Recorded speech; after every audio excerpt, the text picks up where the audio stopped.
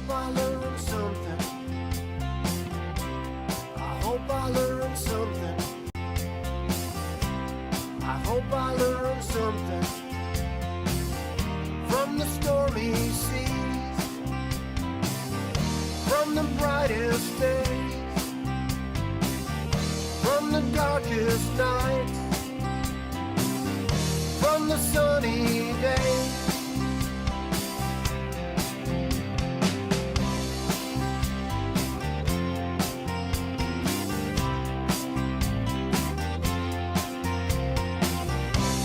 I hope you learned something. I hope you learned something. I hope you learned something from the stormy seas, from the brightest days, from the darkest nights, from the sunny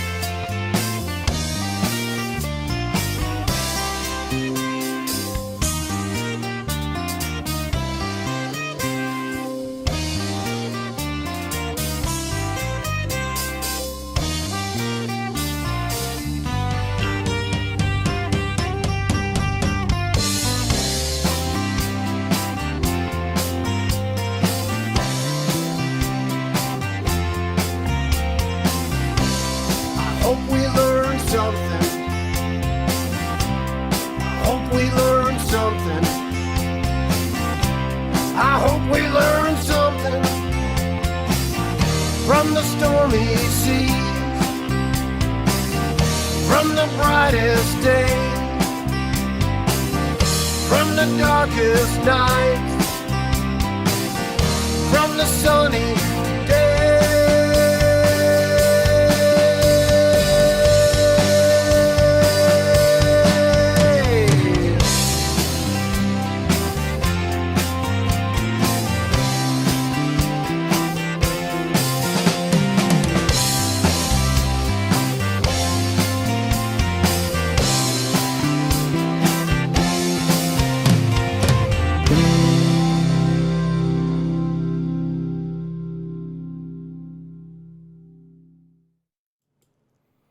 Learning Curve, everyone, by my infamous and internationally famous brother-in-law, Brian Dro. You can find his website in the description, of course. And good morning, all, an hour earlier than usual on a beautiful Saturday. I don't know that for a fact. I haven't looked outside once today. I got up and got ready. Anyway, I am Hat, and welcome to AHNC, All Hat, No Cattle. What are we doing here today? We are, in fact, continuing our read of the IG, the Inspector General of the I keep using all the acronyms. Let's get this right. The Inspector General of the Department of Justice, or IGGOJ, Michael Horowitz, and his report on the FISA abuses perpetrated by the FBI against one Carter Page from October 2016 till, I believe, September 2017. That's one FISA request, and then 3 FISA renewals. Even if you go by Horowitz's claim that the first FISA request may have had a predicate, I'm sorry, no, he said that the Crossfire Hurricane beginning had a predicate, but that the all of the FISAs were woefully, inadequately predicated, or supported, whatever words you want to use. And Carter Page basically had his life ripped apart by a rogue FBI who wanted nothing more than to see Donald Trump prevented from being elected, and when that didn't work, prevented from being an effective president. If not thrown out of office completely. Rogues Gallery is always to our left. Up top, we have the man, the focus of all of this, one Carter Page. In the middle, the perpetrator of this hoax, who says that he was 6 or 7 levels above it and therefore had no idea what was going on, which is, of course, a complete and utter prevarication. One James Comey, former, now disgraced director of the FBI. I should say disgraced former director of the FBI, please excuse me. And at the bottom, the man of the hour, Michael Horowitz, a Obama appointee who has done a lot of investigations of the FBI over the last year and a half and has blown the lid off a number of things. Welcome back, Hollywood. We are not expecting a very lively chat today, folks, because it is, of course, Saturday, and regular people have regular lives. H. Sunset, however, decided that she would blow off her entire day just to be here with us. That is how special Hollywood is. Without further ado, let's get to Chapter 8 of the Horowitz FISA report. It's titled Misstatements, Omissions, and Errors in the FISA Renewal Applications. As we describe in this chapter, this ought to be a hell of a chapter, by the way. As we describe in this chapter, the 3 Carter Page renewal applications contained a number of factual representations that were inaccurate, incomplete, or unsupported by appropriate documentation based upon information in the FBI's possession at the time the applications were filed. On July 12, 2018, approximately 1 year after the final FISA renewal application, the National Security Division, or NSD, sent a letter to the FISA court advising the court of certain factual omissions in the Carter Page FISA applications that came to NSD's attention after the last renewal was filed. The information, which had been in the FBI's possession and open knowledge of since the Nunes memo, which I read the other day and published yesterday, which had come out in, I believe, February or early March of 2018. The FBI knew at that point, as did the FISA court, how completely blatantly the FBI had lied to them, and nothing was done about it. Only now that this report came out has Christopher Wray decided that some 40 renovations in policy and changes in the rules, things like that, now it's time to do them. And of course, the FISA court has also decided now is the time to tell the FBI, hey, you need to fix your shit. I'm sorry, kids, language.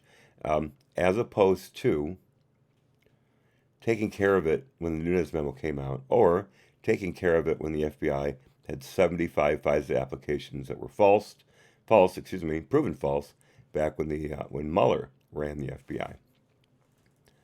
Yes, folks, this is your FBI. Lizard Bites, good morning, good sir. Welcome.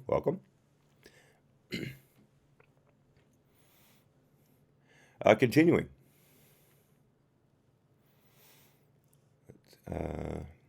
Sorry, let me get back to that. I lost my place. Here we go.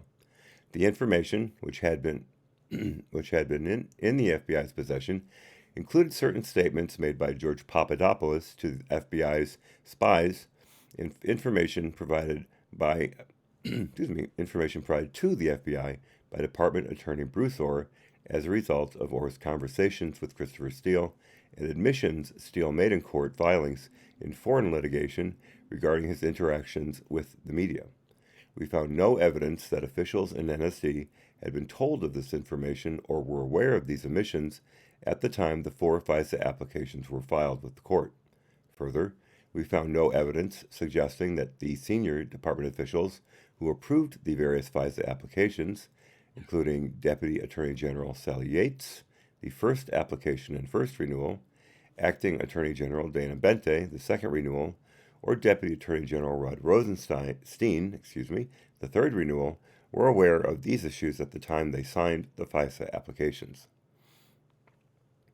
We also detail instances not described in the July 2018 letter to the FISC, but identified by the OIG during the course of this review, in which factual assertions made in the 3 renewal applications were inaccurate, incomplete, or unsupported by appropriate documentation based upon information in the FBI's possession at the time the applications were filed. These included inconsistencies between Steele's reporting and information provided by his primary subsource to the FBI, information provided to the FBI by another U.S. government agency about Page's prior relationship with that agency. Of course, we're talking about the CIA. Continuing, information concerning Steele's past, work-related performance, information regarding the connection between Steele's reporting and the Democratic Party, the Democratic National Committee, or DNC, and the Hillary Clinton campaign, information from the FBI's Human Source Validation Report concerning Steele, denials by Joseph Misfud to the FBI, who lied to the FBI and did not get charged with obstruction of justice or lying to the FBI or anything like that, unlike everybody else. Continuing, and information about Carter Page's lack of involvement in the change in the Republican Party platform concerning Russia and Ukraine. I'm so tired of reading about that old saw. Continuing, we found no evidence that Yates was aware of these issues at the time she approved the first FISA renewal application. We found that Bente was also unaware of these issues when he approved the second renewal application, with one exception concerning information regarding the ties between Steele's reporting and the Democratic Party. Bente recalled knowing the information at the time he approved the second renewal. We found that Rosenstein was unaware of the issues we identified at the time he approved the third renewal application. With respect to the ties between Steele's reporting and the Democratic Party, Rosenstein told us he believes he learned that information from news media accounts, but did not recall whether he knew it at the time he approved the third renewal. Section 1. Omissions in the FISA applications as NSC reported to the FISC in July 2018. Under Rule 13A of the FISC Rules of Procedure, the government has an obligation to correct any and all misstatements or omissions of material fact in its submissions to the court. Although the rules do not define or otherwise explain what constitutes quote-unquote material facts or omissions, the FBI's Foreign Intelligence Surveillance Act and Standards Minimization Procedures Policy Guide, or FISA SMPPG, states that a fact or omission is quote-unquote material if it is relevant to the court's probable cause determination.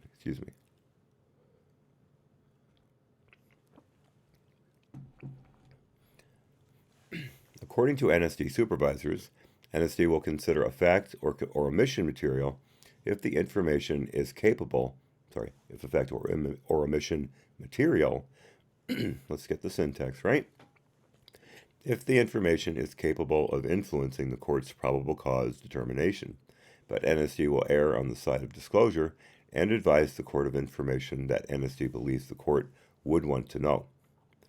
On July 12, 2018, about 1 year after the last Carter Page FISA application was filed with the FISC, the NSD Attorney General submitted a letter to FISC presiding Judge Rosemary Collier under Rule 13A, advising the court of certain factual omissions in the Carter Page FISA applications. These omissions included, but are not limited to, I'm imagining, continuing, 1.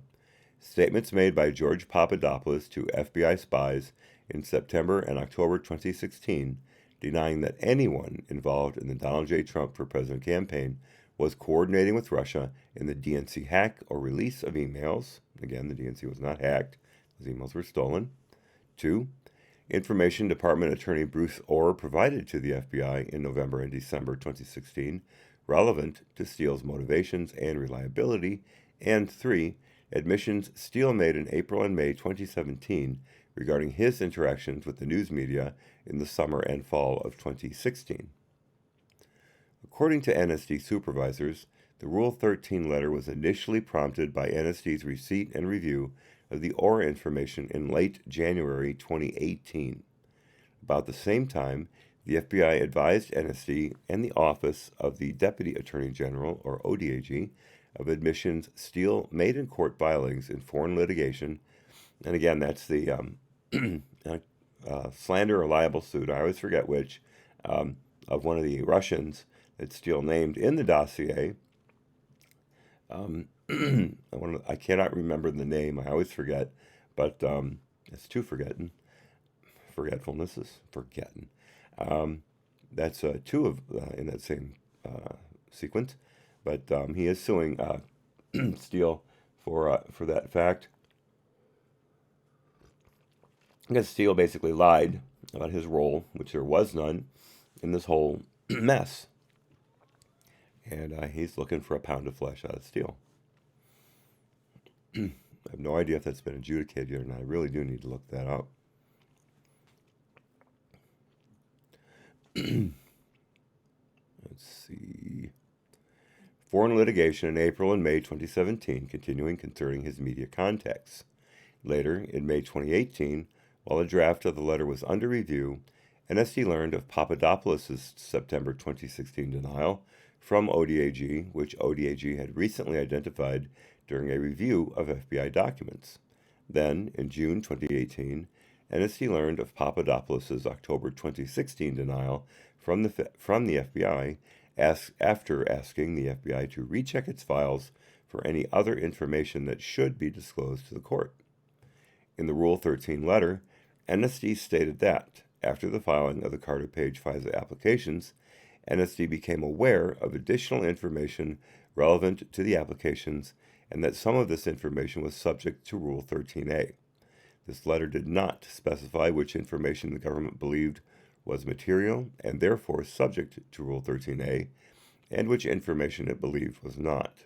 However, the letter stated that some of the additional information had been discussed publicly and that the government was providing all of the information out of an abundance of caution, quote unquote, to ensure that the court had a complete understanding of the additional information, footnote 378. Regarding the public discussion referenced in the letter, NSD cited to the memoranda, cited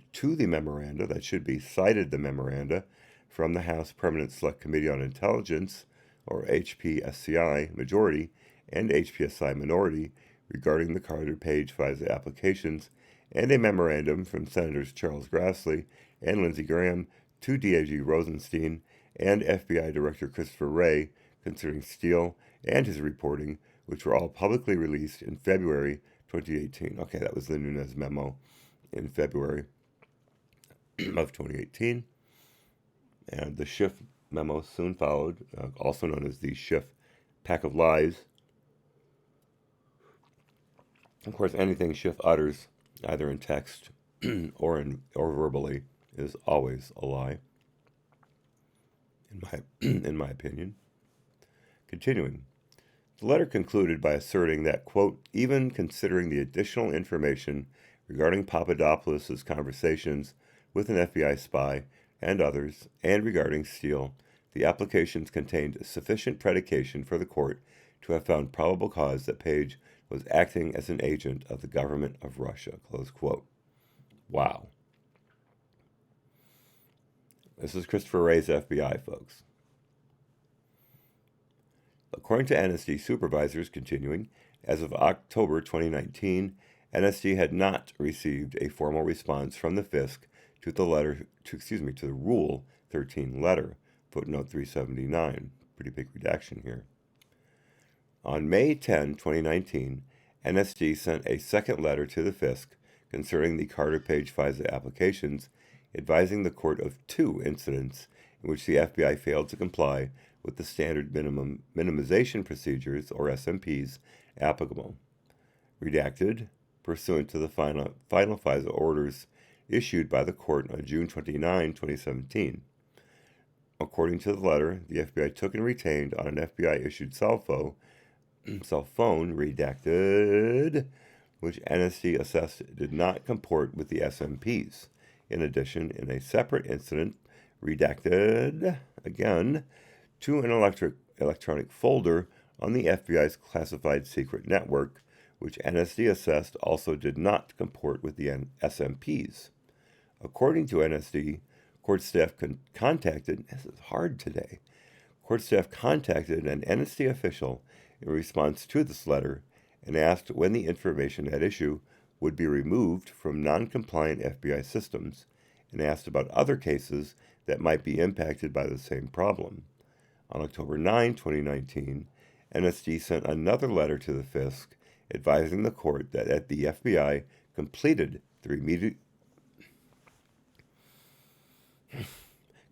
the remedial process for the information associated with the page FISA applications and information from other cases impacted by the same problem. And once again, the FISC sat on its hands.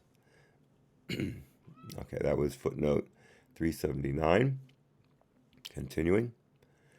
According to then Deputy Assistant Attorney General the Dread Pirate Evans, in his experience, although not in every case, there have been occasions in which the FISC has responded to Rule 13 letters, either by issuing a supplemental order, asking the government for more information, or holding a hearing. On January 31, 2019, said pirate told the OIG that that NSD had advised FISC presiding judge Rosemary Collier that though participation in OIG interviews, told the OIG that NSD had advised, I'm getting this completely wrong. I'm sorry, guys. I really am. I'm sorry. This is the hardest I've had, the hardest reading I have had since I started this entire series. Maybe getting up an hour earlier wasn't such a good idea. It's certainly proving to be the case. Let me beg your indulgence and start this sentence over again. Thank you.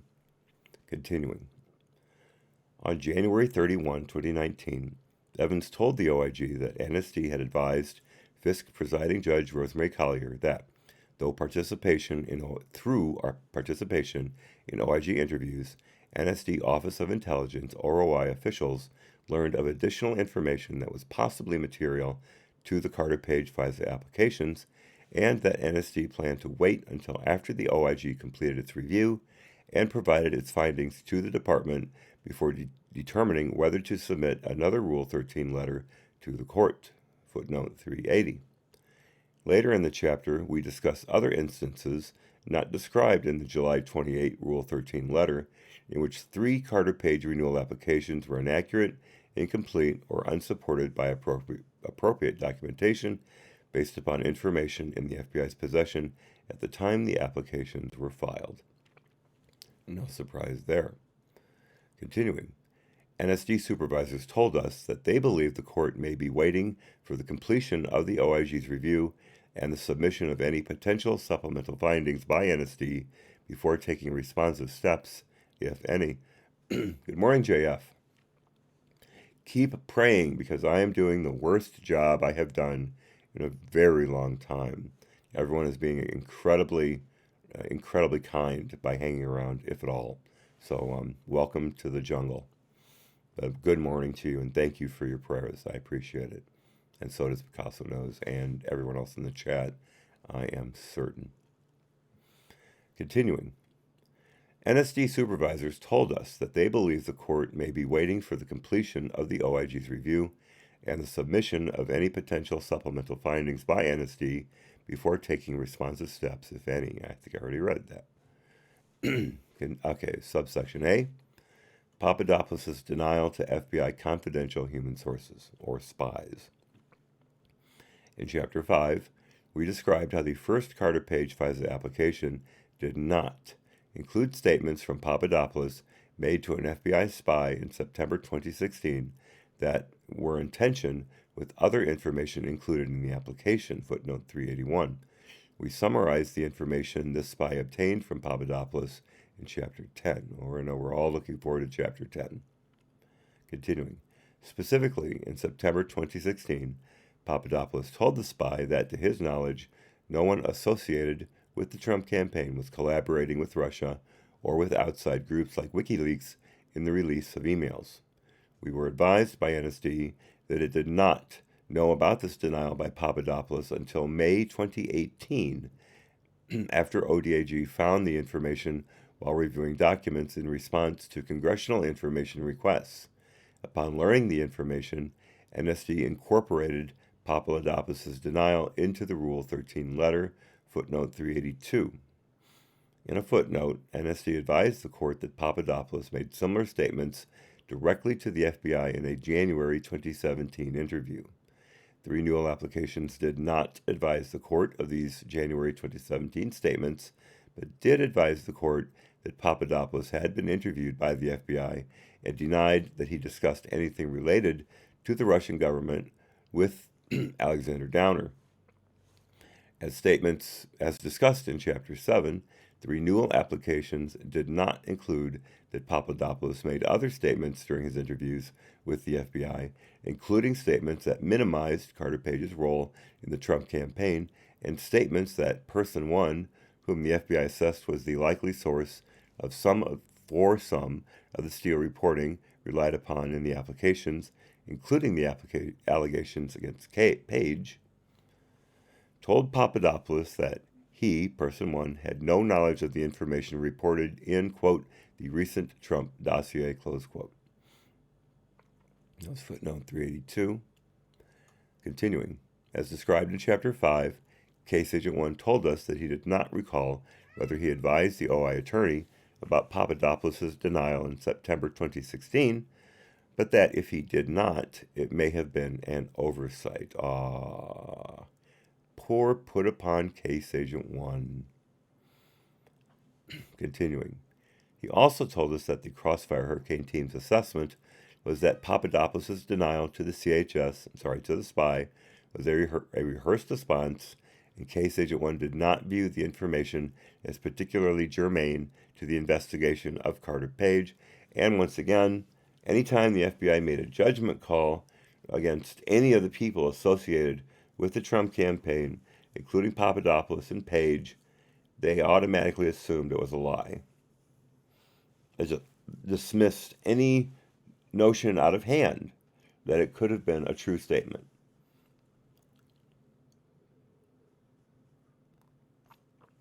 Every time.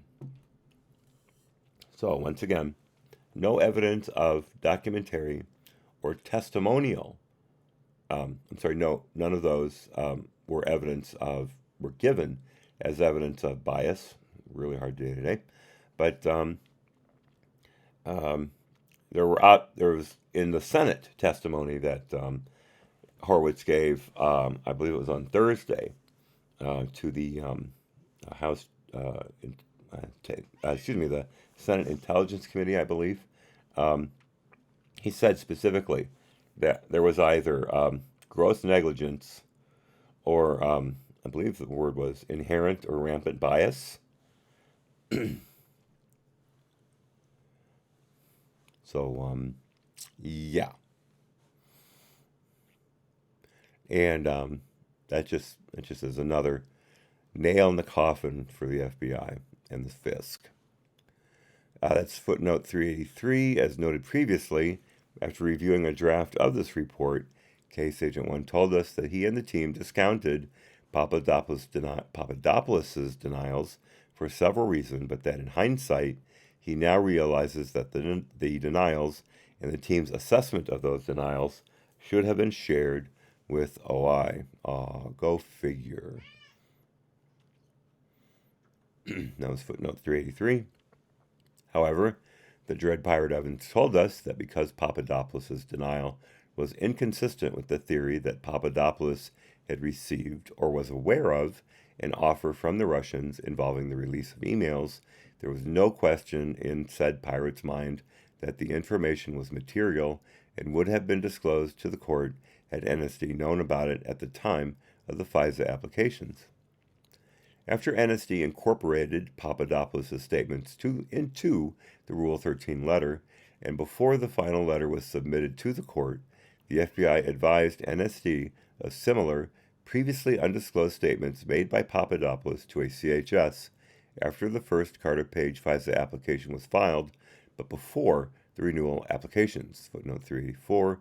We summarize the information the spy obtained from Papadopoulos in Chapter 10. Specifically, that was footnote 384, specifically, continuing, in October 2016, when asked if the Trump campaign was involved in the DNC email hack, Papadopoulos told the CHS, again the spy, that the campaign was not involved and that it would have been illegal to have done so.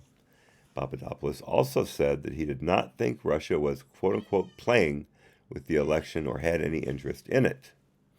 Well, that's a fairly naive statement. Continuing, Case Agent 1 received a document with these Papadopoulos statements included in it a few days after the October 2016 meeting. Harley, give me a break. The October 2016 meeting, well before renewal application number 1 was filed. Case Agent 1 told us that he was familiar with this spy meeting at the time and probably reviewed the summary of the interview containing these statements, but Case Agent 1 said he did not recall why the statements were not shared with OI or included in these subsequent renewal applications. I'm sorry, Senator, I do not recall. Oh, coonskin. Oh my gosh. Oh my gosh. Wow. There's an oldie. I've seen pretty much every Ralph Bakshi film ever made.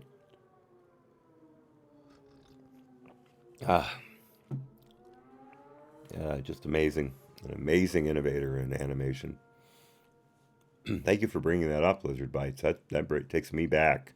That really takes me back.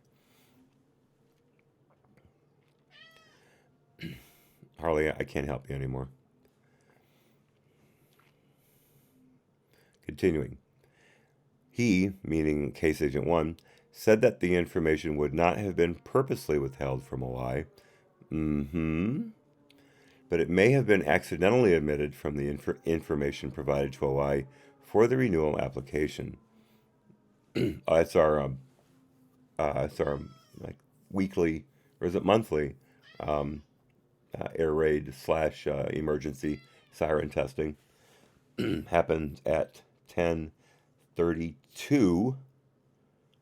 Not at 10:30, but at 10:32. Don't ask me why.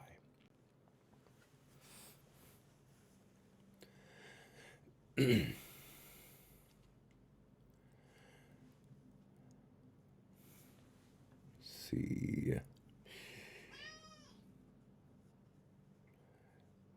Where's CHS meeting?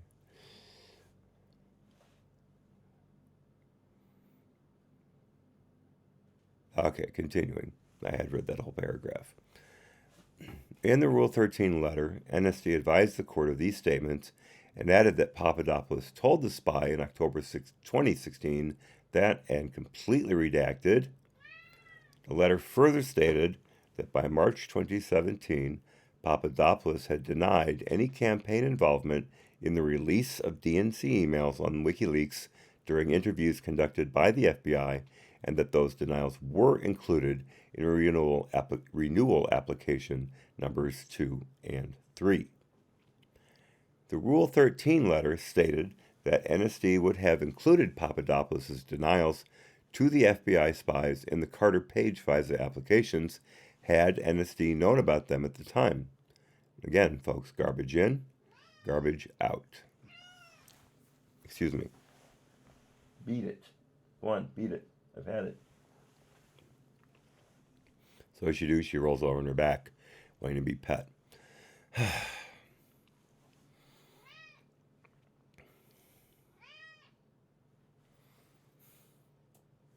Harley, if you don't leave me alone, I'm going to kick you out of the room. Yes. Cut it out.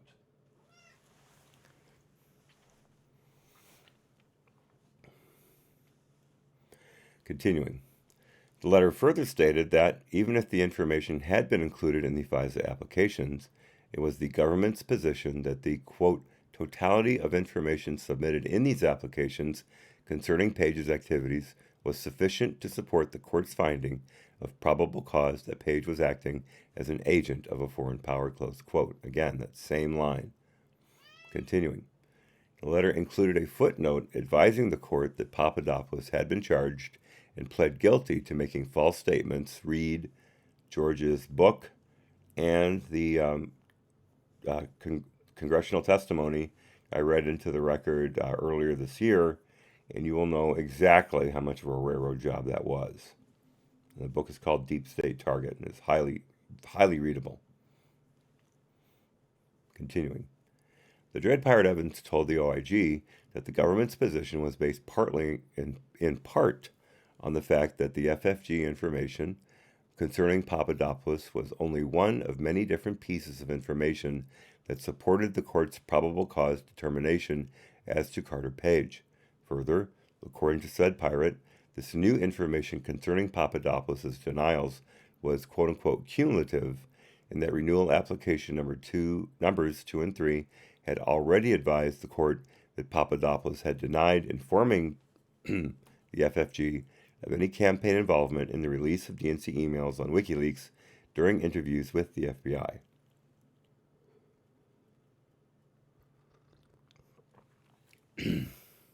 B. Information the FBI received from Bruce Orr concerning Steele and his reporting. In Chapter 9, we discussed the relationships and communications Orr had with Steele and Glenn Simpson, whose company, Fusion GPS, hired Steele to conduct the research on Trump's ties to Russia. We also described the information Orr passed to then Deputy Director Andrew McCabe in mid-October 2016 about Steele and his reporting, as well as the information Orr passed to the Crossfire Hurricane Investigative Team beginning in November 2016 and continuing until the special counsel's appointment in mid-May 2017. Again, that was a complete setup. They knew from the beginning that they were going to do that. At the time of these communications, Orr was an Associate Deputy Attorney General, or ADAG, and Director of the Organized Crime and Drug Enforcement Task Force, or OCD. Wow. Trying to read it too fast. Let's try it again. OCD ETF within ODAG. However, as we describe in the next chapter, Orr's interactions with Steele and Simpson were outside Orr's areas of responsibility, and he did not advise anyone in ODAG that he was meeting with Steele, Simpson, or the FBI about Steele's election reporting. As described in Chapter 9, the FBI interviewed Orr on multiple occasions in 2016 and 2017, and those interviews were memorialized in 302s, FBI 302s.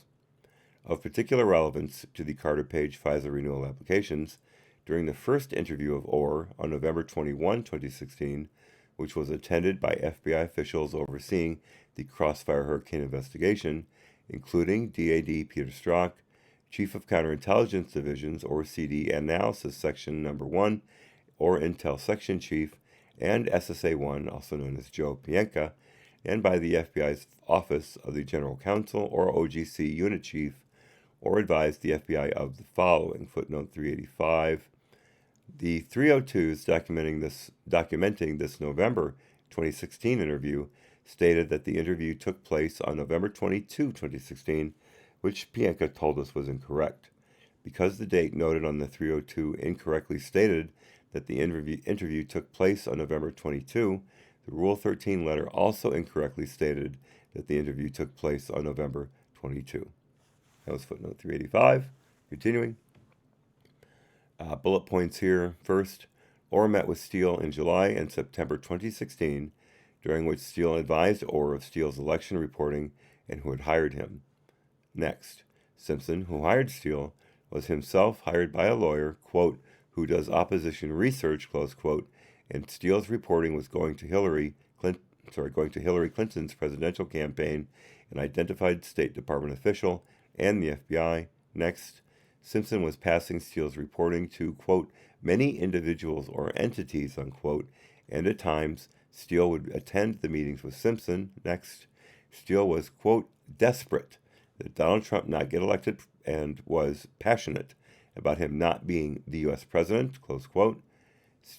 Next, Steele and Simpson could have met with Yahoo News or the author of the September 23 news article jointly, but Orr did not know if they met jointly, and finally, Orr never believed Steele was, quote, making up information or shading it, close quote. Goes to show how naive Orr is. And this is a guy who was in charge of an organized crime task force. Continuing. Further, during subsequent interviews on December 5 and 12, 2016, Orr advised members of the Crossfire Hurricane team that, and again bullet points, first, Simpson directed Steele to speak to the press, which was part of what Simpson was paying Steele to do. Orr did not know whether speaking with Mother Jones was Simpson's idea or not, and Simpson asked Steele to speak to Mother Jones as it was Simpson's, quote, Hail Mary attempt, unquote.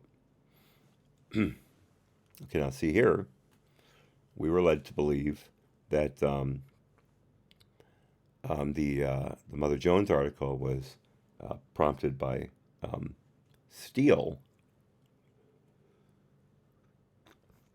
because of his being fully and completely upset with the FBI for reopening the mid-year exam investigation into Clinton's emails in late October of 2016, right before the election, and having that information released to the press through, I'm sure, the congressional people that he read in to the investigation. And he thought that that was going to ruin Hillary's chances, and so he had to get that article out as fast as possible. And so he went to corn at Mother Jones. But now we're learning that, according to Orr, it was Simpson who prompted the disclosure, because it was Simpson's Hail Mary attempt. And of course, we're referring to Glenn Simpson, one of the heads of Fusion GPS. Glenn Simpson is the investigation arm of it, and Fritsch, I don't remember his first name, might be Richard, I'm not sure, but another gentleman named Fritsch is the day-to-day operations guy. And they're both pieces of shit, in my opinion. Sorry, kids, language. Continuing. None of the Carter Page FISA renewal applications included any information obtained from Orr during the course of the Crossfire Hurricane investigation, even though the interviews described above took place before renewal application number 1 was filed in January 2017. In the Rule 13 letter, NSD advised the court that NSD officials were not aware of the FBI's interviews of Orr at the time of the renewal, the renewal applications, and we found no documentation indicating otherwise. Further, the Dread Pirate Evans, the OI supervisors, and the OI attorney who drafted the applications told us that they were not aware at the time of the renewal applications, that Orr had provided information to the FBI related to the Crossfire Hurricane investigation. Similarly, Yates, Bente, Rosenstein, and the ODAG officials who reviewed the renewal applications told us that they were also not aware that Orr had provided the FBI with information related to the Crossfire Hurricane investigation. As described in Chapter 9, handwritten notes of an FBI briefing Bente received in February 2017 indicate that the FBI advised Bente and others at that time, including the Dread Pirate Evans, then Acting Assistant Attorney General Mary McCord, then Deputy Assistant Attorney General George Toscas from NSD, ADAG Tashina Gahar, ADAG Scott Schools, and Principal ADAG James Crowell, that Orr knew Steele for several years and remained in contact with him, and that Orr's wife worked for Simpson as a Russian linguist. However, none of these handwritten notes, which include separate notes taken by Bente, Schools, and Gahar, stated that the FBI had interviewed Orr, or that Orr had provided the FBI with information regarding Steele's election reporting or Steele's feelings towards candidate Trump. Schools told us that he recalled a meeting in which the OGC unit chief referenced Orr having contact with Simpson, but Schools was not sure if it was during this February 2017 briefing or another briefing. Further, he said that it was a quote-unquote passing reference, and he never would have imagined that Orr was having regular contact with the Crossfire Hurricane team and providing the information that appeared in the 302s. Bente and the other attendees of the February 2017 briefing told the OIG that they did not recall the FBI mentioning or at any time during the investigation, and that they did not know about the FBI's interviews with Orr at the time of the FISA applications. According to Gahar, she was surprised to find a reference to Orr in her notes, and regardless, she, quote, would never have dreamt, unquote, back then what she knows now concerning the extent of Orr's interactions with Steele, Simpson, and the FBI on Steele's election reporting. According to Gahar, she first learned of Orr's connections to the Crossfire Hurricane investigation from media reports in early January 2018.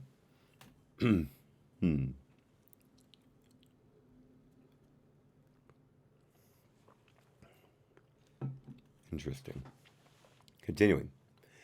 She said that around this same time, schools gave her a copy of a January 4, 2018 letter from Senators Grassley and Graham to the department, which referenced the FBI's interviews of Orr. Emails reflect that on January 8, Gahar forwarded this letter to the Dread Pirate Evans, and 2 days later, said pirate forwarded the letter to OI. According to said pirate, this was the first time he learned about Orr's interactions with the FBI on the Crossfire Hurricane investigation. Said pirate also said that when he consulted with the OI supervisors and OI attorney who had worked on the Carter Page FISA applications, he learned that Orr's involvement was, quote, a surprise to all of us, close quote. Shortly thereafter, said pirate requested and obtained the 302s documenting the Orr interviews, and days later OI completed a first draft of the Rule 13 letter. Handwritten notes taken during a meeting in late January 2018 indicate that OGC's Deputy General Counsel Tricia Anderson told Gahar, Evans, and OI supervisors that it had been reported to her that the FBI's New York Field Office, NYFO, which at the time had responsibility for the Carter Page investigation, had reviewed the 302s contemporaneously with renewal application number 1 and decided that the information from Orr was not relevant to the Carter Page FISA request. Go figure.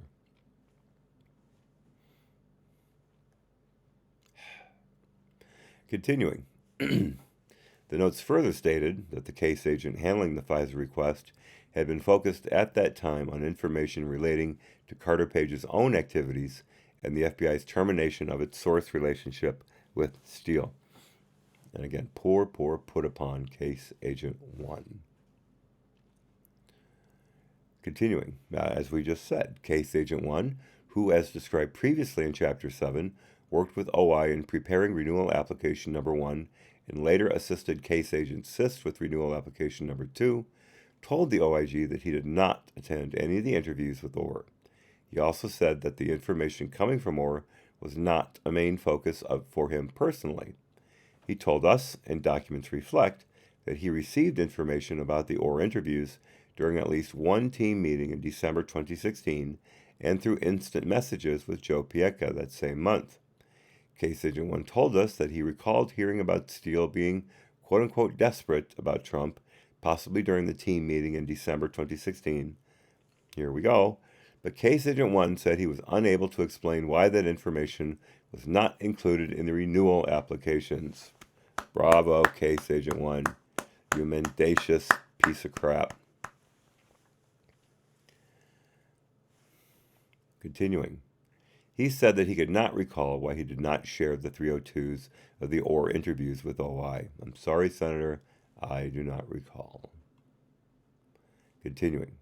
He said that he did not recall, see previous statement, continuing, the details very well about the quote-unquote desperate comment or the discussions the team had about it, but he remembered thinking that the comment reflected the same potential bias as political opposition research, which was already articulated to the court.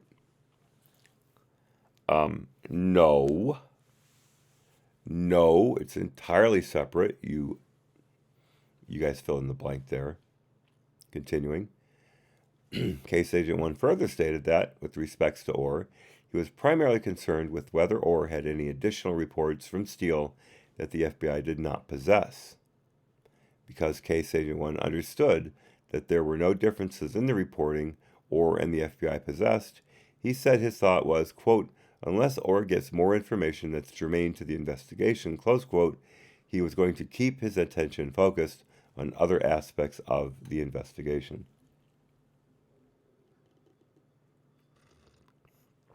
Yeah, Case Agent 1 was laser focused on getting the truth out. like a leopard stalking prey, which is exactly what it was. Steele was seen as prey to Page was seen as prey to these guys. Continuing. Other FBI officials responsible for helping OI draft the renewal applications or performing the Woods procedures were also unable to explain why the FBI did not include any information from Orr about Steele. SSA 3, who, as described previously, performed the supervisory factual accuracy review, factual accuracy review for renewal application number 1 after Case Agent 1 completed the initial review, told us that he had just joined the case at the time he performed the Woods procedures. And as we know, performed them incredibly sloppily. Continuing, SSA 3 said he had not been part of any discussions about what information to include or not to include in the renewal application and did not know why information from the Orr interviews was not included. Case Agent 6, who helped OI draft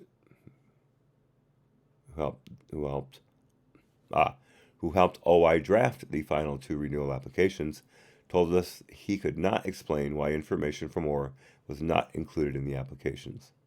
Case Agent 6 said that no one told him about the Orr interviews when he joined the case after renewal application number 1 was filed.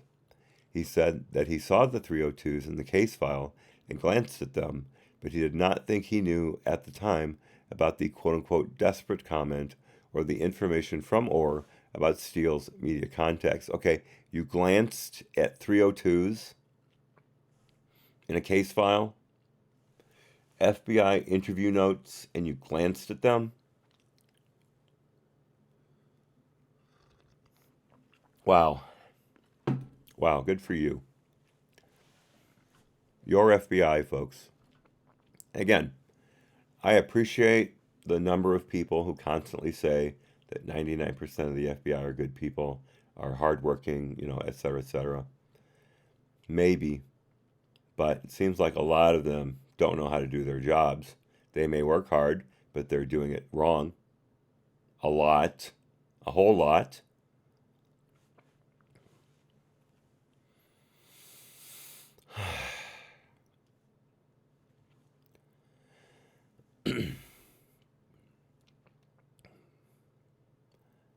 Let's see. Continuing. His, meaning Case Agent 6's supervisor, SSA 5, who also joined the case after renewal application number 1, said he did not recall being aware at the time he performed the supervisory factual accuracy review on renewal application numbers 2 and 3 that Orr had been interviewed by the FBI and had provided information about Steele. The OGC attorney did not attend the Orr interviews or read the 302s, but he told us, and documentation reflects, that he attended the team meeting in December 2016, during which the first 2 Orr interviews were discussed. He told us that although he recalled learning about the desperate comment, he did not believe at the time that it was needed to be included in the renewal applications because the comment was only Orr's opinion of Steele's feelings towards Trump. Dude, it was a quote.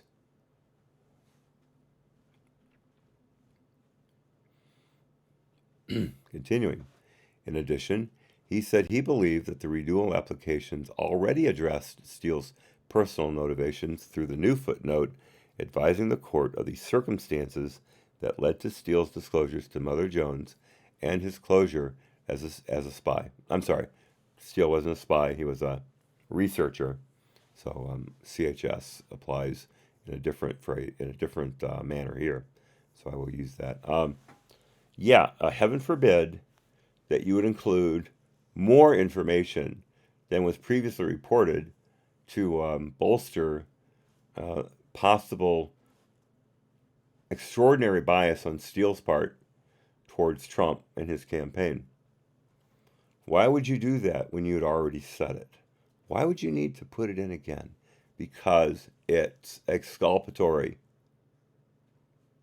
Again, any kind of judgment call goes against Page, goes for Clinton and the DNC, goes for the FBI's insane laser focus on Carter Page, who was merely a conduit to get into the Trump campaign, as we know.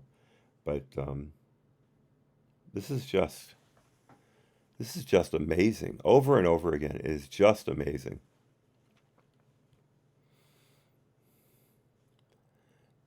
Continuing. The OGC unit chief attended the first interview of Orr in November 2016 and heard the information Orr provided firsthand. JF says internal and external politics within their organization has diluted the proceedings. Oh, very well put. Very well put. I can't wait for the Horowitz report on previous FBI filings with the FISC and their accuracy. This is going to be good. It's going to take forever. There's a lot of FISC applications to go through, or FISA applications to go through, excuse me.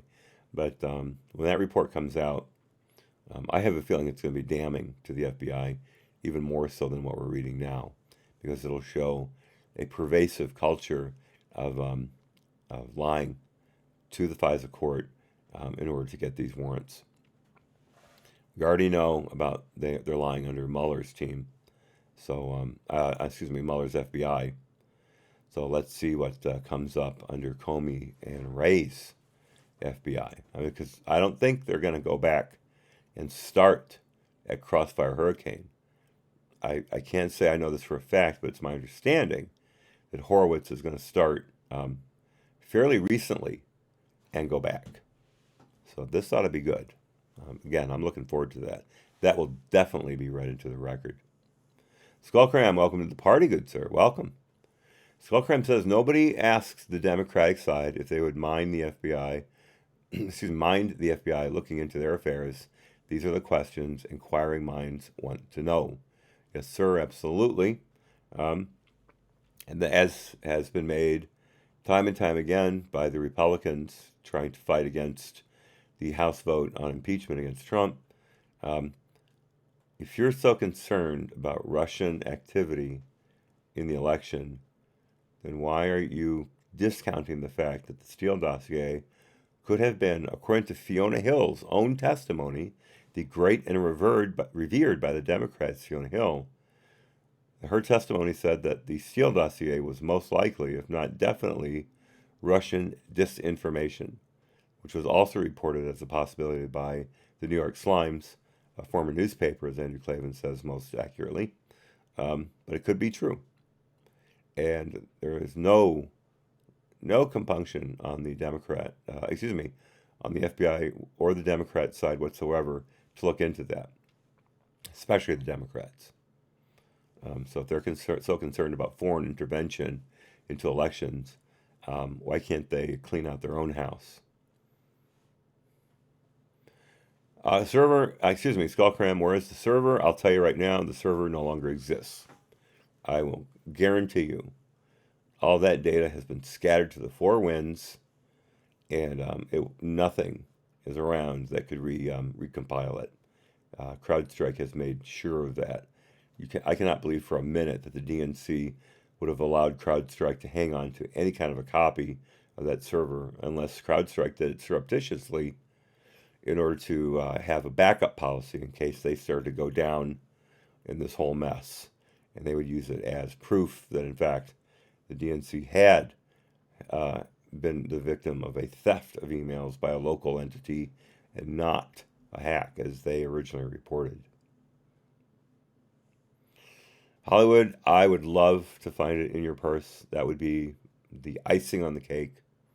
But you'd have to turn it in anonymously, of course. So give them an older purse. Don't give them your good purse.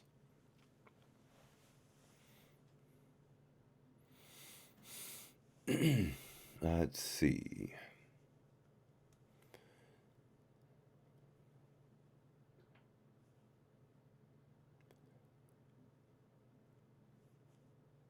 I think we're here at the top of the paragraph here. I'll start there in case, even if I'm repeating a little bit. So forgive me, you guys. Continuing. Let's just make sure here. Oh wait, no, actually, I need to start here. And we're talking about the OGC attorney, who said, in addition, he said he believed that the renewal applications already addressed Steele's personal motivations through the new footnote advising the court of the circumstances that led to Steele's disclosures to Mother Jones in his closure as a CHS. No, I did read that. Am I further down here? No. Okay. Continuing. The OGC unit chief attended the first interview of Orr in November 2016 and heard the information Orr provided firsthand. She said that the information did not change her perspective on Steele or cause her to believe the renewal applications needed to be updated. Good Lord. Continuing, in particular, she explained that she was given the impression during Orr's interview that Steele's research led to his views about Trump being elected president, rather than the other way around. She said she was reassured by Orr's statements about Steele's truthfulness. But, okay, considering the position that Orr held in the Department of Justice, I can see how you would give him a fair amount of credibility in such a statement. So I'll give her that. She, meaning the OGC unit chief, told the OIG that she believed at the time that the FBI had provided the FISC with all necessary information concerning Steele's potential bias and motivations through the footnotes describing the genesis of his research and the reasons the FBI eventually closed him as a CHS. For these reasons, she said it did not occur to her at the time to advise OI of the information Orr provided, and that in any event, she would have deferred to the agents on the investigative team who were responsible for assisting OI with the application to advise OI. However, she said that given the, quote, second guessing, unquote, that occurred on that point after the Orr interviews became more broadly known, she now believes, a come to Jesus moment, continuing, she now believes the investigation should have provided the information to OI at the time of the renewal applications. So all of these judgment calls go against Page, go against Trump, go against the Republican Party, and then when called out on it, everybody in 2020 hindsight says, yeah, you know, maybe we should have given the OI that information. That seems more reasonable now that I look back on it. I don't know why I didn't include it back then. Maybe I thought, you know, we'd already told the court that in other statements, so why should we add yet another statement saying basically the exact same thing? Why would that even be reasonable? But now, yeah, now I get it. King James, I was just thinking about you. Just thinking about you in your comment from yesterday. Wonderful to see you.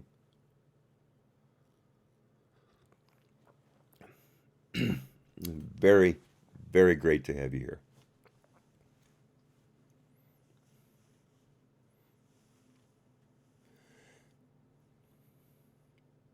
Don't worry. We haven't gone over really a lot that's new.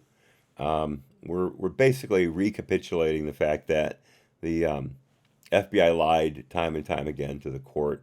The main thing we've been hitting on recently is that when Bruce Orr started talking to Steele, and the FBI 302s went to the case file for the page applications that nobody bothered reading them. And those who did read them skimmed them to the point where they missed the bombshell about Steele's being desperate. They keep quoting that word, being desperate not to let Trump be reelected, and that he hated Trump, or words to that effect. And people who were actually in the meeting with Bruce Orr, describing his meeting with Steele, still came away thinking, we don't need to tell the court about this new statement because the court already knows in that footnote, that Steele wasn't really all that enamored with Trump. So why should we just dogpile on top of him with even more information to make him look bad? Why would we do that?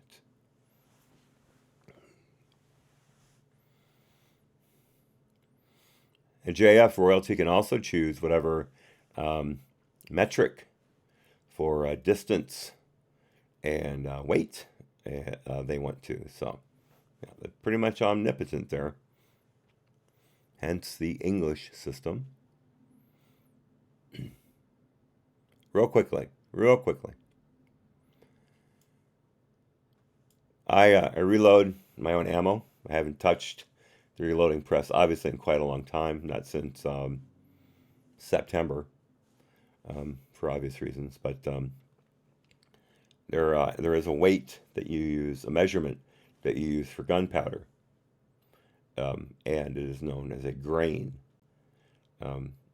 So, for instance, my 45 caliber target ammo.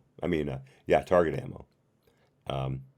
It uses 5 grains of a certain powder. And not all powders are alike. Some burn faster, some burn slower, some burn with more intensity, like powder used for Magnum rounds. You also use different primers for Magnum rounds, so you get a more intense burn from the start, things like that. But I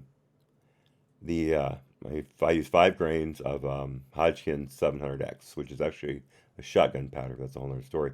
So what is a grain? You might think that the grain is one of the individual bits of gunpowder. That's incorrect. A grain is actually 1/7,000th of a pound. And where do you get that from? A grain is the weight of 1 grain of ripened wheat. That's where that comes from. Yeah, for my 1911, exactly. I've got 2 Series 70 1911s. One is a government model, and the other is a Combat Commander, and I love them to death. The Combat Commander has been worked on by one of the great pistol smiths of all time, a gentleman by the last name of Garthwaite. He did a beautiful combat job on it. It is a piece of art. The government model I have had very little work done on, except to fix a pull to the right that was endemic with it when I first got it. I also had it recoated, which it needs to be done again. The slide has gotten quite beaten up over the last 20 years. But they're beautiful pistols, and I love them to death. I just absolutely adore them. I'd never owned any Colt, a 1911, other than a Series 70. Just no way. The Series 80s were pieces of crap, in my opinion.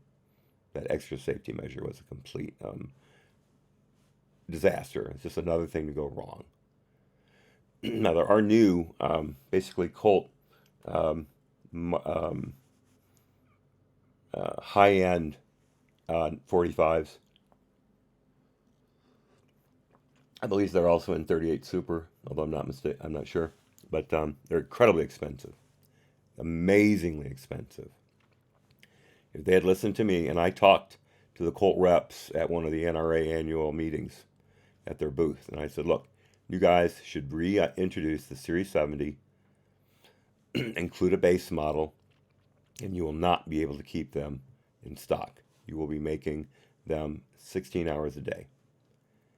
And they decided to come out with just the high end, and one of them, I believe, costs around $1,100 to $1,200. Thank you, Hollywood. Bonus trivia. That's what I'm here for, to trivialize this entire this entire proceeding. Thank you for that comment, Hollywood. Thank you. That made me smile. Okay, continuing. In the Rule 13 letter, NSD advised the court that some of the information Orr provided to the FBI during his November and December 2016 interviews, quote, goes beyond what was included in the applications. In particular, the Orr information states specifically that the source's work was, quote, going to, unquote, candidate two's, which is Hillary Clinton's, campaign.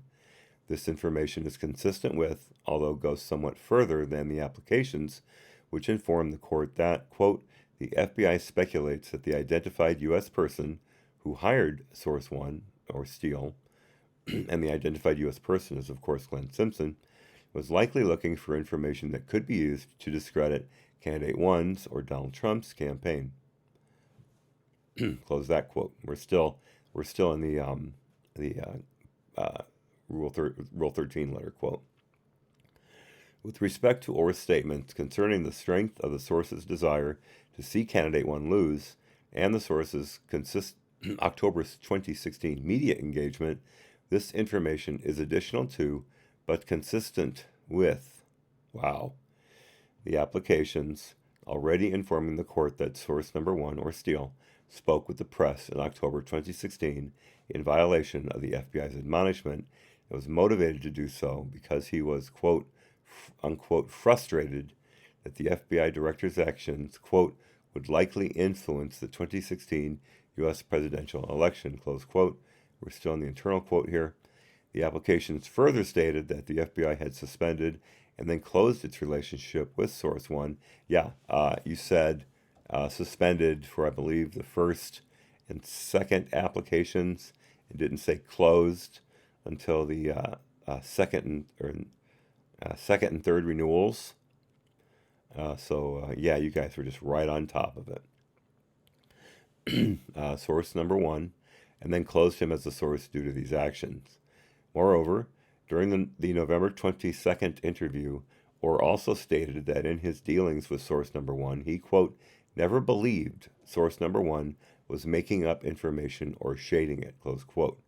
Ultimately, none of the additional information altered the FBI's assessment of source number one's reliability, close quote. Now, again, this is a letter to the FISC from the Ray FBI about the original and subsequent renewals, FISA applications against Carter Page. They have already said that there was plenty of information in the application to support it, even without the Steele dossier, or election reporting, as Horowitz calls it. So now, again, this is the second time, I believe, if not the third time we've read this, that they believe that nothing that they had found after the first application was filed supported the idea that the applications were not proper and that they were not predicated properly in order to spy on Carter Page. And again, this is not the Comey FBI. This is the Ray FBI. Now, I know Attorney General Barr knows Christopher Wray personally and has utmost respect for him. He said so on the Martha McCallum interview the other day, Thursday. By the way, definitely look up those Martha McCallum shows from Thursday and Friday. They're amazing. Those interviews with Barr are absolutely amazing. But he loves Ray. He really does. Again, personally and professionally. And he said in the interview that he believes Trump has criticized Ray because Ray is not a dynamic leader. He is playing things close to the vest. And that's frustrating Trump. And anyone can understand why. I personally believe that Christopher Wray is nothing more than a political animal who is concerned with not much else than protecting the FBI from the vicissitudes of this FISA report and previous reports that have made the FBI look bad, and is trying to cover it up as best he can. My opinion, for what it's worth.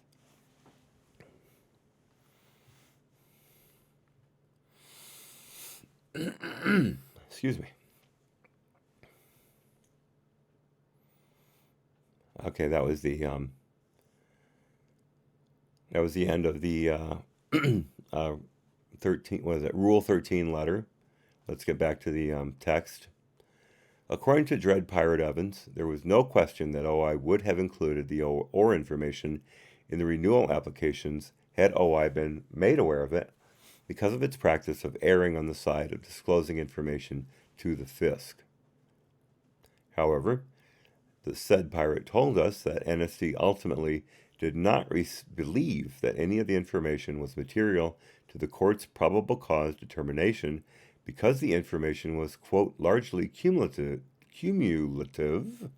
unquote, of other information in the applications concerning Steele's potential bias. He agreed, however, that the desperate comment provided, quote, another strain of potential bias, close quote, because the desperate comment pertained specifically to Steele's own potential bias and motivations, whereas the disclosures in the FISA applications concerning the origins of Steele's research focused on the motivation of Simpson, who hired Steele, not Steele specifically. Subsection C. Inaccuracies regarding Steele's disclosures to third parties and admissions concerning Steele's Yahoo News contact. In Chapter 5, we describe the footnote in the first Carter Page FISA application, providing the FBI's assessment that Steele was not the direct source of the disclosure to Yahoo News in September 2016 about the FBI's investigation of Carter Page and Page's alleged meetings with Igor Sechin and Igor Divyekin. And again, there was no meeting with Sechin, we know that, and there's no proof for or against his meeting with Divyekin. Page has vehemently denied ever meeting these guys. Continuing. The basis for this assessment, that Steele told the FBI that he, quote, only provided his information to Simpson and the FBI, close quote, was neither accurate at the time nor supported by appropriate documentation. Nevertheless, the FBI repeated this error in all three renewal applications. In the Rule 13 letter, NSD advised the FISC of this error, noting that the FBI knew before the first application that Steele also provided his information to a State Department official, and knew before the first renewal that Steele provided his information to Orr and Senator John McCain's office. No comment. Continuing. The Rule 13 letter also advised the court of additional information the FBI obtained after the first FISA application, but that was not included in any of the renewal applications, that further undermined the FBI's assessment that Steele was not a direct source of the Yahoo News disclosure. Specifically, the Rule 13 letter advised the court that in November 2016, Orr told the FBI that it was possible that Steele and Simpson, who hired Steele, met jointly with Yahoo News based on information Orr learned from Steele in late September 2016. In addition, the letter advised that in December 2016, Orr told the FBI that part of the work Simpson was paying Steele to do included speaking with the media. We found no evidence that the Crossfire Hurricane team or any FBI officials overseeing the investigation considered advising the court or OI of this information at the time of the renewal applications. As referenced above, the FBI personnel involved in the FISA applications said they did not believe at the time that information from Orr warranted any changes to the application. Of course not.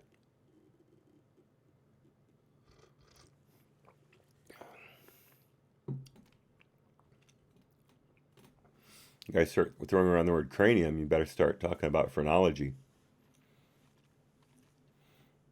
And that word came up in a conversation the other day. The person knew of phrenology but had never known what it was called.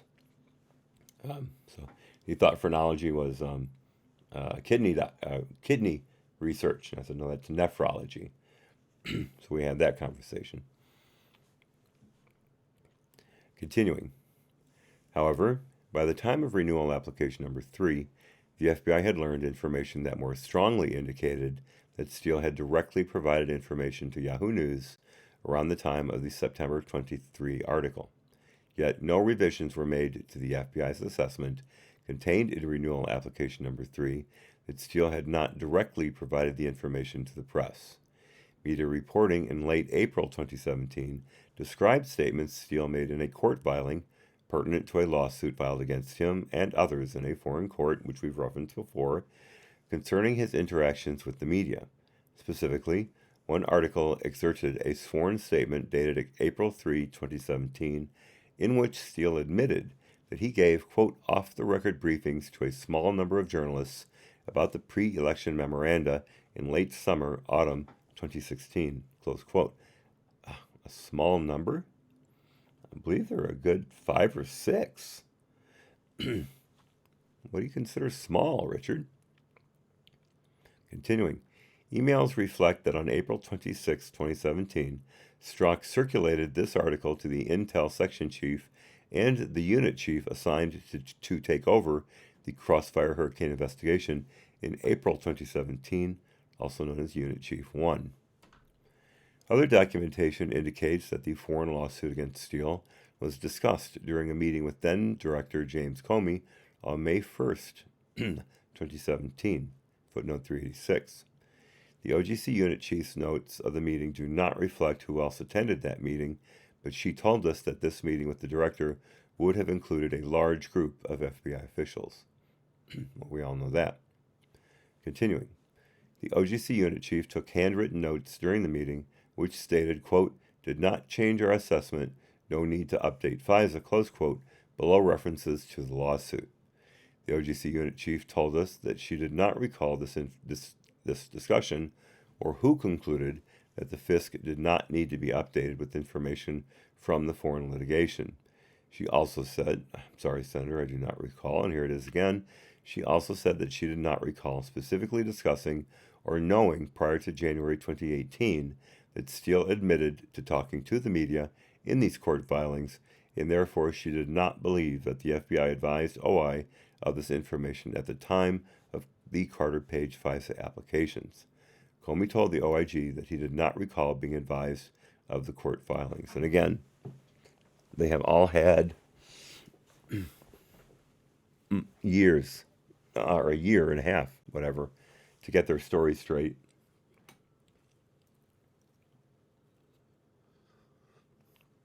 So, all these do not recalls, I'm sure all of you agree, do not mean a thing.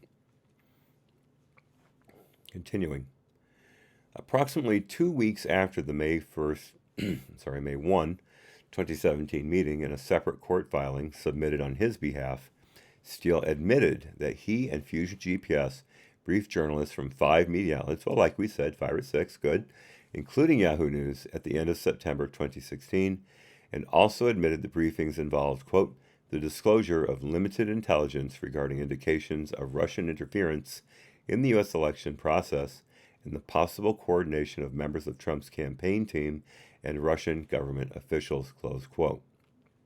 Screw you. Continuing, according to the Rule 13 letter and FBI officials, although there had been open source reporting in May 2017 about Steele's statements in the foreign litigation, the FBI did not obtain Steele's court filings until the receipt of Senators Grassley and Graham's January 2018 letter to DAG Rosenstein and FBI Director Christopher Wray with the filings enclosed. We found no evidence that the FBI made any attempts in May or June 2017 to obtain the filings to assist a determination of whether to change the FBI's assessment concerning the September 23 news article in the final renewal application, footnote 387.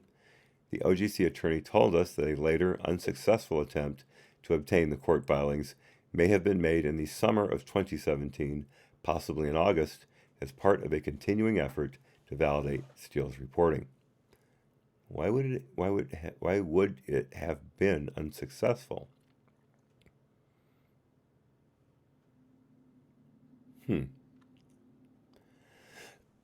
Okay, that was footnote 387. Continuing. However, the OGC unit chief's notes suggest that on May 1, without consulting OI and relying only upon open source reporting concerning the filings, the FBI decided that Steele's April 3, 2017 sworn statement in the foreign litigation did not warrant any changes to renewal application number 3. Of course not. Why would it?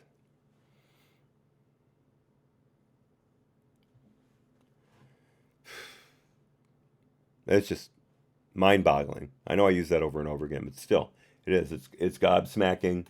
It's laying to waste one's cognitive facilities.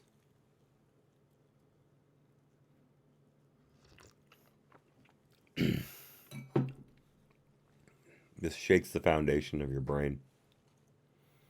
Continuing, we were unable to determine whether FBI personnel responsible for assisting OI on renewal application number 3 were told about Steele's admissions in the foreign litigation regarding his media contacts.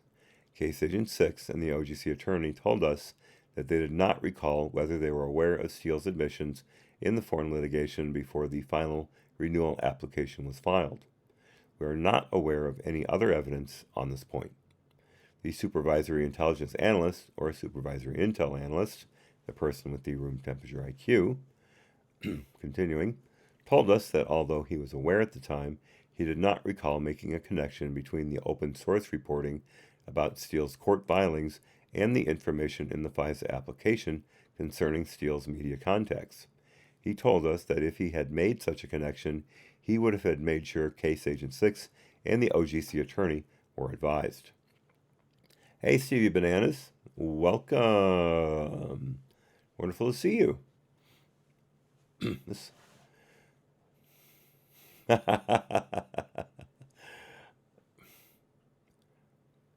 Wait, Stevie Banana says, has Brennan been read his Miranda rights yet? I'd love to know that as well.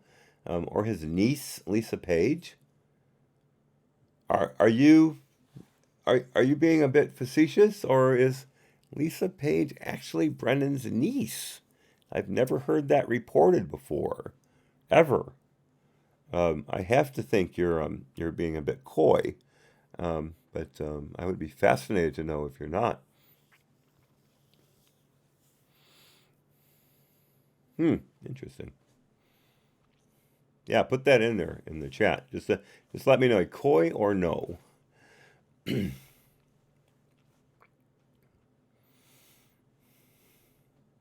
Again, I misread the chat continuously, so if you're making something in jest, please forgive my taking it literally.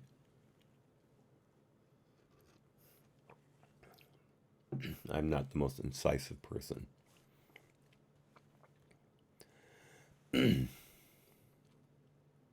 Continuing. We were unable to determine whether FBI personnel responsible for assisting OI on renewal application number 3 were told about Steele's admissions in the foreign litigation regarding his media contacts. Case Agent 6 and the OGC attorney told us that they did not recall whether they were aware of Steele's admissions in the foreign litigation before the final renewal application was filed. Oh, good Lord, I already read this. Oh my God.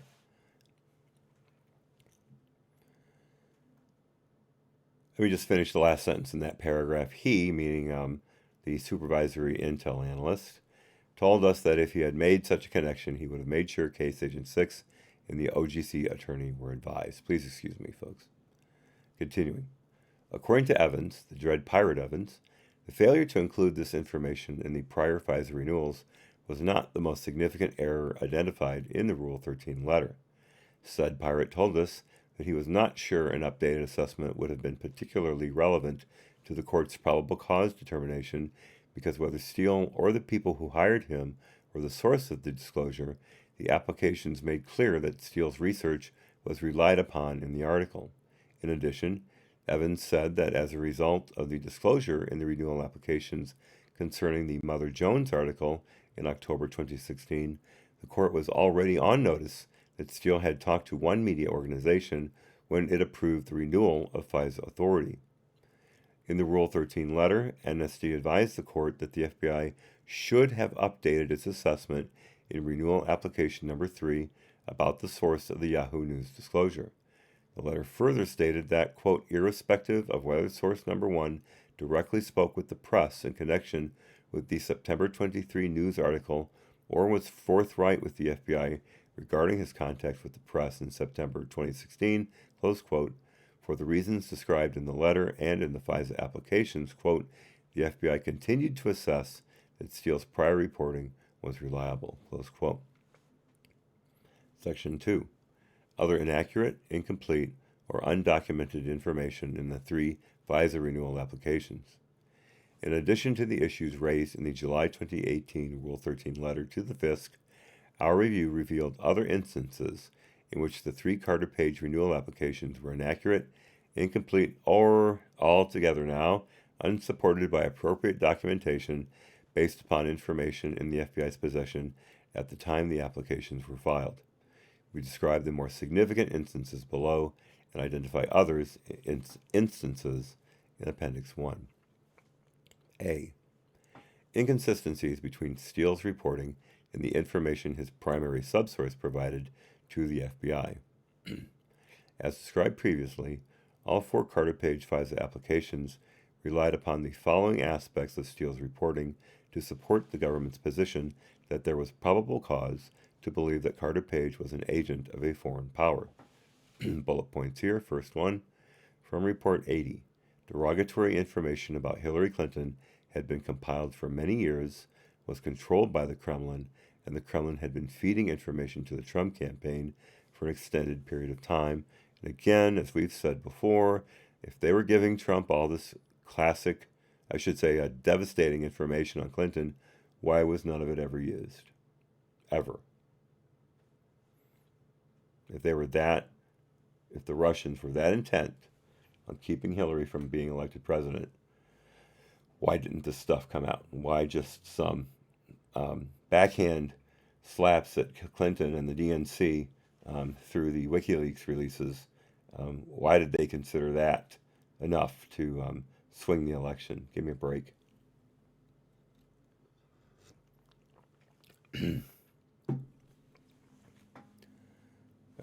Next, from Report 94. King James says, because they were also honest and forthright.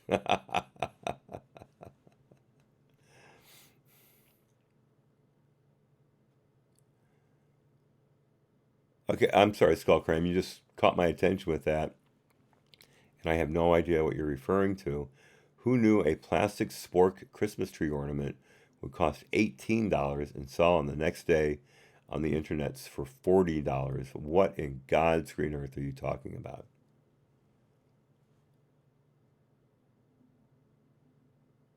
Forky. Is that like the elf on the shelf? the Forky on the evergreen?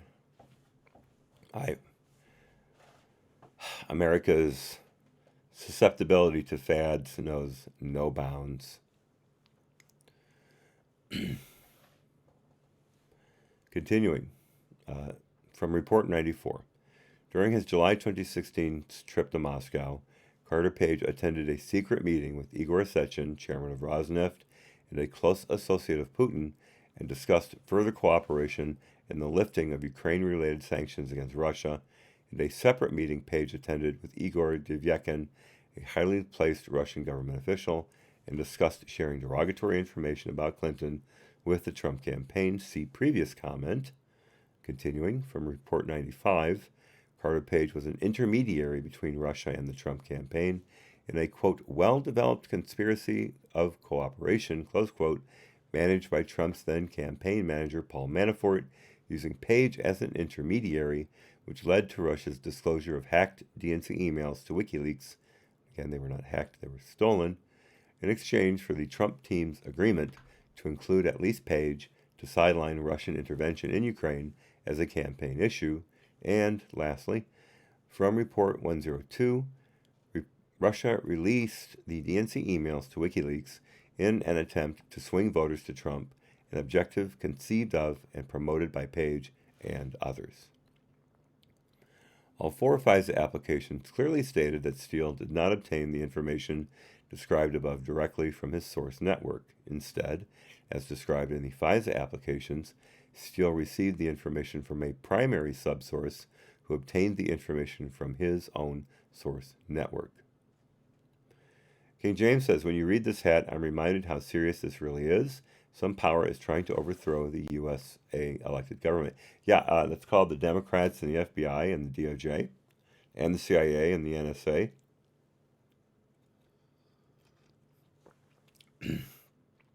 And the,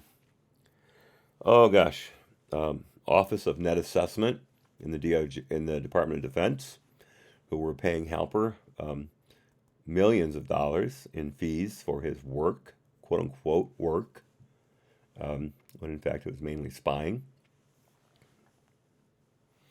The banks.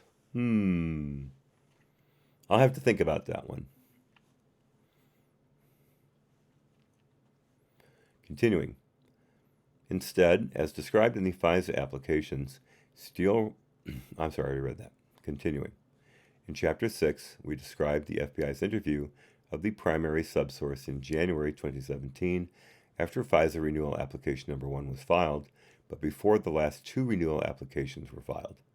After the interview, the supervisory intel analyst of Room Temperature IQ fame, continuing, and Case Agent 1 of gee, I don't remember why I didn't do anything right fame, continuing, memorialized the information in a lengthy written summary.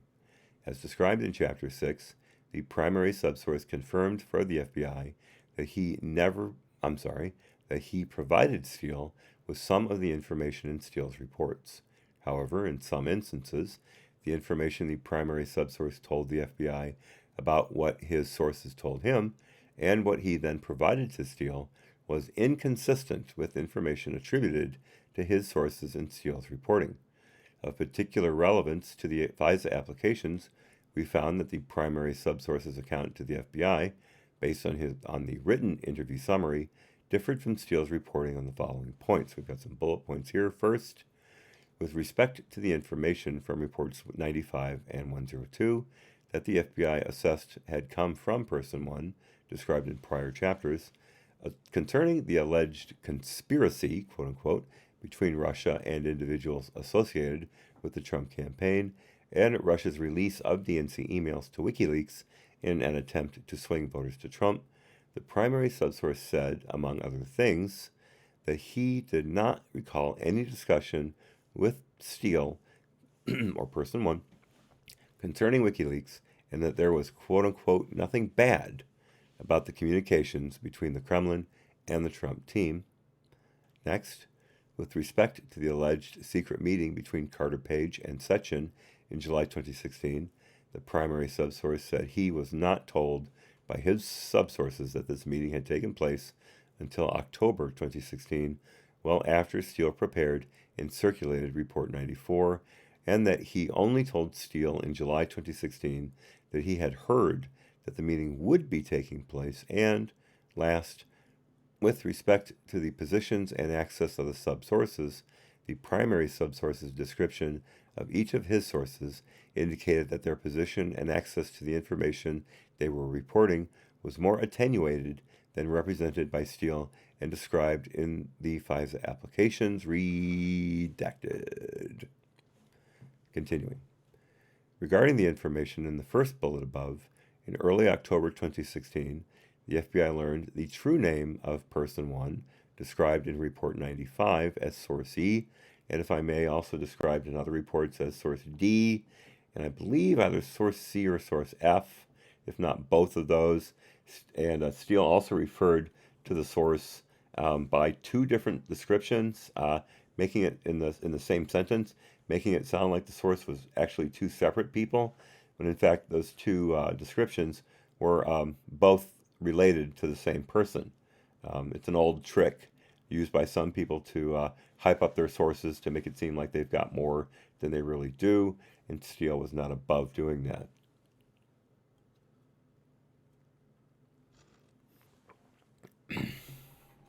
Well, you're right, King James. It does go deep. It goes very deep. Very, very deep. Continuing. Regarding the information in the first... I already read that. Excuse me. As described in Chapter 6, the primary subsource told the FBI that he had one 10 to 15-minute telephone call with someone he believed to be Person 1, but who did not identify himself on the call. We found that during his interview with the FBI, the primary subsource did not describe a quote-unquote conspiracy between Russia and the individuals associated with the Trump campaign, or state that Carter Page served as a quote-unquote intermediary between Manafort and the Russian government. In addition, the FBI summary of the primary subsource's interview did not describe any discussions between the parties concerning the disclosure of DNC emails to WikiLeaks in exchange for a campaign platform change on the Ukrainian issue. To the contrary, according to the interview summary, the primary subsource told the FBI that Person 1 told him that there was quote-unquote nothing bad about the communications between the Kremlin and Trump, and that he did not recall any mention of WikiLeaks. Further, although Steele informed the FBI that he had received all of the information in Report 95 from the primary subsource, and Steele told the OIG the same thing when we interviewed him, the primary subsource told the FBI that he did not, I got it right that time, know where some of the information attributed to Source E in Report 95 came from, footnote 388. According to Steele and his reports, Report 80, dated June 20, 2016, Report 95, dated July 28, 2016, Report 97, dated July 30, 2016, and Report 102, dated August 10, 2016, all contained information from Person 1. If these reports were accurate regarding Person 1's contributions to the reporting, and the primary subsource's estimate was accurate concerning his debrief of Person 1, then all of the information attributed to Person 1 came from a single 10 to 15-minute telephone call between the primary subsource and Person 1. Read 'em and weep, FBI. That was footnote 388. Continuing.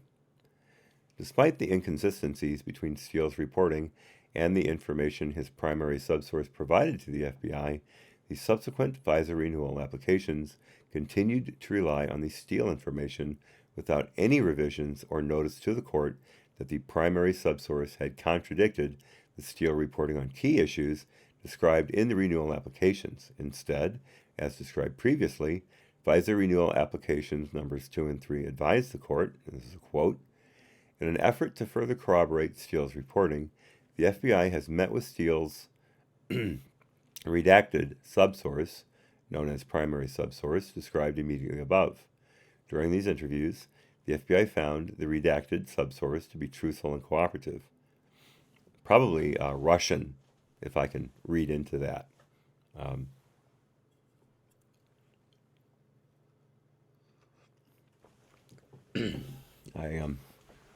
I could be completely off base there, but it just seems to fit.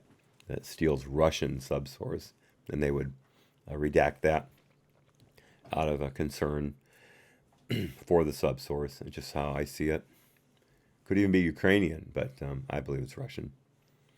The FBI found the redacted subsource to be truthful and cooperative, and there you go. They felt he told them the truth and that he was fully compliant with their questions, but they didn't bother telling the court that everything he said, he told Steele, happened in a 10 to 15-minute phone call, and that none of it was provable. At the best, provable. At worst, it was all just a bunch of hooey. But they never told the court that. Of course not. Truthful and cooperative, continuing, redacted. The FBI is undertaking additional investigative steps to further corroborate the information provided by Steele and redacted. Continuing. NSD cited this language from the renewal applications in its July 2018 Rule 13 letter as an example of information, quote, unquote, corroborating Steele's reporting, noting that, quote, the FBI met with Steele's primary subsource, whom the FBI found to be truthful and cooperative. This is unbelievable. Again, folks, this is Ray's FBI doing this. Continuing. Evans and the OI officials who participated in the preparation of the renewal applications and Rule 13 letter told us that they were not advised of the inconsistencies between Steele's reporting and the primary subsource's interview, and that they did not believe that the FBI provided them with the lengthy written summary of the interview. We did not find any evidence indicating otherwise. We found no evidence that the Crossfire Hurricane team ever considered whether any of the inconsistencies warranted reconsideration of the FBI's previous assessment of the reliability of the Steele reports, or notice to OI or the courts in the subsequent renewal applications. As described below, team members told us that they were not either aware of the inconsistencies, or, if they were, did not make the connection that the inconsistencies affected aspects of the FISA applications.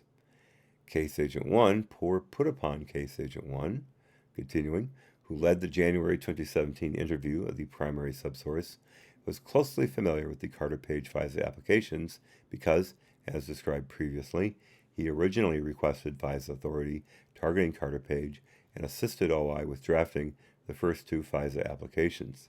In addition, after the Carter Page investigation was reassigned to Case Agent 6 in early 2017, Case Agent 1 assisted Case Agent 6 with the completion of the Woods procedures for renewal application number 2, performing the factual accuracy review. The Woods file used during that review contained the interview summary of the primary subsource. Case Agent 1 told us he could not explain why changes had not been made to the renewal applications to account for the inconsistencies between the primary subsource and Steele on facts asserted in the applications. Again, I don't know why it didn't happen. I mean, yeah, I was the person in charge of putting all this information together, and yeah, I had that information at hand. It was provided to me, but I don't know. Just seemed like the right thing to do at the time. These people have got to go to jail.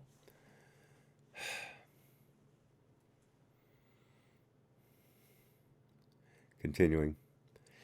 Case Agent 1 said that although he thought the primary subsource may have been minimizing the extent of his interactions with Person 1, or Steele, it did not occur to Case Agent 1 at the time that the information from the primary subsource contradicted information in the FISA applications. What?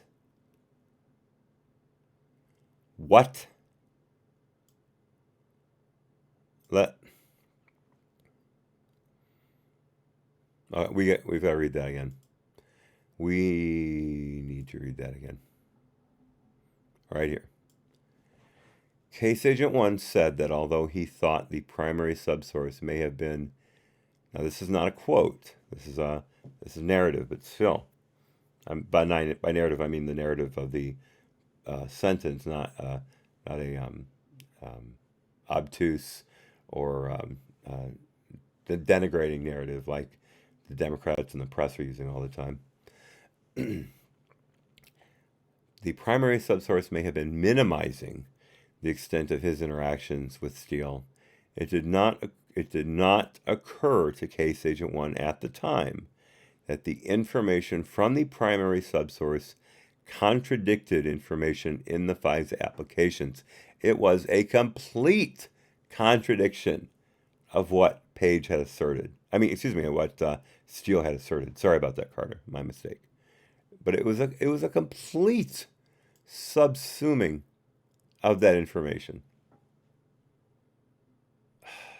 Man. And remember, Case Agent 1 has been on this since the beginning. And that initial, quote-unquote, headquarters special that Comey and those assholes, pardon me, kids' language, put together, that was a hand-picked team. As says, a case has been made by other people. This is not the first time this has come up. I'm not originating this thought. But this was a hand-picked team. And they had their best and their brightest on it. The people that they could count on to do the most favorable job towards the FBI's aims. And Case Agent 1 was a perfect pick as part of that team because he doesn't give a damn about the truth at all. He is pure, and here's the word that we would use in this sense, narrative about nailing Carter Page continuously through these application renewals and driving his life into the ground in order to try, with great effort and no results, to get something on the Trump campaign, and Trump in particular.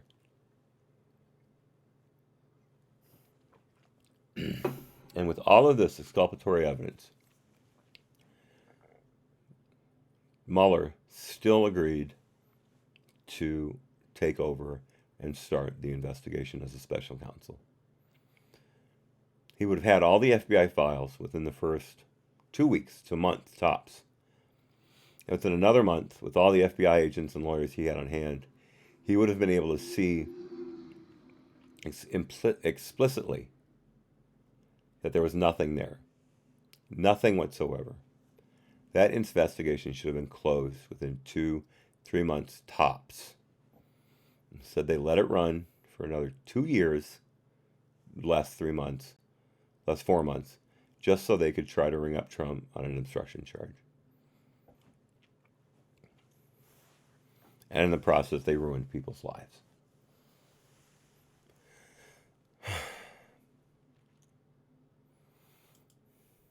Oh, by the way, real quickly, George Papadopoulos is running, if you hadn't heard already, for California 25, the seat that, what was her name, Karen Hill, the sex pot, who had relations to the point where it got her kicked out of the, or got her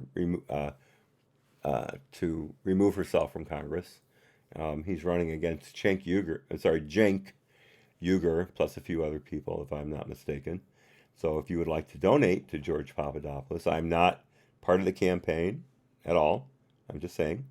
But if you would like to donate to George, just a couple bucks if you like, go to georgeforcongress.com and donate away.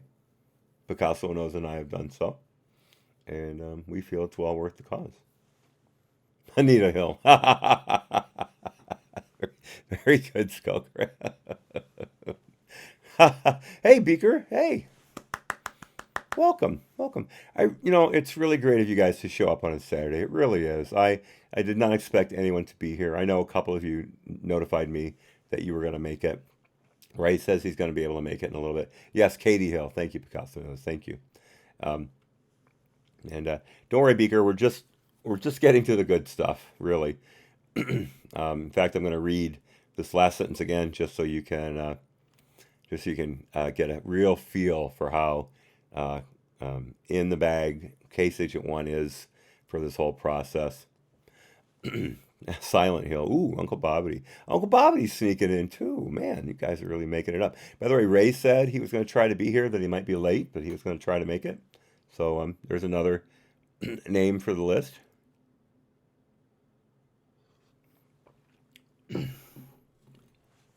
Anyway, so Beaker, we just read this sentence twice already, but I want to give you the full import of what's going on here. This is Case Agent 1 discussing the interview that the FBI had with Steele's primary subsource in January of 2017, in which the subsource said that basically he didn't tell Steele nothing that could be considered factual or believable in any way on its face, that it was all, some of it was completely unsupported, some of it hadn't happened yet, etc., etc. This is Case Agent 1's take on that. Continuing. Case Agent 1 said that although he thought the primary subsource may have been, and again, this is not a quote, but this is the word that Horowitz found most appropriate, may have been minimizing the extent of his interactions with Person 1, who is Steele, of course. It did not occur to Case Agent 1 at the time that the information from the primary subsource contradicted information in the FISA applications. Swear to God, dude, that's what he said.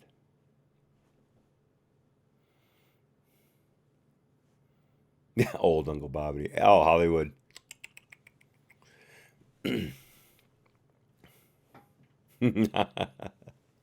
Y'all tease each other beautifully. Okay, continuing. In particular, Case Agent 1 said that he did not know enough about some of the details concerning Person 1 to necessarily understand that the primary subsource's account potentially conflicted with information in the FISA applications. What a lying sack. Oh, I hope Durham's able to just take this guy apart. Continuing. For example, he said he did not know whether Steele had his own relationship with Person 1, such that Steele could have had another basis for attributing all the information in Report 95 to Person 1. That makes absolutely no sense whatsoever. Continuing, Case Agent 1 added that he believed that someone else should have highlighted the issue for the agents working on the FISA applications. Dude, you're the main case agent. Ugh.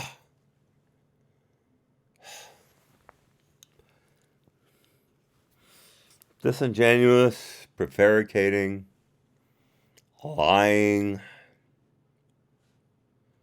And again, hand-picked. Hand-picked. Hollywood, I think you'd be a very good case agent in the musical. I'll go for it. This at least deserves to be a 3-part movie series, like Lord of the Rings. They could call it FBI The Flies. It's kind of catchy, if I do say so myself. Continuing. Case Agent 6 told us that he read the written summary of the primary subsource's January 2017 interview before he assisted the OI attorney with FISA renewal application number 2, and Case Agent 6's written contributions to the draft application contained 2 references to information the FBI learned during the interview. However, Case Agent 6 did not identify for OI inconsistencies between the primary subsource and Steele on the facts asserted in the FISA application. Case Agent 6 did not participate in the primary subsource's interview, which took place before he took over the Carter Page case from Case Agent 1. Continuing. And again, it's not like they brought Case Agent 6 in because they thought Case Agent 1 had been lying all the time and wanted to replace him with someone more truthful. This was an FBI decision, not made by Comey, I'm sure. Someone lower than him. But Comey went along with it to keep from looking like a complete sandbagger. That they needed to break up the investigation. The first group was too disparate, and things weren't getting done. The first replacement group was like that, and then the second replacement group, the third group, brought in new people, including Case Agent 6, to oversee the case file. Poorly. Continuing, Case Agent 6 told us that he read the written summary of the interview after he took over and realized that he did not yet understand all the details of the case. Did you ask anyone? Continuing, he said that for this reason, he asked Case Agent 1, he asked Case Agent 1 to assist him with the Woods procedures for renewal application number 2. Case Agent 6 told us that he did not recall Case Agent 1 or room temperature supervisory intel analyst advising him of the room temperature IQ, advising him during the Woods process of the inconsistencies. Well, why would they? Why would they, Case Agent 6? Continuing, analytical documents prepared by or with the assistance of supervisory intel analysts after the primary subsource interview identified inconsistencies between Steele and the primary subsource regarding some of the information contained in reports 94 and 95. The supervisory intel analyst told us that after the January 2017 interview, his impression was that the primary subsources account did not line up completely with Steele's reporting, but the supervisory intel analyst said he did not have any, quote, pains or heartburn, unquote, about the accuracy of the Steele reporting based on what primary subsources said. Oh my God. Now again, this is a supervisory intel analyst. This is someone who is supposed to be able to infer data from, possibly unrelated comments. It's supposed to put 1 and 2 together and come up with 3. And this guy has consistently erred on the side of stupidity over and over again. I mean, I don't even know if it's malicious bias. I just don't know. I refer to this person as room temperature IQ, supervisory intel analyst, because it's fairly obvious they are not the brightest bulb in the marquee. In fact, they may be one of the burnt out ones that the maintenance guy forgets to take out and makes the name look different on the marquee, look different than it really is.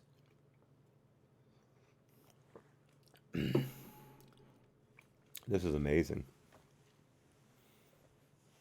Continuing, the supervisory intel analyst of room temperature IQ fame said that his thinking at the time was focused instead on using the additional information learned from the primary subsource, particularly the identity of his subsources, to see what other investigative leads could be generated for the team. So in other words, I don't need to understand that this guy said, oops, let me look at this. Are we good now? Yeah, we're good. Sorry, the connection is fluctuating. Let me wait just a second.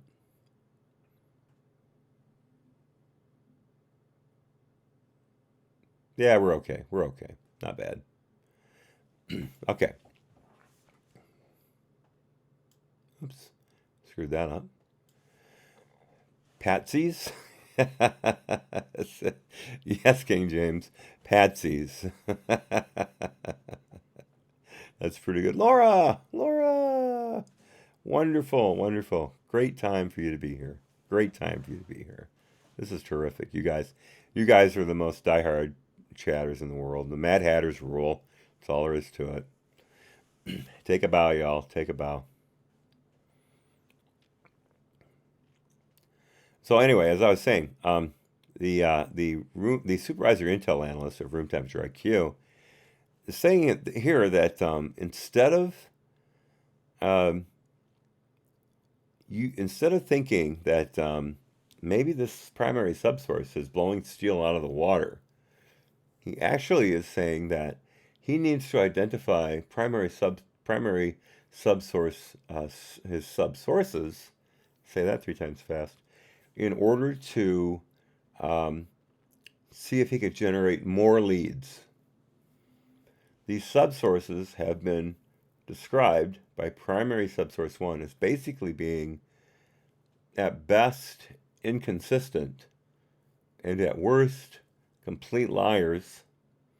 And again, remember, Fiona Hill in the New York Times, a former newspaper, said that the dossier, the Steele dossier, could have very well been Russian disinformation the entire time. This guy is trying to see if he can get these subsources to help the investigation further. That's ridiculous.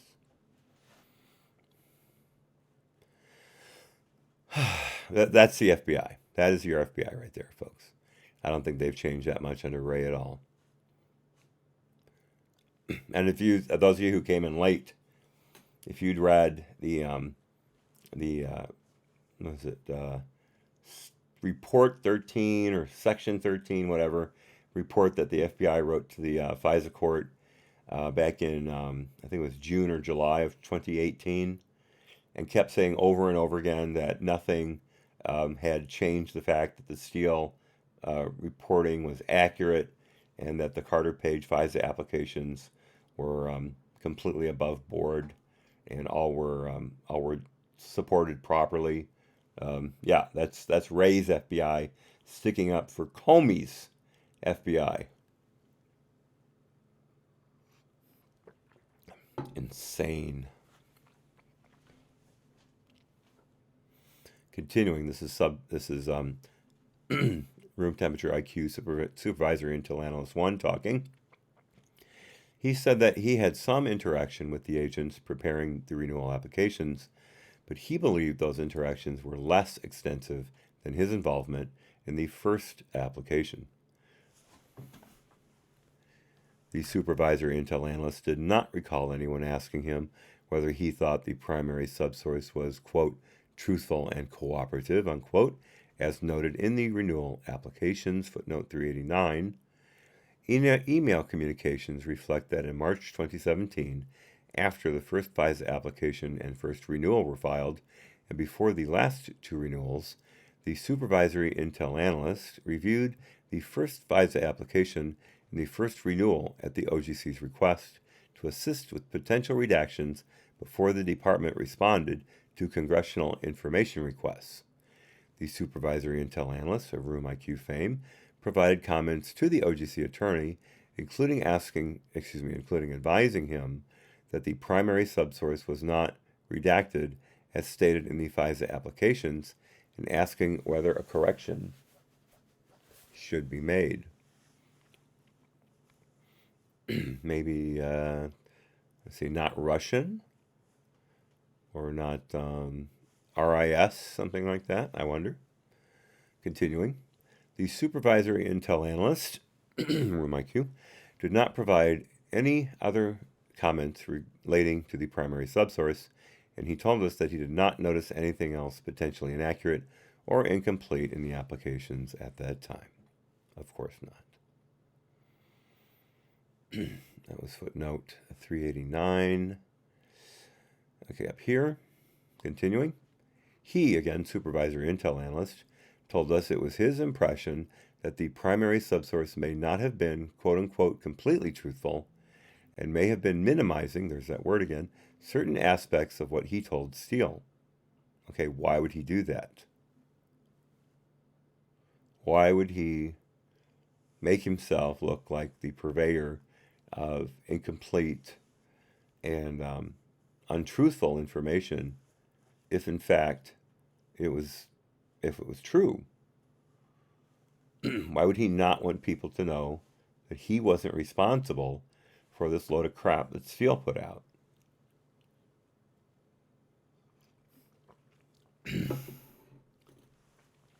I'd like an answer to that, supervisory intel analyst.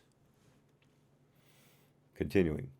However, the supervisory intel analyst of room temperature IQ fame told the OIG that, on the whole, he did not see any reason to doubt the information the primary subsource provided about who he received his information from, which was the supervisory intel analyst's focus. SSA 5, who performed the supervisory factual accuracy review during the Woods procedures for renewal application numbers 2 and 3, told us that he did not recall whether he was briefed on the primary subsource's interview, and he did not appear during his OIG interview to know anything about the primary subsource. Similarly, Case Agent 7, who performed the Woods procedures for renewal application number 3, told us that he did not know or have the case knowledge necessary to determine that the primary subsource provided information inconsistent with facts asserted in the FISA application. Nobody knew anything here.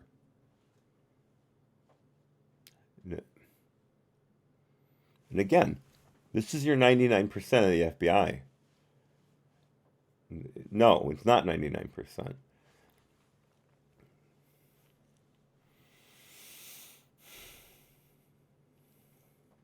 Continuing.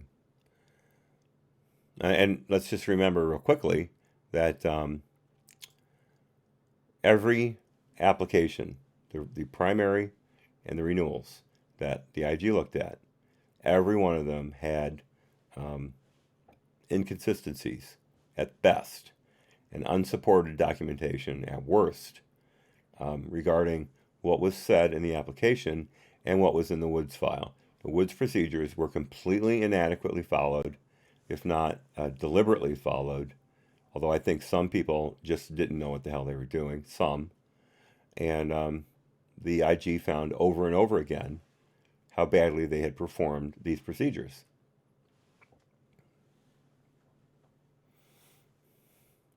Continuing.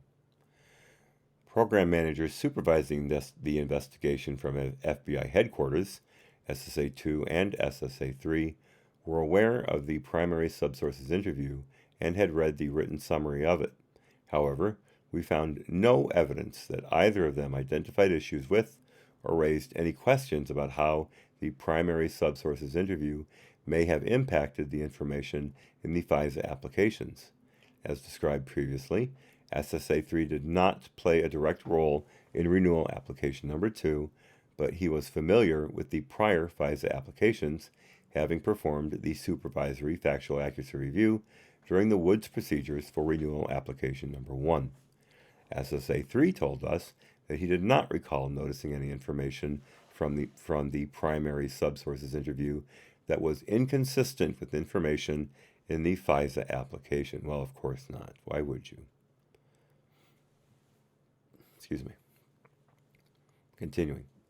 SSA 2 was the affiant who declared, based on the completion of the Woods procedures, that he told I read ahead. I got to the bottom line before I finished the lower line before I finished the upper line. Continuing. SSA 2 was the affiant who declared, based on the completion of the Woods procedures, that the information in renewal application numbers 2 and 3 was true and correct. He told us that he did not recall any discussion about whether the primary subsources interview warranted revisions to the FISA applications, but said he had some recollection that the investigators believed at the time that the primary subsource was holding something back about his/her interaction with person 1. Continuing. The OGC unit chief and the OGC attorney told us that they did not review or receive the written summary of the primary subsources January 2017 interview at any time before renewal application number 2 was submitted to the court. However, they said that they knew the interview had taken place and had the general understanding from the team that the information provided to the FBI by the primary subsource, quote-unquote, essentially echoed, now let me just read these through, essentially echoed, was consistent with, or corroborated, all those are quotes, the information in Steele's reporting. The OGC unit chief said that her understanding was that the primary subsource raised some questions about how Steele wrote his reports or the wording Steele used, and that the agents and analysts had looked into it but did not think the wording choices were substantively different. The OGC attorney said that he had some vague recollection that the team thought Steele may have conflated some of his sourcing on WikiLeaks based on information provided by the primary subsource. However, they both said that they did not recall the details of these discussions. Outright omissions, misunderstandings, misinterpretations, misremembering, misleading. All these answers are misses instead of hits. And it is the FBI responsible for all of them. The initial headquarters special team, as I said before, was obviously handpicked. The following teams, I think, were a little more random, although certain agents, like Case Agent 1 and Supervisory Intel Analyst of Room Temperature IQ, they were all kept on. And Look at the jobs they did. And then you got people like Case Agent 6 and Case Agent 7, SSA 5, who were completely clueless as to what was going on. And instead of reading up on what happened before them, or asking to be read in on certain things that other people had done, they just plodded ahead with their job, half informed at best, and are surprised that what the OI found, what the OIG found, I should say, was that they had no clue what they were doing.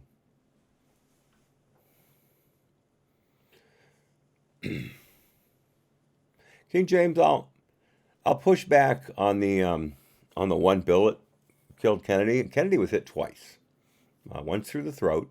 Now that bullet has a very interesting theory because it is the super bullet, as has been described. I've never been able to figure out exactly how that bullet went through Kennedy's throat and then wound up in Connolly's wrist. That I need to know. But that shot to the head from Oswald, and I do believe Oswald's the only one who did it. That shot to the head from Oswald was a kill shot.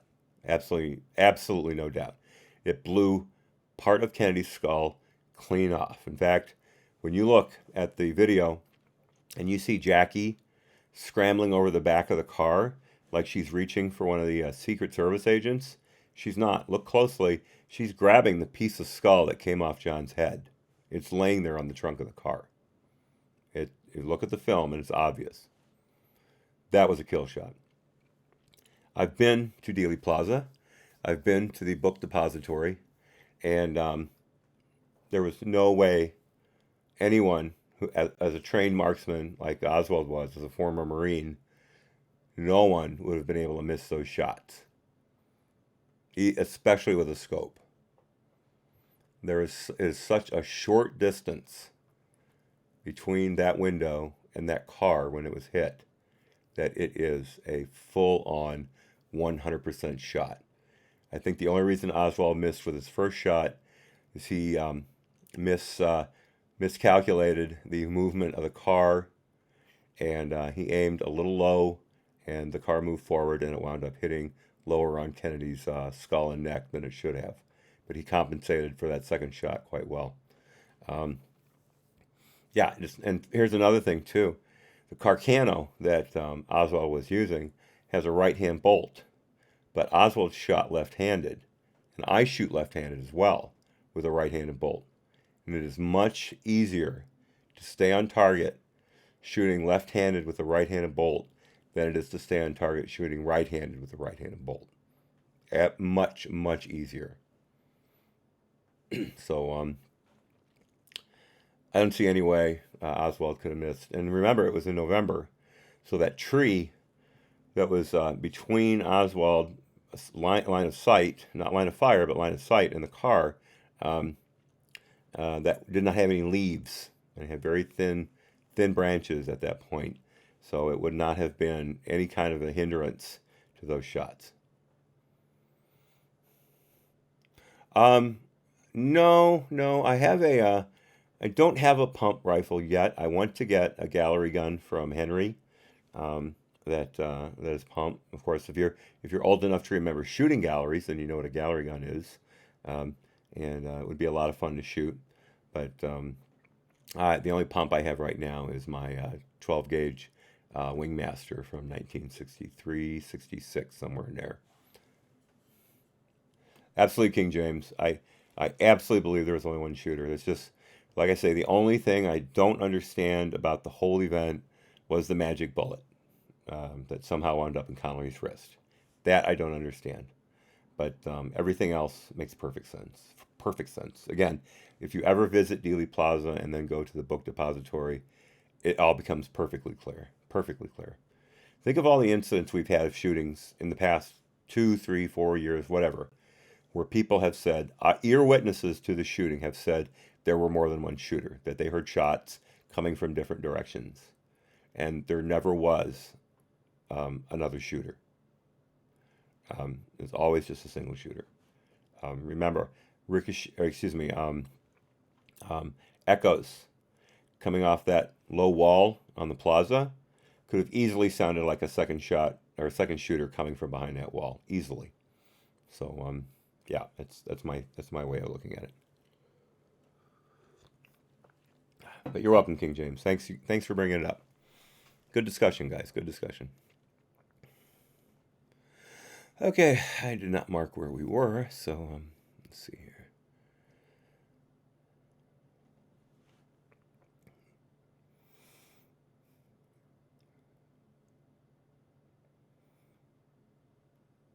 I think, let me just start right here, bottom of the first paragraph. The OGC attorney said that there had been some vague recollections that the team thought Steele may have conflated some of his sourcing on WikiLeaks based on information provided by the primary subsource. However, they both said that they did not recall the details of those discussions. Continuing. Although documents provided to the OIG indicate that senior FBI officials were told about some aspects of the primary subsource's interview, the documents do not reflect that senior FBI officials were advised of the of the inconsistencies. For example, in late February 2017, the supervisory intel analyst of Room Temperature IQ circulated a 2-page intelligence memorandum to CD Assistant Director Bill Priestap and other CD officials highlighting aspects of the primary subsource's interview. In March 2017, Priestap forwarded the memorandum to Comey's and McCabe's offices. The memorandum stated that the primary subsource told the FBI that Steele's reporting contained, quote, some of his reporting, what appear to be his analytical conclusions, and what he believes to be Steele's analytical judgments, close quote. The memorandum also provided some details concerning what the primary subsource said about his own sources, but the memorandum did not describe the inconsistencies as we noted earlier. I keep having to shift around for the camera. Let me just do it properly. I believe it's this button. Nope, I always do that. There we go. Let's keep myself centered here, folks. And this brings us to footnote 390, big one. For example, the memorandum stated that, according to the primary subsource, a particular person told the primary subsource that the secret meeting between Carter Page and Sechin had taken place. However, the memorandum failed to note that the primary subsource told the FBI that he was not told until October 2016 that the meeting had occurred, which was well after Steele drafted Report 94 in July 2016. Parenthetically, Report 94 asserted that the meeting had taken place, that Page and Sechin discussed the lifting of sanctions, and that Page reacted positively but was non-committal. Continuing. As the primary subsource described to the FBI, he had only told Steele in July that he was aware of a rumor that Page was going to be meeting with Sechin. As noted previously, Page denied to an FBI spy that he had met with Sechin in July 2016, and the FBI was unable to determine whether a meeting with Sechin and Page took place. It's because they're idiots. That was footnote 390. Continuing. Senior CD officials overseeing the Crossfire Hurricane investigation, including Priestap, Strzok, the name hasn't come up very often, the Intel Section Chief, and the CDDAD, Jennifer Boone, told us that they did not recall being advised that the information from the primary subsource significantly differed from the information in Steele's reporting. Wow. Continuing. Boone told us that she recalled being told after the primary subsource's interview that the team assessed that Steele may have gotten some of his information from a source other than the primary subsource. Okay, there's a lot of speculation on this. Some people say that Glenn Simpson had a big hand in writing this, and of course Glenn Simpson's wife said so on Facebook, a post that she deleted quite quickly. Other people say it's impossible that any of this could not have been written without input from Nellie Orr. I believe that is incredibly accurate, as well as the chance that Simpson added something to it, if not a lot. Here's the one thing, though, that makes me wonder exactly how this came about. When I read the Steele dossier Wednesday afternoon and then published it yesterday afternoon, um, it was obviously a standalone video. I did not have the chat open. Um, it is riddled with misspellings. In fact, I called out every misspelling, and it got to the point where it was comical. I had to apologize midway through for all the misspellings that I was calling out because it was getting ridiculous. But I felt I had to point out how ridiculous it is to think that the FBI could take such a document at face value and use it to immediately spy upon an innocent man. We know why they did it, but still, the predication was so thin just to start the investigation, much less go after Page with a FISA warrant. So the only way I can explain the way there are these misspellings all the way through. He can't even keep his punctuation standard. Initially, he was using apostrophes for quotation marks, and then later on, he actually started using quotation marks. But I think what would have had to have happened is this information would have had to have been given to Steele by Simpson and Nellie Orr, and then Steele wrote it all out in by himself to give that consistency of voice. So there's no proof that Simpson or Orr had nothing to do with it. In fact, I think the odds are quite in favor of their having something to do with the reporting. One more thing, let's just remember that Glenn Simpson had been writing those proto memos in something like May of 2016, if not sooner. And the Steele memos basically on a number of occasions merely expanded on the fantasy that was in the Simpson proto memos. So, and that's, I believe that's in Greg Jared's book, another great read, Jered. Continuing. Boone said that she did not recall being advised that the interview created inconsistencies between Steele and his primary subsource as to facts relied upon in the FISA applications. Boone further stated that she would have expected to... My eyes just went dry. Ouch. Let me start over. Boone further stated that she would have expected to have been told that information. Strzok told us, I don't know how I did that he did remember learning as a result of the primary subsource interview that Steele did not receive his reporting directly from the subsources, but rather solely through the primary subsource as the intermediary. Strzok said he recalled having a, quote, little bit of concern, close quote, about that. Little bit of concern. Thank you, Peter. Continuing, he later wrote to Comey's chief of staff, Priestap, and others that, quote, I'm sorry, I read that wrong. Comey's chief of staff, Priestap, and others that, quote, recent interviews and investigation, however, reveal Steele may not be in a position to judge the reliability of his subsource network. My gosh, that's almost correct. Continuing. Comey told us that he did not know whether the team interviewed any of Steele's subsources. Because Comey decided not to have his security clearance reinstated for his OIG review, again, a very crafty tactical move. Continuing, we were unable to question him further or refresh his recollection with relevant classified documentation.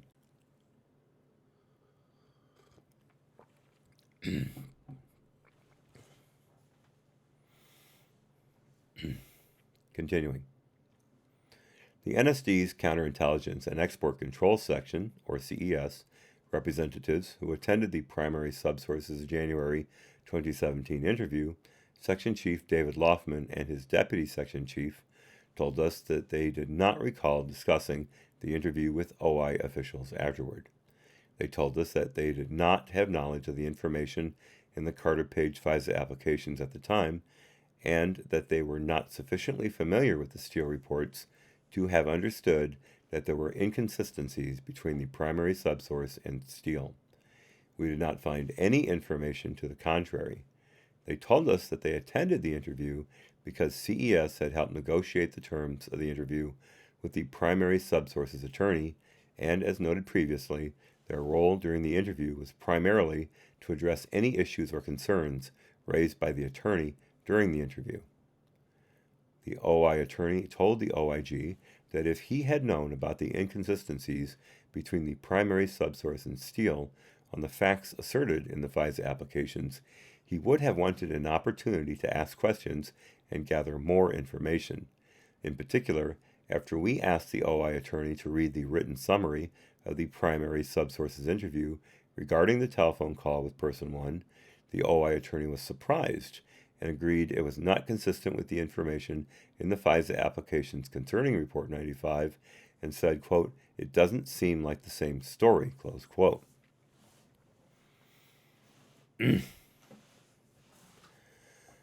Oh boy. Again, folks, garbage in, garbage out. Continuing. Dread Pirate Evans told us that OI would have sought to determine how the new information impacted the FISA applications, including obtaining the FBI's own assessment of how to reconcile the apparent inconsistencies. Said pirate said that at a minimum, OI would have advised the court of the inconsistencies and the FBI's assessment of those inconsistencies. He further stated that, depending on the information from the FBI, OI may have decided to delay or abandon the filing of the next renewal application altogether. Subsection B.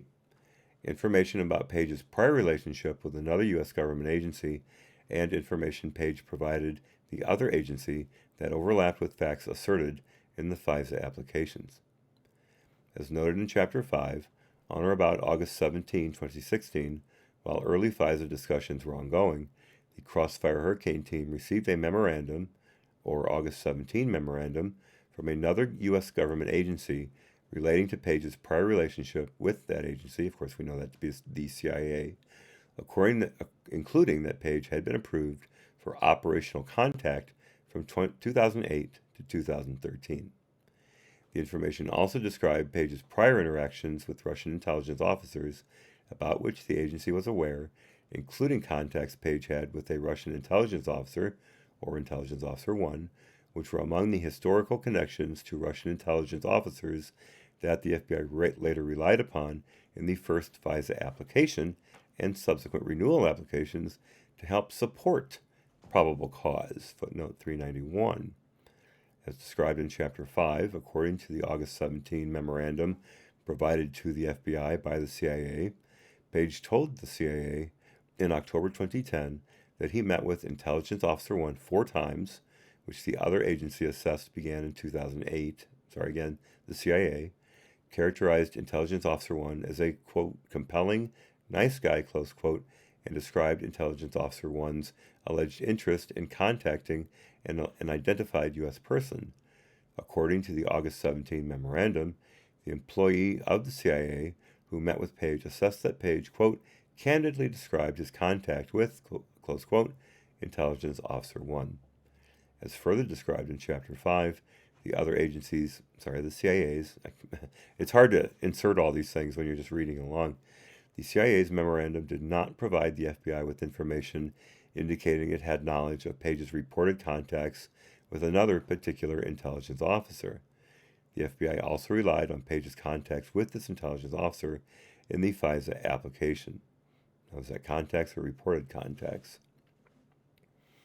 Okay, that was footnote 391. Continuing. We found that, although this information was highly relevant to the FISA application, the Crossfire Hurricane team did not engage with the other agency regarding this information. In addition, in response to a question from the OI attorney in September 2016 as to whether Carter Page had a current or prior relationship with the CIA, Case Agent 1, poor put upon, Case Agent 1, provided the OI attorney with inaccurate information that failed to disclose the extent and nature of Page's relationship with that agency. But again, only that there's no documentary or testimonial evidence of bias. Not there was no bias. Horowitz never said that. He just said that he didn't have those two examples of bias. And in the testimony to the Senate on Thursday, he said that there was either gross negligence or basically extensive bias. He had one of those two. And I'm sure he's meaning that sometimes it might have been one, sometimes it might have been the other, sometimes it might have been a little of both.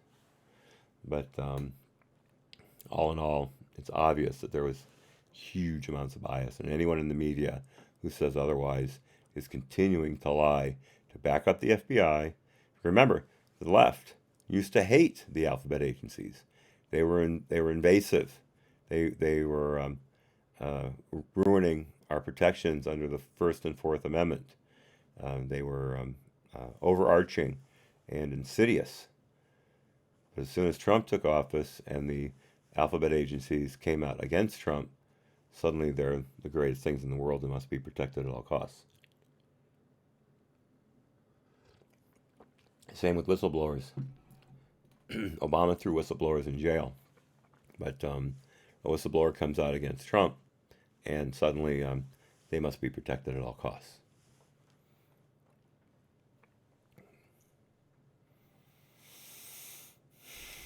Amazing. Continuing. We found that, although this information was highly relevant to the FISA application, sorry, I already read that. Let me come down a little bit. Let's see. Inaccurate information. Okay, here we go.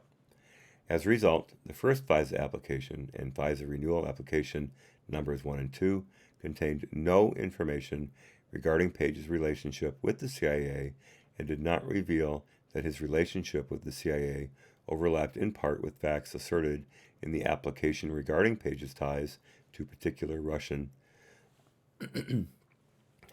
intelligence officers. Before renewal application number 3 was submitted to the court, and following news reports about the Carter Page FISAs, Page conducted news interviews in April and May 2017 in which he publicly stated that he had assisted the USIC in the past.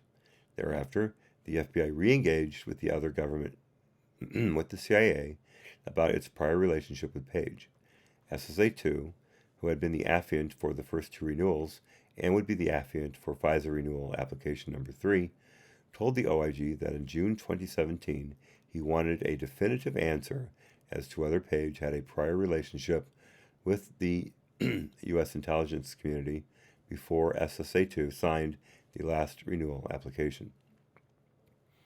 Why now, dude? Oh, that's right, because Page had said so in an interview. My mistake.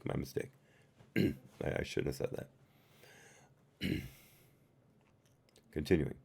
SSA-2 also told us that he was concerned that Page could claim that he had been acting on behalf of the U.S. government in engaging with certain Russians. SSA-2 stated that he contacted the OGC attorney assisting with the Crossfire Hurricane investigation to help resolve this issue. Footnote 392. On May 17, 2017, the Crossfire Hurricane investigation was transferred from the FBI to the Office of Special Counsel upon the appointment of Special Counsel Robert S. Mueller III to investigate Russian interference with the 2016 presidential election and related matters. Yeah, Paul Manafort's tax evasion was a related matter. Seriously. Fucking Rosenstein. Sorry, Stein.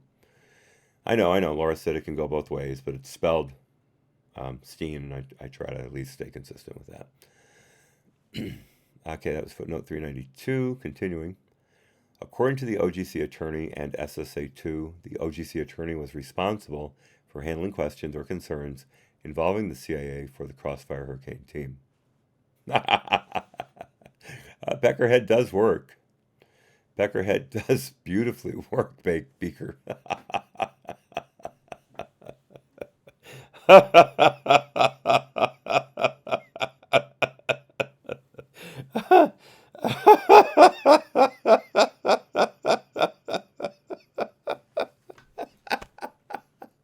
Okay.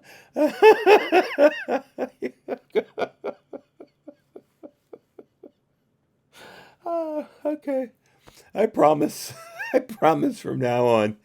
I promise from now on that if I come across Rosenstein, it's gonna be Peckerhead.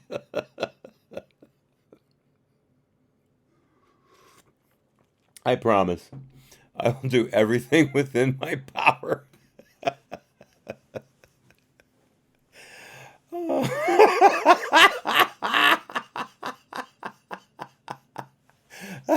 It, sh- it shouldn't be making me laugh this much, but it does. It is so appropriate. It is so appropriate. Okay, okay, okay. All right. I gotta control myself here. Okay. La la la la la. Pickled peppers, pickled peppers, pickled peppers. Okay. The OGC attorney told us he recalled that Supervisor Intel Analyst 1 of Room Temperature IQ fame on the Crossfire Hurricane team had raised a concern that Page may have had a prior relationship with the CIA in the past. Footnote 393. The Room Temperature IQ Supervisor Intel Analyst said that he did not recall raising a concern about this issue, but that he did recall being aware that Page had been a quote-unquote type of source with the CIA in the past, although the room temperature IQ person did not recall discussions about including this information in the FISA application. I'm sorry, Senator, I do not recall. He did recall general discussions about Page's relationship with the CIA. Dude, there could not have been general discussions about that. They would have been specific and exculpatory discussions. You either would have said, hey, we need to include this, or hey, we need to bury this. And we all know which side of the fence you fell on. Continuing, that was footnote 393. The OGC attorney said it was, quote, a big concern for both OI and from the FBI that we had been targeting an individual with a prior relationship with the CIA, because that should never happen without us knowing about it, close quote. The OGC attorney characterized the Crossfire Hurricane team as, quote-unquote, spun up about this concern, and said he knew that if it were true, they would, quote, need to provide that to the court, close quote, because such information would, quote, drastically change the way that we would handle the FISA application, close quote. SSA-2 told the OIG that this issue was very important to resolve because if Page, and we're quoting here, was being tasked by another agency, especially if he was being tasked to engage Russians, then it would absolutely be relevant for the court to know, and could also seriously impact the predication of our entire investigation, which focused on Page's close and continuous contact with Russian or Russian-linked individuals. Continuing. In mid-June 2017, the OGC attorney contacted the other U.S. government agency, or CIA, to seek additional information about Page's prior relationship with the CIA, and then communicated back to the OI attorney and SSA-2. Because we determined that the OGC attorney did not accurately convey and in fact altered the information he received from the other agency, we provide these communications in detail below. Oh, this ought to be good. This ought to be good. Okay, folks, buckle up. Okay, subsection 1. June 15, 2017, FBI OGC attorney requests information about Page from other U.S. government agency. On June 15, 2017, the OGC attorney emailed the liaison for the other U.S. government agency, hereafter known as liaison, about Carter Page's past, stating, "We need some clarification on Carter Page. There is an indication that he may be a quote-unquote digraph source." Footnote 394. The liaison told the OIG that the CIA uses a specific two-letter designation or digraph to describe a U.S. person who has been approved by the other agency for operational contact. For those of you who knew that already, 500 cal bucks to you. I had never heard that term before. I find it fascinating. I love jargon. I adore it. I try to learn as much of it as I can. I learned the term lingual from my dentist the other day and used it accurately just the other day. So again, I just adore jargon. As a pilot, former ATC, as a shooter, um, um, yeah, I love that kind of stuff. Okay, so that was footnote 394. Continuing, this is a fact we would need to disclose in our next FISA renewal. Um, we would not name the U.S. government agency, of course.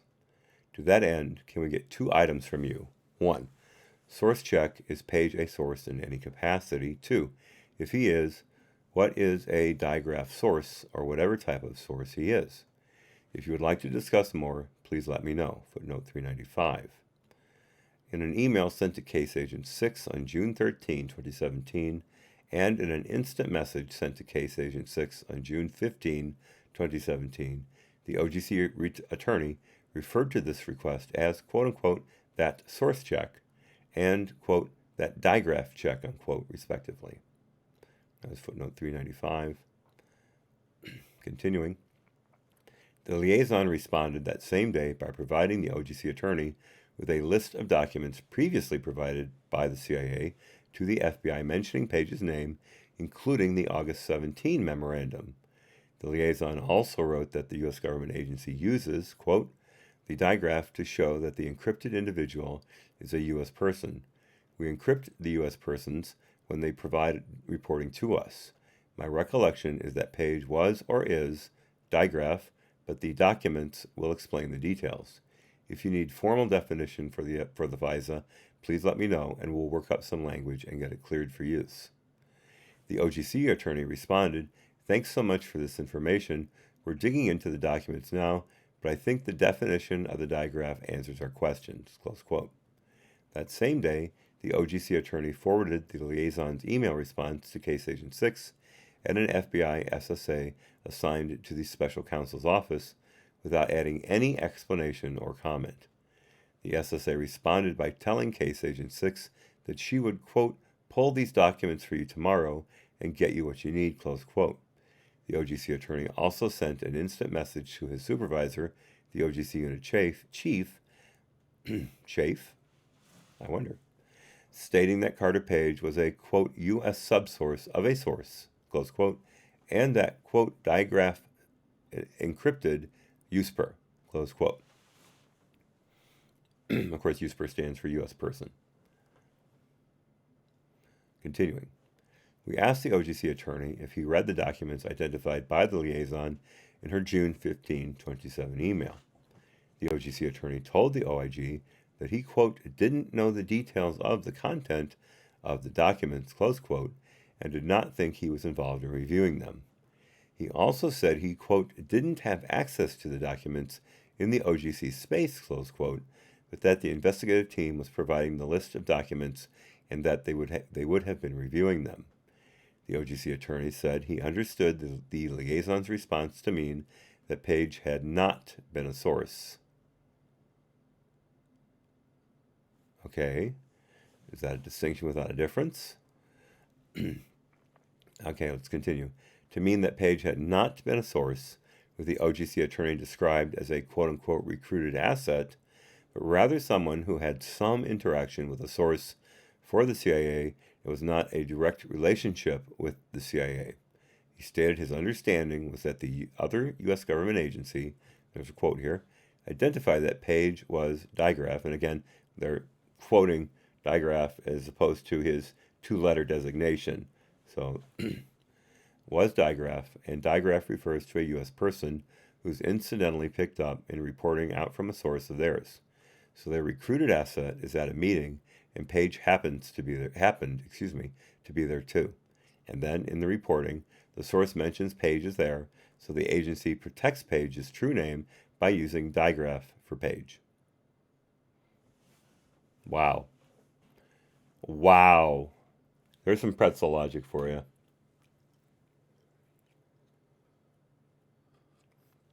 And again, any benefit of the doubt, even if it's an explicit description by the CIA that Page worked for them, goes against Page. Continuing, the OGC attorney told us that his belief that Page had never been a source for the CIA, but instead interacted with the source, was based on telephone conversations with the liaison. Prove it.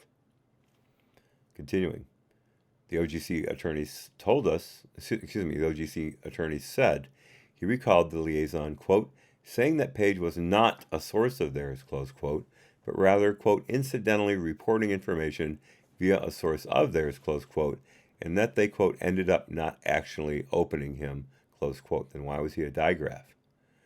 Footnote 396, when questioned further on this point, the OGC attorney told us that he only recalled engaging with the liaison on this issue and not any other person from the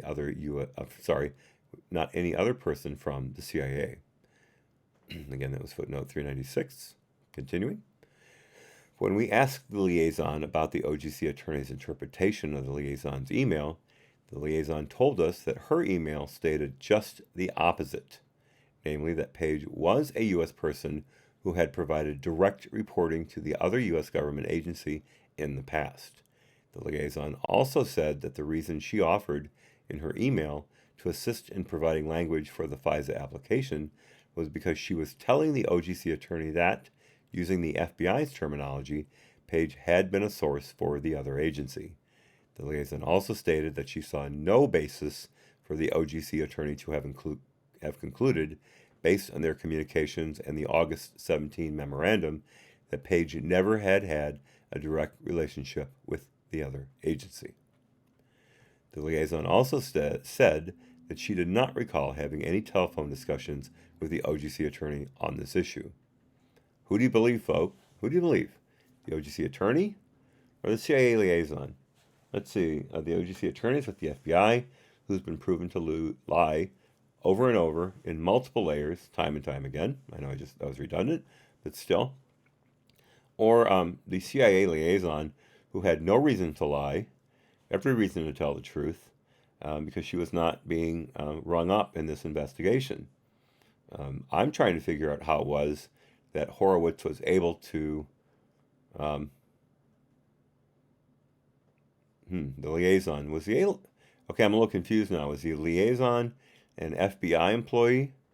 I believe so, because if the liaison was a CIA employee, Horowitz would not have been allowed to talk to them.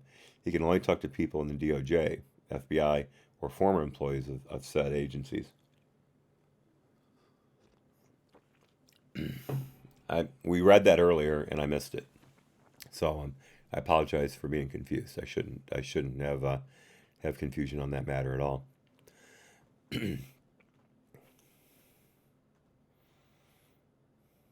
Let me just read this other sentence again here. The liaison added that even if she did not think the OGC attorney would have been able to draw any conclusions from such a conversation. The liaison explained that she would not have had the documents in front of her at the time of any such conversation and therefore would not have given the OGC attorney a definitive answer. She emphasized the need to read the documents in order to accurately understand the relationship between Page and the CIA. Subsection 2.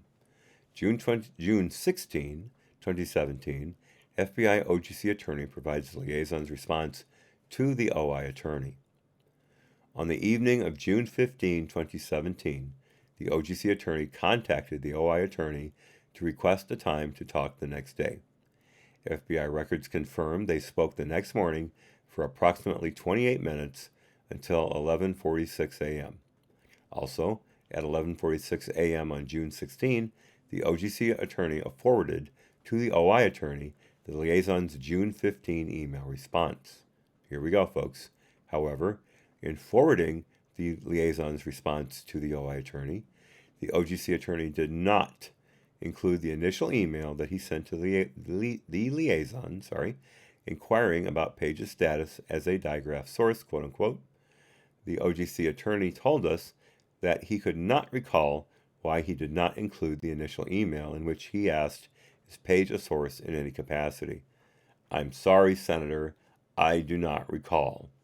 Is there any wonder this guy was referred for criminal action at all? Any wonder?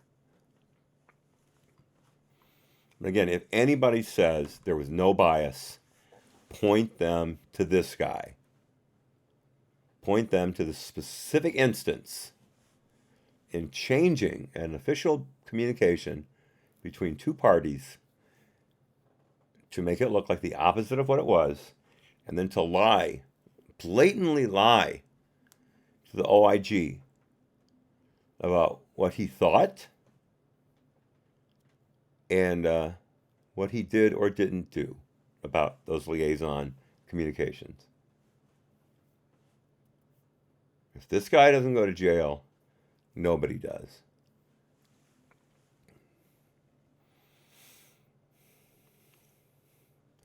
Stelkram says, so we are saying FISA is above the law. Basically, in fact, it's I don't even know how to explain it, because not only do you have the FBI since at least Mueller's reign as FBI director lying consistently to get FISA applications and then leaking those application results to attorneys, prosecuting attorneys, and to law enforcement illegally. Not only do you have that, you have the court itself not holding anyone to account for those misrepresentations in front of what is a federal court overseen by a federal judge. Lying to a federal judge is a federal offense. Full stop. Yet not once has anyone ever been hauled in front of the court and charged with perjury or obstruction of justice or making false representations to a court. None of that. No one. We don't even know if anyone's been fired for this, much less perhaps shuffled around to have less responsibility. Like Strzok was kicked off the Mueller team and then sent to HR. The ignominy, whatever you want to call it, of being the second in charge of counterintelligence investigations and then winding up in HR. That is a hell of a fall. I hope he had to handle suits, I should say complaints by trans people about their pronouns not being used, like that court case that's been filed, or that lawsuit's been filed against Nike by a trans individual who says they were given a hostile work environment because people supposedly wouldn't use their preferred pronouns of they, them, their. And that supposedly people said they called him a she, he. This is a female to male transition, rare, and other blatant slurs, none of which has been proven yet. And supposedly Nike persists in a atmosphere of destructive tendencies towards trans people. Although I haven't heard any other trans person working for Nike who has come out and said, by the way, they're making my life miserable by not using my pronouns.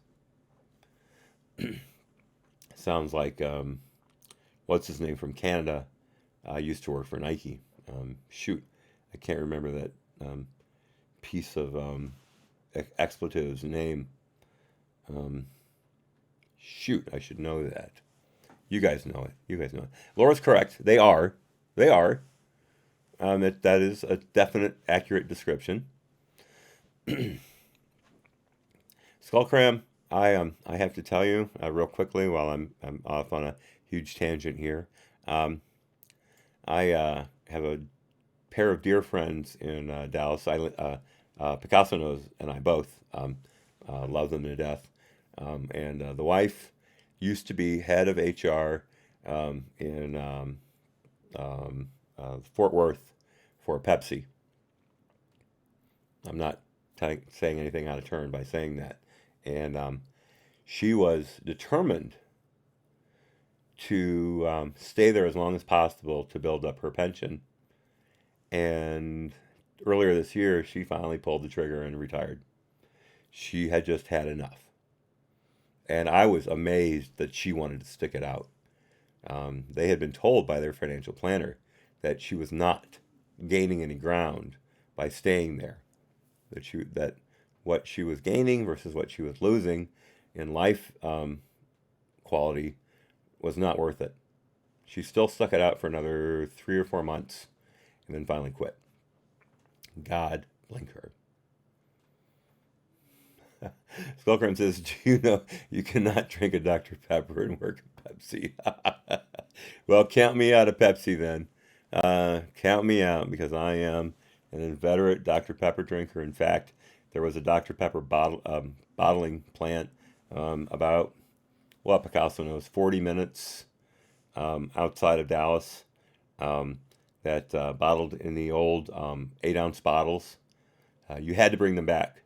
You were basically forced to bring them back to for recycling, and they used real sugar. They did not use corn syrup. They used real sugar. I tried to talk Picasso Nose into getting that as often as possible. I of course started to gain weight from drinking all that sugar and had to quit. But my God, what an experience! Now, there's nothing like an 8-ounce bottle because it doesn't get warm.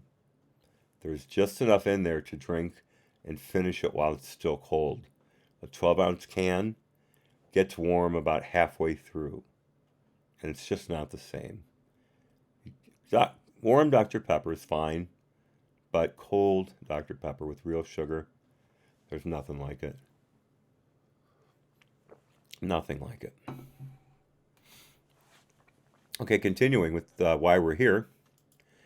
The OI attorney responded to the OGC attorney's email, quoting, "Thanks, I think we are good and no need to carry it any further," close quote.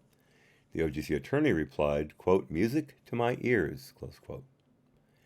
The OI attorney told us that he did not recall this email exchange with the OGC attorney or the telephone call on June 16 with the OGC attorney indicated in the FBI telephone records. Well, of course not. Why would you recall anything that matters? Continuing. When we asked the OI attorney whether he reviewed the August 17 memorandum, he said, altogether now, he did not recall if he had asked to see it, but also stated that he would have relied on the case agent's assessment of that document. The OGC attorney initially told us that he recalled providing a detailed briefing to the OI attorney about Page's status and telling him that the OGC attorney had conferred with the liaison and that Page had not been a source for the other agency. However, in a subsequent OIG interview months later, the OGC attorney said he did not recall a specific conversation with the OI attorney on the subject matter, but thought he would have conveyed to the OI attorney the details of what the liaison had told him. Subsection 3, June 19, 2017, FBI OGC attorney provides SSA-2 with inaccurate information. Lowercase a, June 19, 2017, instant message exchange. On June 19, 2017, the OGC attorney and SSA-2 exchanged instant messages about Carter Page's past relationship with the CIA, footnote 397. These instant messages were exchanged on an internal FBI Net application for FBI personnel. All instant messages produced to the OIG reflected Greenwich Mean Time. We have corrected the timestamps to reflect the time in the Eastern Time Zone. Some of the instant messages also contained emojis, which we omitted unless they affected the meaning of the message. We also did not include other intervening... I lost my breath. Excuse me.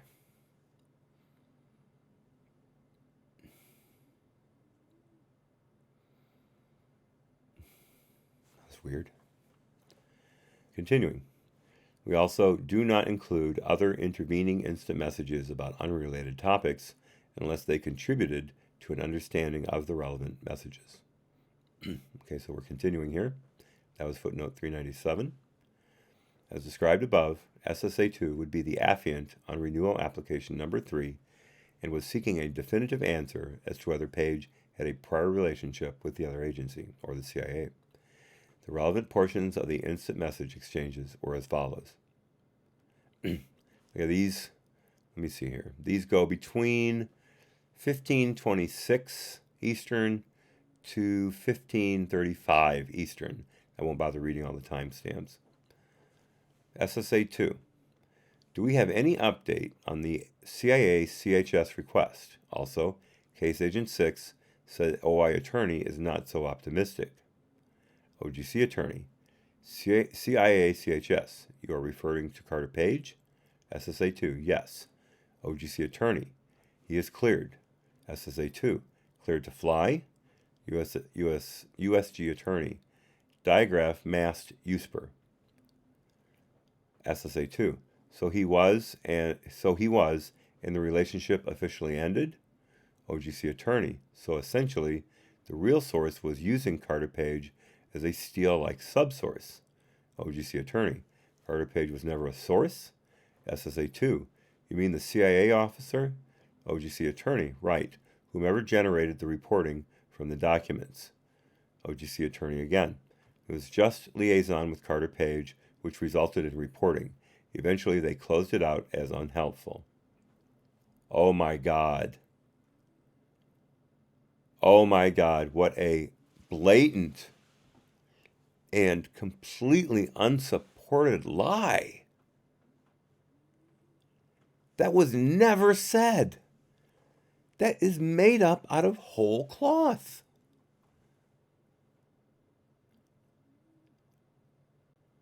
Let me read that one more time, just so it sinks in. OGC attorney. It was just liaison with Carter Page, which resulted in reporting. Okay, it should not have been which, it should have been that. Eventually, they, meaning the CIA, closed it out, meaning Carter Page's relationship with them, as unhelpful. That was never said anywhere in any discussion with the CIA, ever. OGC attorney again. So in discussing with OI attorney, he agreed we do not need to address it in the FISA. OGC attorney again. OI attorney is always Eeyore in drafting these special FISA applications. How nice. I'm sure he's delighted to have read that. SSA 2. So Carter Page was a digraph, or Carter Page was a subsource of the digraph. OGC attorney. It's, which is misspelled, sounds like a subsource of the digraph. OGC attorney. Again, and yes, CIA confirmed explicitly he was never a source. Oh my God. Oh my God.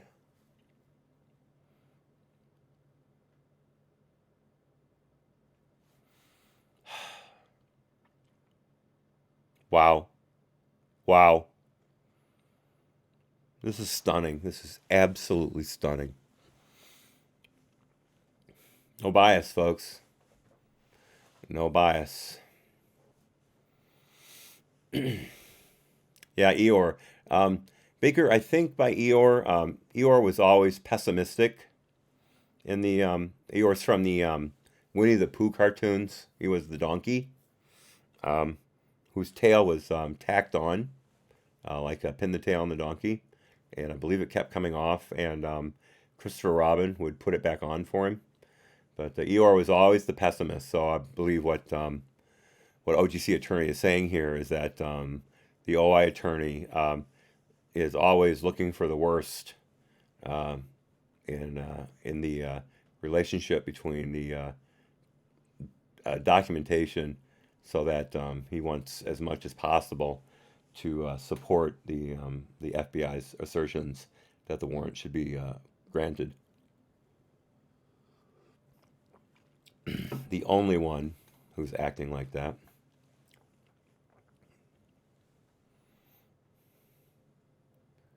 Yeah, white cream soda is pretty good, King James. I like it. I like it a lot. Now, the thing is, though, a red cream soda, the only one of worth is Big Red. Everything else is a pale imitation. I don't know where else you can get it other than Texas. I'm sure it may have spread to a few states, at least a little bit north and to the sides of it. But Big Red is the red cream soda. So just so you know, and I bet you can't imagine that I would have that feeling. Never been a fan of birch beer. Never been a fan of it. Okay, continuing. Let me one last time. And yes, CIA confirmed explicitly he was never a source. SSA 2, interesting. OGC attorney, but like interesting good, right? OGC attorney again. I mean, at least we don't have to have a terrible footnote. SSA 2, sure. Just interesting, they say, not a source. We thought otherwise based on the writing. I will reread. OGC attorney. At most, it's the room temperature IQ supervisory intel analyst being the CHS, and you talking to the supervisory intel analyst of room temperature IQ fame. SSA 2 got it. Thank you. Do we have that in writing? OGC attorney. On TS, I'll forward. I don't know what TS stands for. Continuing. We asked the OGC attorney about this instant message exchange with SSA 2, in which he told SSA 2 that Carter Page was never a source. The OGC attorney stated, quote, that was the impression that I was given, yes, close quote.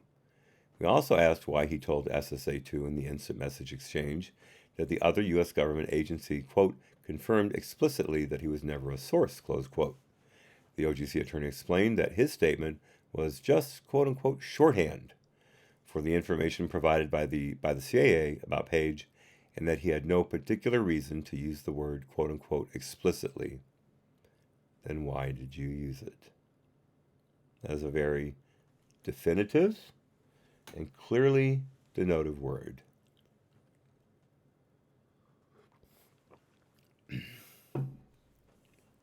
Continuing. As to his comment about a quote-unquote terrible footnote in the instant messages, the OGC attorney told us that he was referring to how quote-unquote laborious it would be to draft such a footnote for the FISA application, not that such a footnote might undermine or conflict with the overall narrative presented in the FISA applications. What a fucking, sorry kids, language, liar. I'm sorry. I shouldn't have said that, but there's no way I could have held it back. That is insane. That's absolutely beyond the pale that anyone could prevaricate in such an obvious and piss poor manner, again, kids' language, in front of the Inspector General or his team. That is, oh my God, oh my God. Now here's the thing about the laborious effort that would take to draft such a footnote. Didn't the liaison offer to come up with language for the FISA in order to close the loop on what they were talking about? I remember that specifically. I remember that offer. It's right here. It's right here. I remember that. It wasn't that long ago in the reading.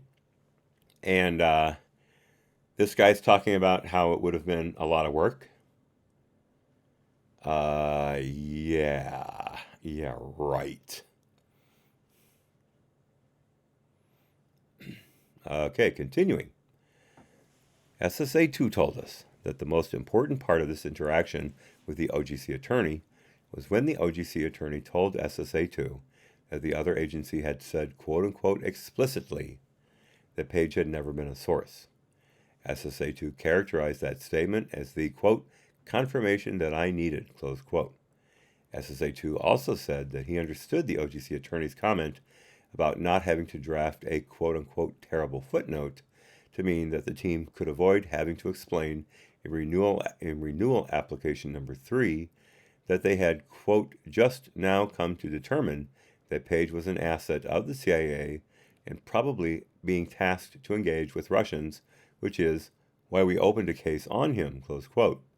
SSA 2 said that he understood the OGC attorney to be saying that, quote, the optic would be terrible, close quote, if the prior FISA applications were, quote unquote, dubious in light of a relationship between Page and the CIA, and the FBI was only becoming aware of that relationship in the third renewal application and after Page's public statements. We showed the instant message exchange between the OGC attorney and SSA-2 to the liaison and the OI attorney. Neither had previously been aware of this exchange. The OI attorney told us that the OGC attorney's description of Page as a subsource did not sound familiar to him. He said, we're quoting here, I feel like if the OGC attorney would have said, well, he was a subsource, I mean, to me that's like a flag. That means he was being handled by somebody. That means that there was something more. Let's dig more into it. Excuse me a moment. Starting to slouch. That's no good. Back's doing great, by the way, guys. Got a clean bill of health from the PA, my surgeon's PA, yesterday. I'm again able to get around the house now without a brace. I do have to wear it when I go outside, though. I'll be starting physical therapy next year in a pool-equipped facility. They want me in the pool 2 days and out of the pool 1 day a week. Obviously, it's going to go on for about a month. So I'll have to be careful with the scheduling to make sure that it doesn't interrupt with our readings. Because I do have something on the books after this, which is the 2017 intelligence community analysis of the quote-unquote Russian influence in the Trump campaign and the 2016 election. That's a document that's going to be very, very important come the Durham report. And because it looks like Brendan's going to get slapped around like a redheaded stepchild for his role in the ICA and his lying about the use of the Steele dossier in that and the FBI FISA application. So, and the fact that he didn't know about it until December of 2016 when he briefed Harry Reid on it in either June or August of 2016, somewhere in there. So he might have been going by the proto memos from Glenn Simpson. But he obviously is in this up to his fat little neck. So we'll see what happens. It'll be fun. Him and Clapper need to be hung, at least in Minecraft. Sorry, HP, for stealing that from you. Continuing. The OI attorney also focused on the portion of the exchange where SSA-2 expressed a belief that Page was a source and where the OGC attorney mentioned not having to prepare a terrible footnote. He told us that the OI should have been made aware of any quote-unquote internal debate within the FBI about whether Page was a source for the CIA because with the FISC there is no, quote, defense counsel on the other side, close quote, and is up to OI, quote, to tell over the story. I'm sorry, to tell. I read that wrong. Let me back up. It is up to OI to, quote, overtell the story. Continuing. The liaison focused on the portion of the exchange in which the OGC attorney stated that Page, quote, was never a source, close quote. The liaison told us that this statement was wrong, as was the OGC attorney's statement that Page, quote, was a U.S. subsource of a source, close quote. The liaison said that such an assertion is, quote, directly contradictory to the documents, close quote, the agency provided to the FBI. The liaison also said it was inaccurate to describe Carter Page as, quote, like a subsource of a digraph, close quote, and to state that the other agency had, quote, confirmed explicitly that Page was never a source, close quote. We asked the liaison whether the liaison ever told the OGC attorney that Page was not a source.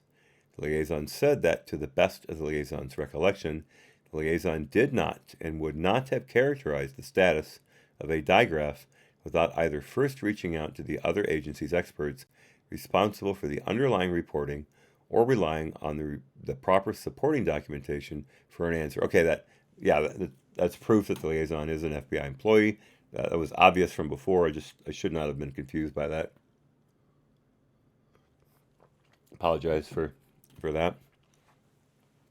Continuing, the liaison stated, quote, "I have no recollection of there being any basis for the OGC attorney to reach that conclusion, and it is directly contradicted by the documents."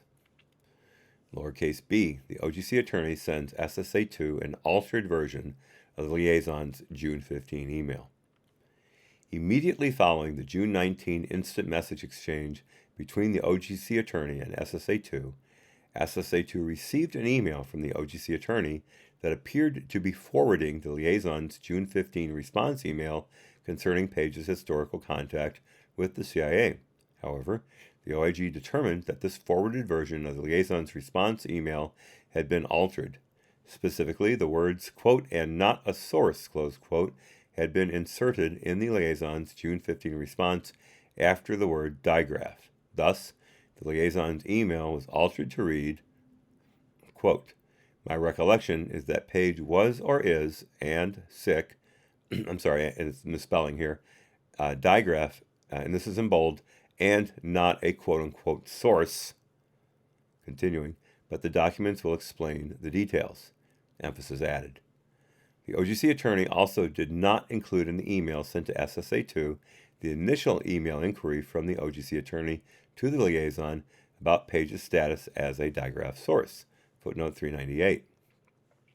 However, the email the OGC attorney sent to SSA2 did include header information from the June 16 email sent by the OGC attorney to the OI attorney, reflecting that the OI attorney had been provided the liaison's response email.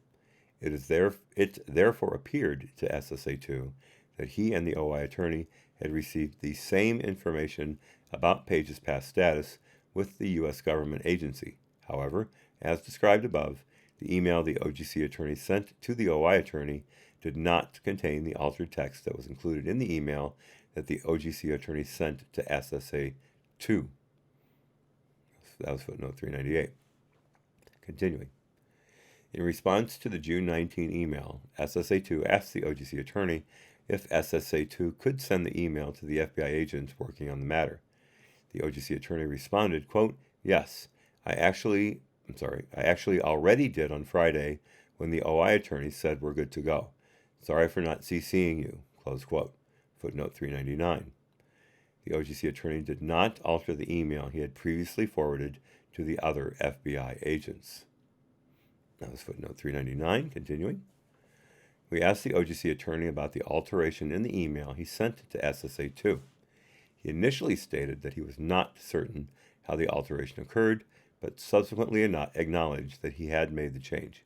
He also stated it was consistent with his impression of the information that he had been provided by the liaison.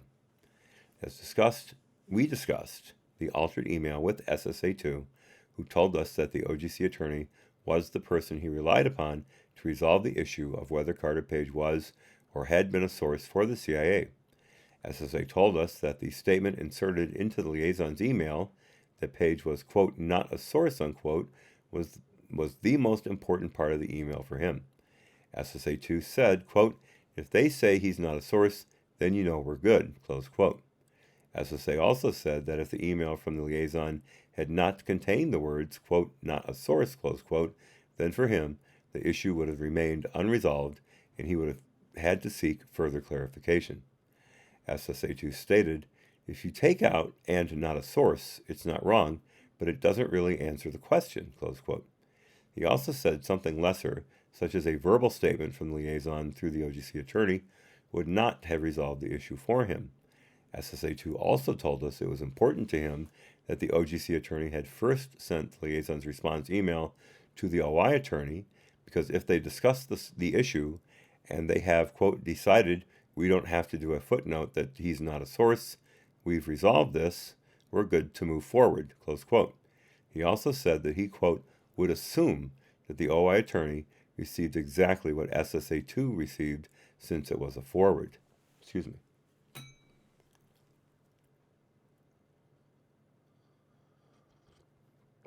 Oh, skull creme, I'm sorry. Wow.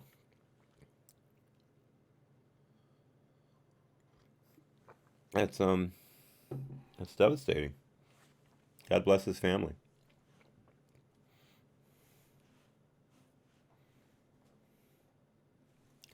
Yeah, I was gonna say he couldn't be that old. Yeah, it's, I know it's a cliche and I know it doesn't give any comfort, but God, you just never know. You never know what's gonna happen. Some things just come out of the blue. Some things happen over a course of years when you're just in your 40s. But I'm sorry. I'm really sorry. Out of the blue. Oh man, that's even worse.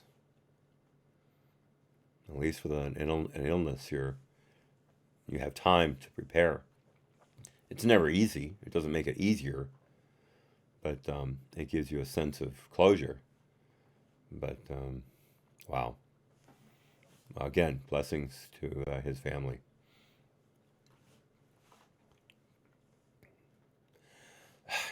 That makes this look pretty puny in perspective, doesn't it, folks?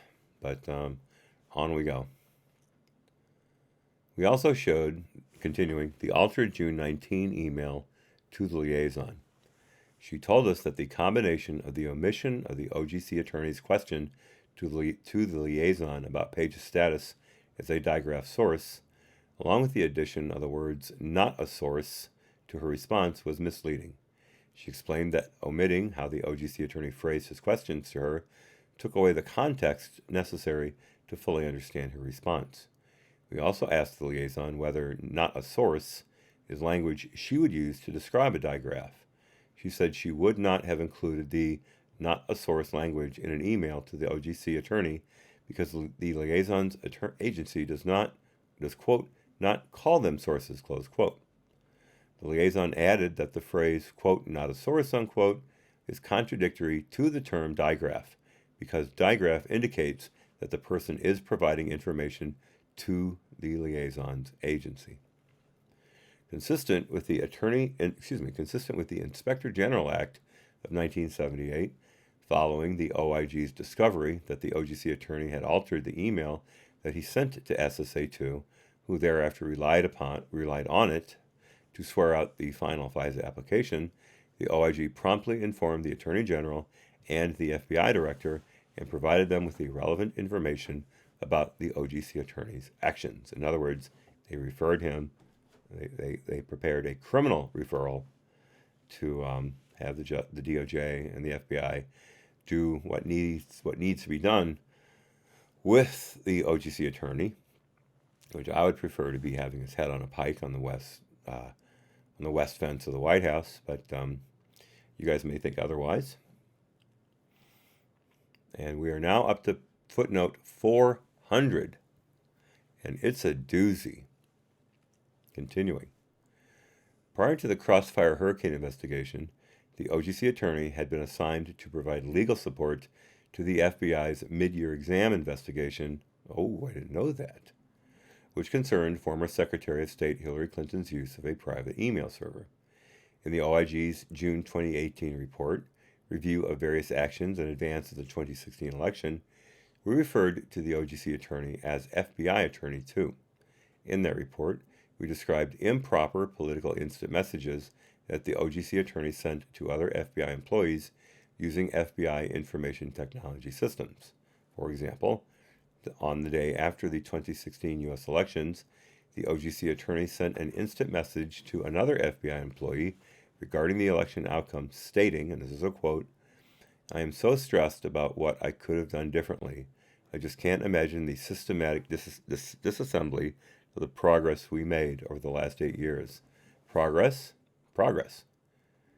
You call jailing whistleblowers and sicking the FBI on journalists as progress, the IRS scandal that you never adjudicated, or investigated, Fast and Furious, again, never investigated, the Iran deal, the extra constitutional actions of the president by creating DACA and telling the Border Patrol to stop arresting illegals, or at least catching and releasing them. All that progress? Sure, say it that way. Continuing, ACA is gone. Thank God. Who knows if the rhetoric about deporting people, walls, and crap is true? Obama was known as the deporter-in-chief, dude. Once again, as I always say, there's ATE, after Trump election, in which history started, and BTE, before Trump election, where nothing happened, BTE. It's all wiped away, like Thanos. The Obama administration is deleted. Although Trump has certainly done that. But anyway, again, anything that Obama did, anything that anyone else did before Trump, doesn't count. It's only after Trump that this stuff happened.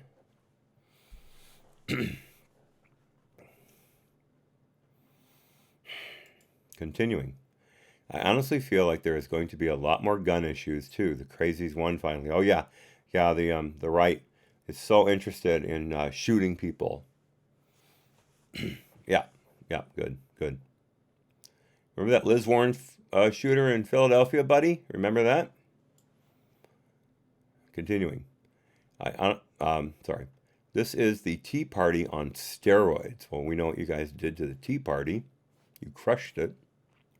Continuing. And the GOP is going to be lost. They have to deal with an incumbent in 4 years. We have to fight this again. Also, Pence is stupid. Wow. Brilliant political analysis by OGC Attorney 1. by OGC Attorney, also known as FBI Attorney 2. It gets better. Continuing with footnote 400. 2 weeks later, the OGC Attorney sent an instant message to another FBI colleague about the amount of money the subject of an FBI investigation had been paid while working on the Trump campaign.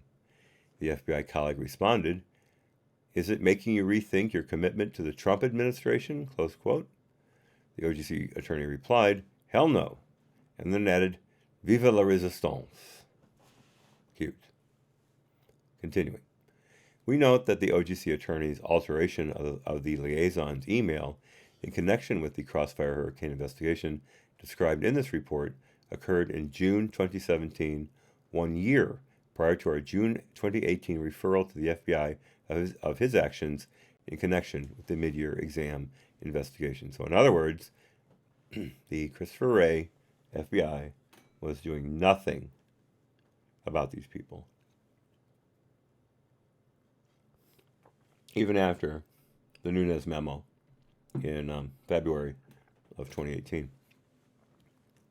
And let's not forget, the court also never held anyone liable, never held anyone in contempt at all. At least that, never. Not just the FBI and the DOJ, folks. Not at all. That was footnote 400. Subsection C. Information concerning Steele's past work-related performance.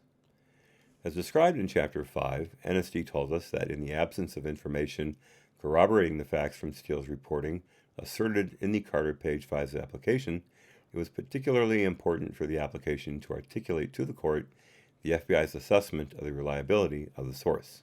Therefore, all 4 FISA applications articulated for the court the basis for the FBI's assessment that Steele was reliable. In all 4 applications, the FBI source characterization statement began with the identification of Steele as a former spy in Moscow for MI6 and head of the MI6 Russian desk. How hard is this, folks? Again, reading into the redaction. Continuing, FBI and NSD officials told us that in assessing Steele's reliability, the FBI placed great weight on Steele's work in MI6. Again, I'm filling in the redaction there. Additionally, as described in Chapter 5, the Fisk legal advisor asked NSD to explicitly identify, probably again, Steele's MI6 work in the source characterization statement. Continuing. As described in Chapter 6, after the first FISA application was filed, but before renewal application number 1, Priestap and Strzok obtained information about Steele from persons with direct knowledge of his performance of his work duties in a prior position, again at MI6, in an effort to further assess Steele's reliability. This was the first time anyone associated with the Crossfire Hurricane investigation discussed Steele with these persons, and it was prompted, at least in part, by Steele's disclosures to Mother Jones in late October 2016. Priestap and Strzok took handwritten notes of the feedback they received from the former employer about Steele. These notes referenced that Steele had held a moderately senior quote-unquote position in Moscow, as the Crossfire Hurricane team had originally thought and advised OI. Nothing in the notes indicated that Steele was quote-unquote high-ranking, as stated in the applications. The notes described positive feedback about Steele, such as smart, person of integrity, no reason to doubt integrity, and if he reported it, he believed it. And those are all in quotes. Priestap told us that his impression was that Steele was considered to be a quote-unquote Russia expert and very competent in his work.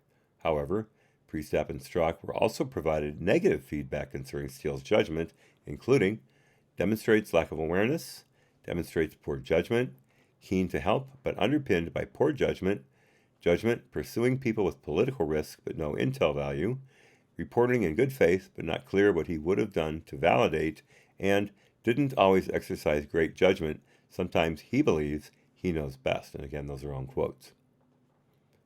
Priestap and Strzok told us that they did not change their overall assessment of Steele's reliability after being provided this information because they were told that Steele was never untruthful. According to Priestap, he interpreted the negative feedback about Steele's judgment to mean that Steele was a person who strongly believed in his convictions and that those convictions did not always align with management's convictions. His convictions. The fact that you found out from Orr that he was desperate not to allow Trump to become president.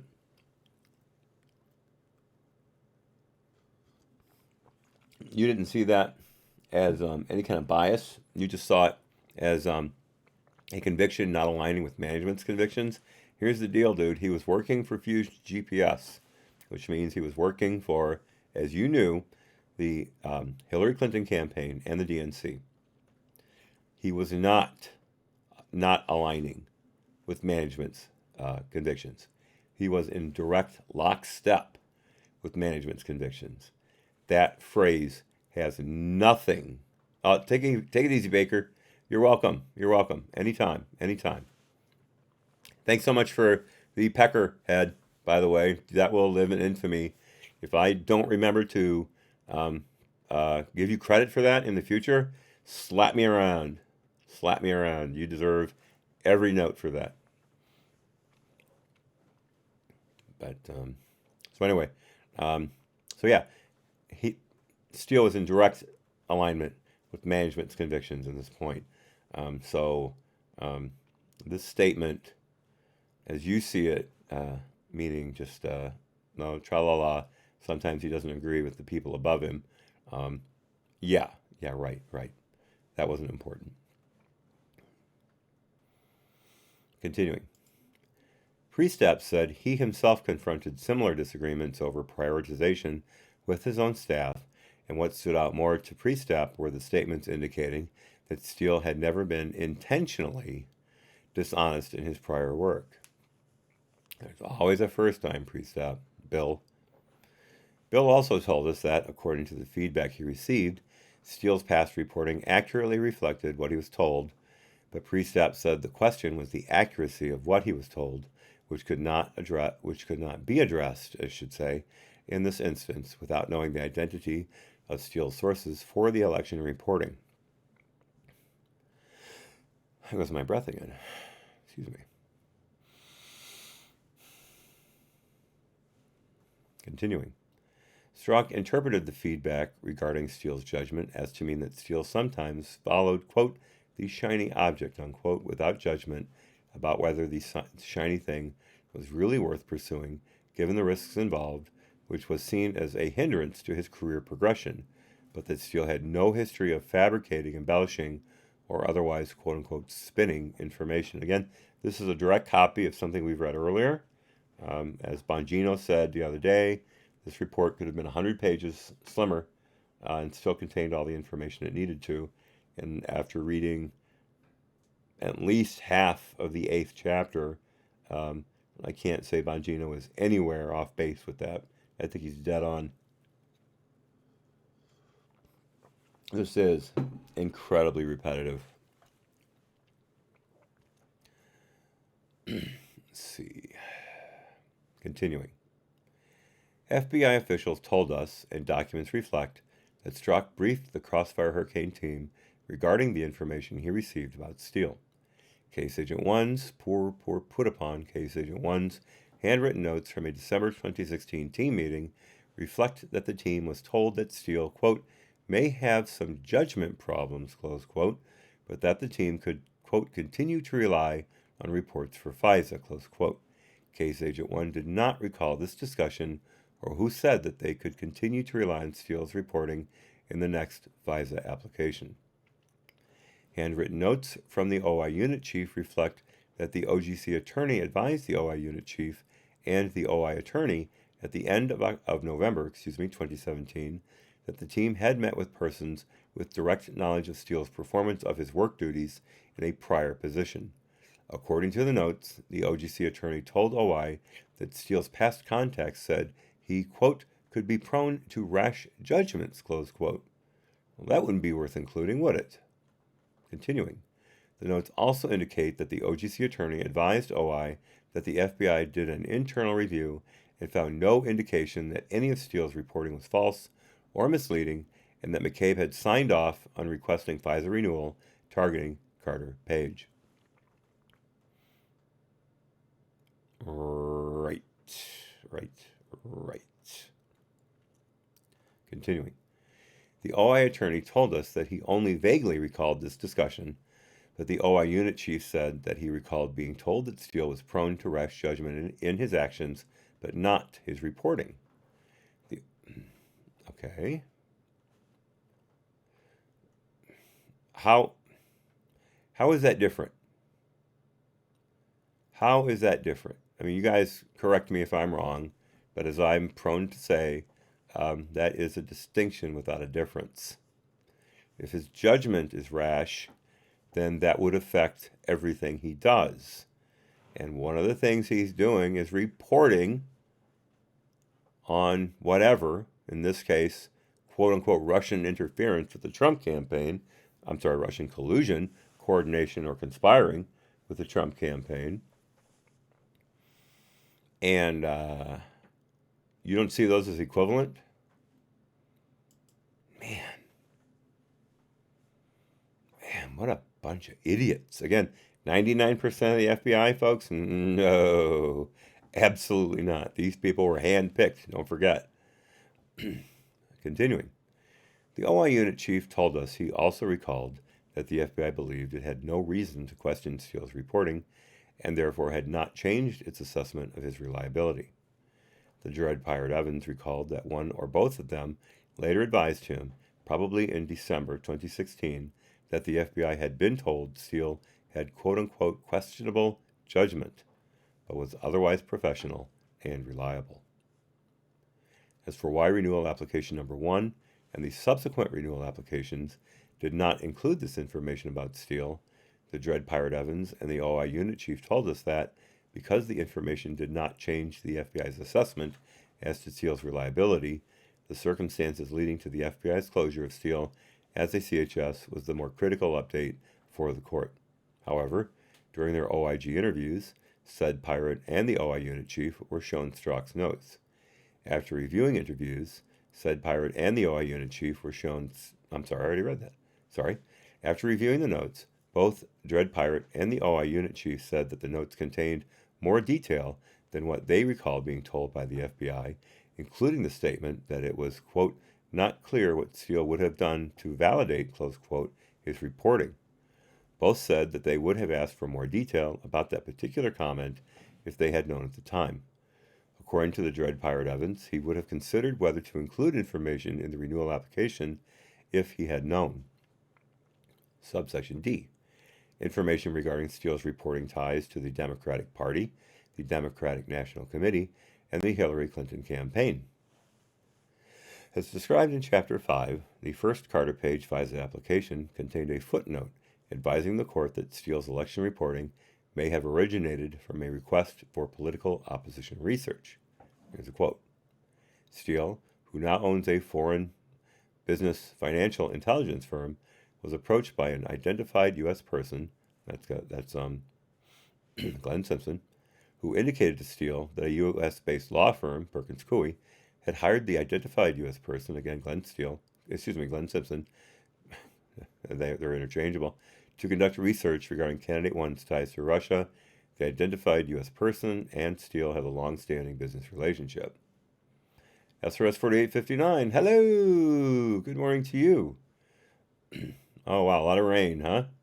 Well, Washington State, especially the Seattle area, is the only place I have ever seen local businesses where their only job was removing moss.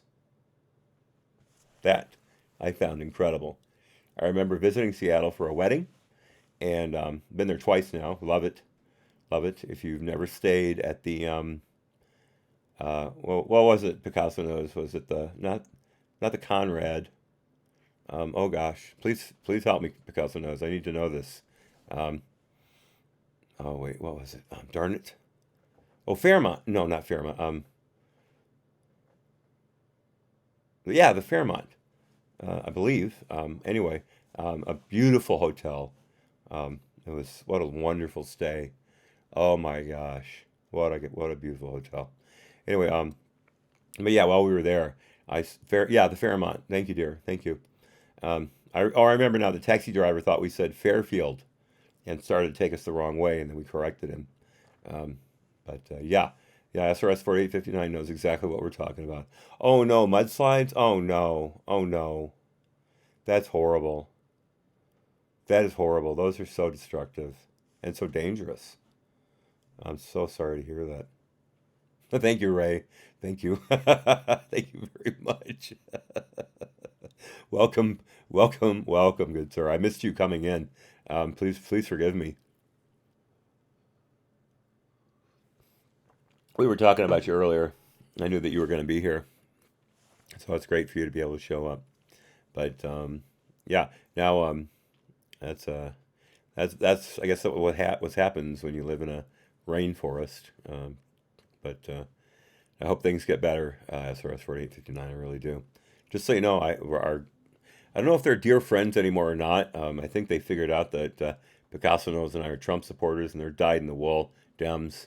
I remember she chided me for voting for HW back in the day, but they're still beautiful people. Don't get me wrong; we love them to death. Their daughters are incredible people.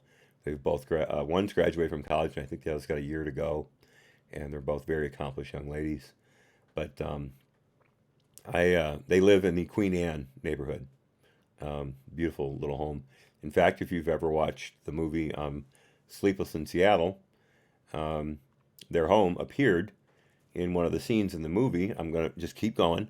You'll remember when Tom Hanks and the parents of the young girl who did the booking for Tom Hanks' son's plane trip to New York, the part where they're looking at them and you can see the fireplace just behind them, that's the home they live in. They bought it after the movie was filmed, but it's still a great little bit of history for your domicile. Really cool. JF, if you were DB Cooper, you would either be dead or living in Costa Rica right now, still thumbing off $1,000 bills. Because remember, back then there were $1,000 bills, not only hundreds. So those of you who don't follow money, the reason there are no longer $1,000 bills is because the effort to counterfeit money is much less profitable when you're only getting $100 a piece as opposed to $1,000 a piece. Those of you who aren't familiar, there's a casino downtown Las Vegas called Binion's, and the originator of the casino had put in the $1 million wall, and it was a enclosure in thick bulletproof glass containing $1 million in $1,000 bills. And when the $1,000 was taken out of circulation, that $1 million instantly gained several times its original value and had just continued to increase in value over the years. And when the original Binion died and his son died of a heroin overdose, the daughter took over and she ruined the place. There was a restaurant, a little breakfast nook, if you will, that was incredibly popular with the locals. She tore it out, and then she tore out the $1 million wall, sold the $1,000 bills, and replaced it with hundreds. There were people from literally all over the world who would come to Binion specifically to have their picture taken in front of that wall every year. In fact, it was a tradition to go there for your wedding picture. And couples would come back for their anniversary every year to have their picture taken in front of it. And the daughter ruined it.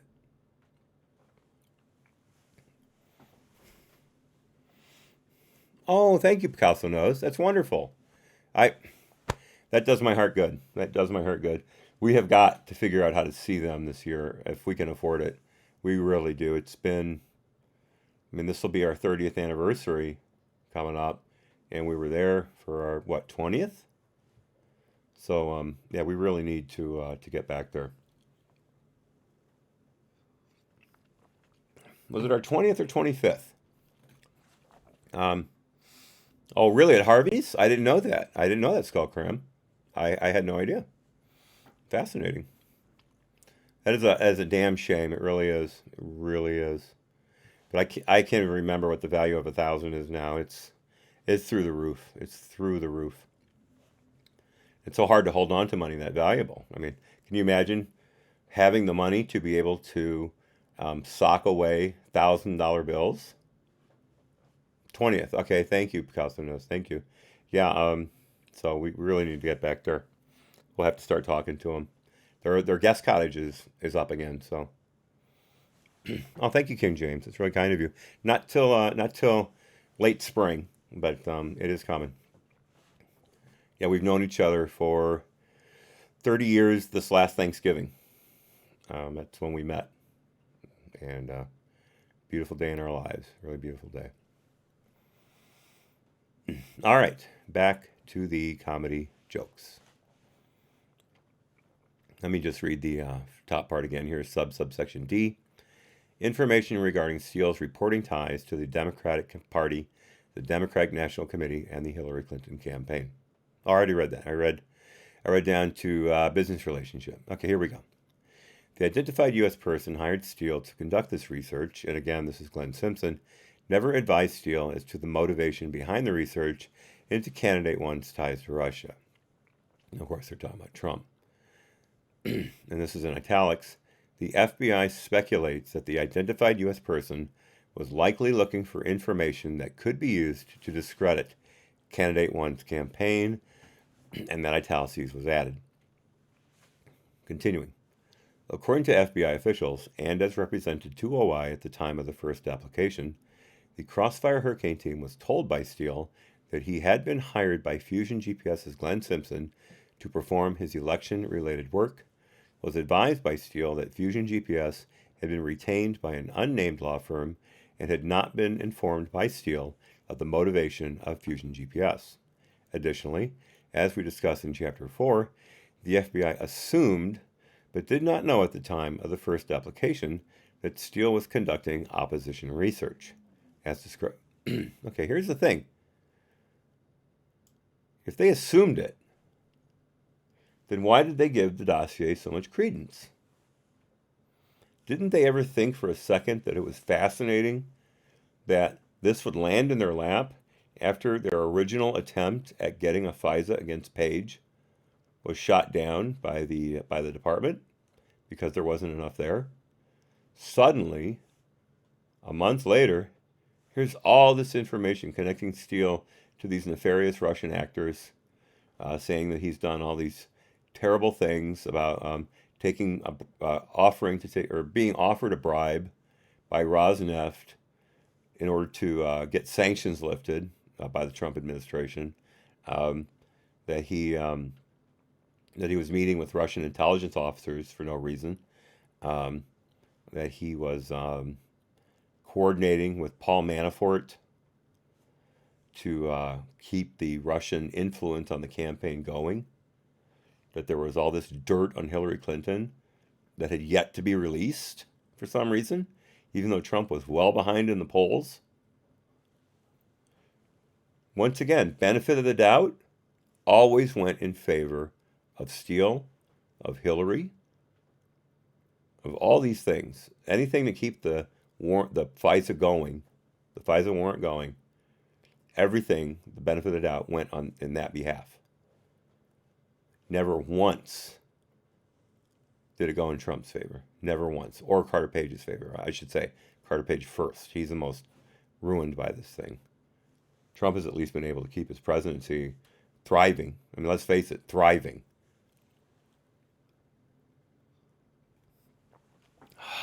Man, it just gets worse and worse and worse. And we still haven't read chapter 10 or the appendices. And that's where all the really bad stuff is highlighted, where it's all compiled. We're still a chapter and a half approximately away from that.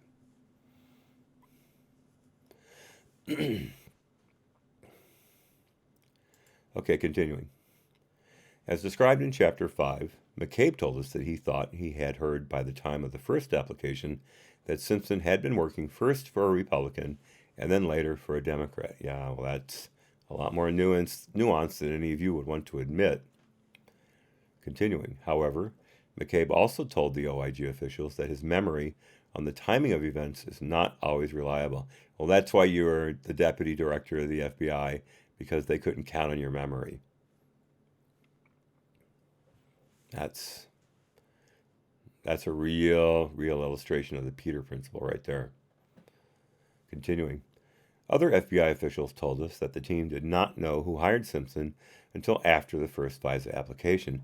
Yet you guys continued to lie to the court about Steele, about Glenn Simpson, about Fusion GPS, about Perkins Coie, about the DNC and Hillary. Go figure. We were told by Dread Pirate Evans that the use of the term quote-unquote speculates in the footnote was intended to convey that even though the FBI did not know at the time the identity of Simpson's and the U.S. law firm's ultimate client, and again Perkins Coie, the FBI believed it was likely that it was someone who was seeking political opposition research against candidate Trump. Well, who could that have been in September of 2016? Seriously, who? Good Lord. You think Cruz was still going after him, for crying out loud? I don't think so. Okay, footnote. Where's my cursor? Here we go. Footnote 401. As we describe in Chapter 5, OI officials told us that the FBI did not advise them of the FBI's belief that Steele was conducting political opposition research until October 11, 2016, when Dread Pirate Evans asked the FBI 3 rounds of questions about Steele's political affiliations in connection with said pirate's review of the first FISA application, probing the FBI for information. Said pirate said that he expressed his frustration that the FBI had not informed OI of its belief earlier in the FISA process. I'm sure poor Dread Pirate Evans. I finally did that. I've been doing so well, and I finally did that. I'm sure that Dread Pirate Evans had been that frustrated throughout the entire event, and I feel extremely sorry for him. But he's doing an incredible job of filling in the holes of this entire mess. Sorry, it's not a mess. It's a con job, and that's why I give him the sobriquet. Helped, of course, by Hollywood. But I give him the sobriquet Dread Pirate Evans because he is blowing a hole in the frigate that is the FBI and DOJ. Is blowing it out of the water. He is taking no prisoners. That's why he is the Dread Pirate Roberts. King James comes up with an interesting spot. A good local friend of mine made a terrific comment about your president. Of course, King James is in Canada, but he said, no other U.S. president has been in the media every day since he assumed office. A great point. I have to agree. I had never considered that before. Yeah, Trump lives in the media's head. Absolutely. Wow, that's a hell of a quote. Skullcram, I'll have to take issue with that because we have a lot of look at Eisenhower, just right there. The guy was in the news every day after the invasion of the Normandy invasion.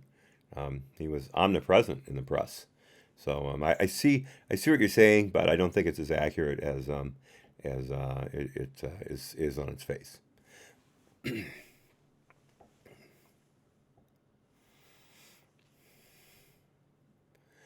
Okay, continuing. That was, or did I finish footnote 471 here? Yes, I did. Okay. I'm sorry, 401. 401. And jumped ahead. Continuing. According to the FBI officials, the Crossfire Hurricane team did not investigate who ultimately paid for Steele's reporting. The OGC unit chief and the supervisory intel analyst told us that the team focused instead on vetting the accuracy of the information in Steele's reporting because, if the reporting turned out to be true, it would not matter to the team who ultimately paid for the research. Nevertheless, in the months following the first FISA applications, information became known to the Crossfire Hurricane team that provided greater clarity about the political origins and connections of Steele's reporting. As described in Chapter 9, by no later than November 21, 2016, Orr had advised FBI officials that Steele's reporting had been given to the Hillary Clinton campaign, among other entities, and that Steele was desperate that Trump not be elected. Joe Pieka and the supervisory intel analyst of room temperature IQ fame told us, and emails communications reflect, that by no later than January 11, 2017, Pieka and the supervisory intel analyst of room temperature IQ fame understood that Fusion GPS had been hired by the DNC and another unidentified entity, which is of course Perkins Coie, to research candidate Trump's ties to Russia. Finally, handwritten notes and other documentation reflect that in February and March 2017, it was broadly known among FBI officials working on and supervising the investigation and shared with senior NSD and ODA officials that Simpson, who hired Steele, was himself hired first by a candidate during the Republican primaries and then later by someone related to the Democratic Party. Nevertheless, the footnote in renewal application numbers 1, 2, and 3 was not revised to reflect this additional information. So what? The judge never read it anyway.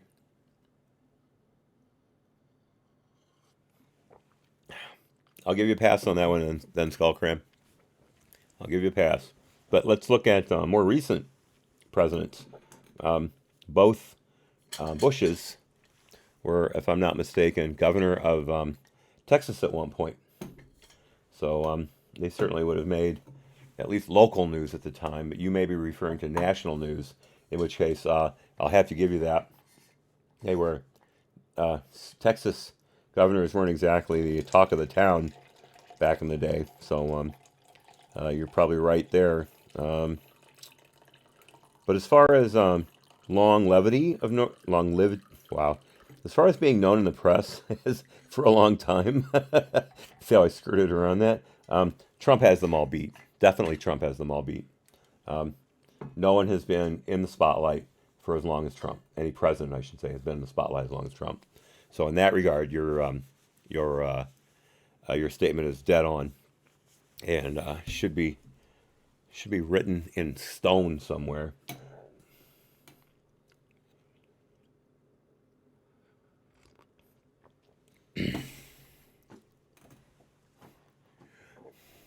Skullcram says you have family in Texas and didn't know the Bushes. Interesting.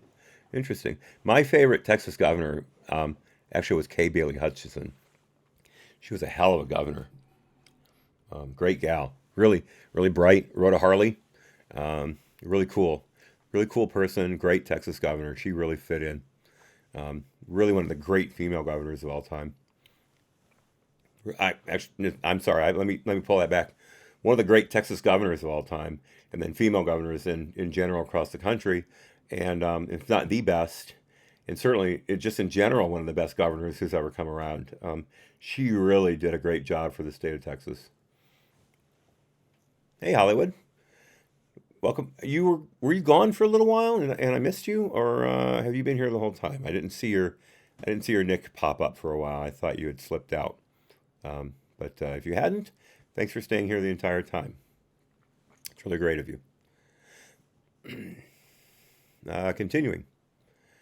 Case Agent 6 told us that after he took over the Carter Page investigation, he believed he had had a conversation with poor put-upon Case Agent 1 about the identity of Steele's client, but he did not recall any details about what he was told.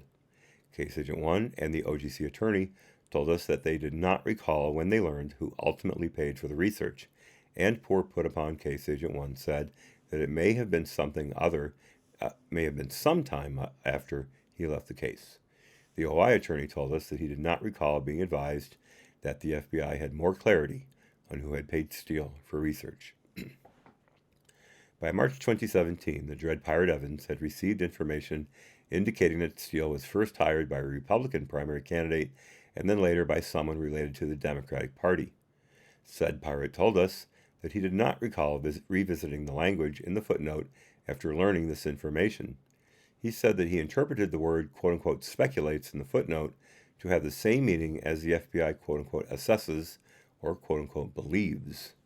Further, in his opinion, the footnote clearly advised the court of the potential for political bias, such that he could not see how the additional information would have made a real difference for the court.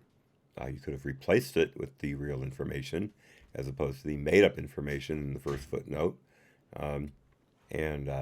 Again, that's assuming the judge, one of the four judges involved in this damn thing, ever read, I should say all the judges ever read the documents. Since they granted them without a hearing, I doubt seriously they really went through and checked all the footnotes. Probably just read the cert memo.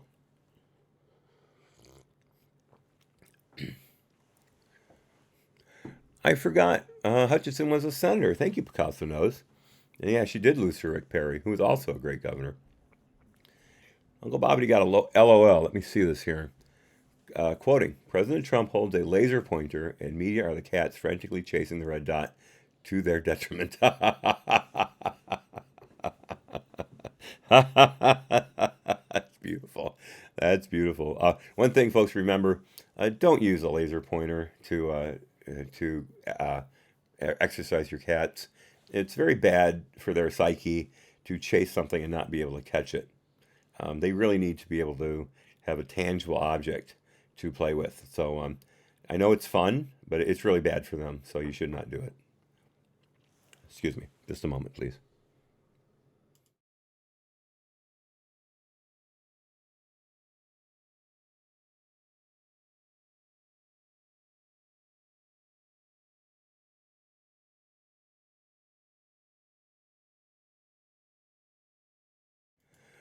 Picasso has just brought up that H.W. was not governor of Texas. I got that wrong. I do apologize. That's right. He was in the oil business. I forgot. Yeah, he was in the oil business.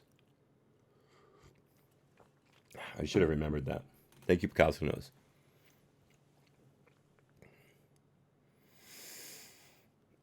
Okay, let's see.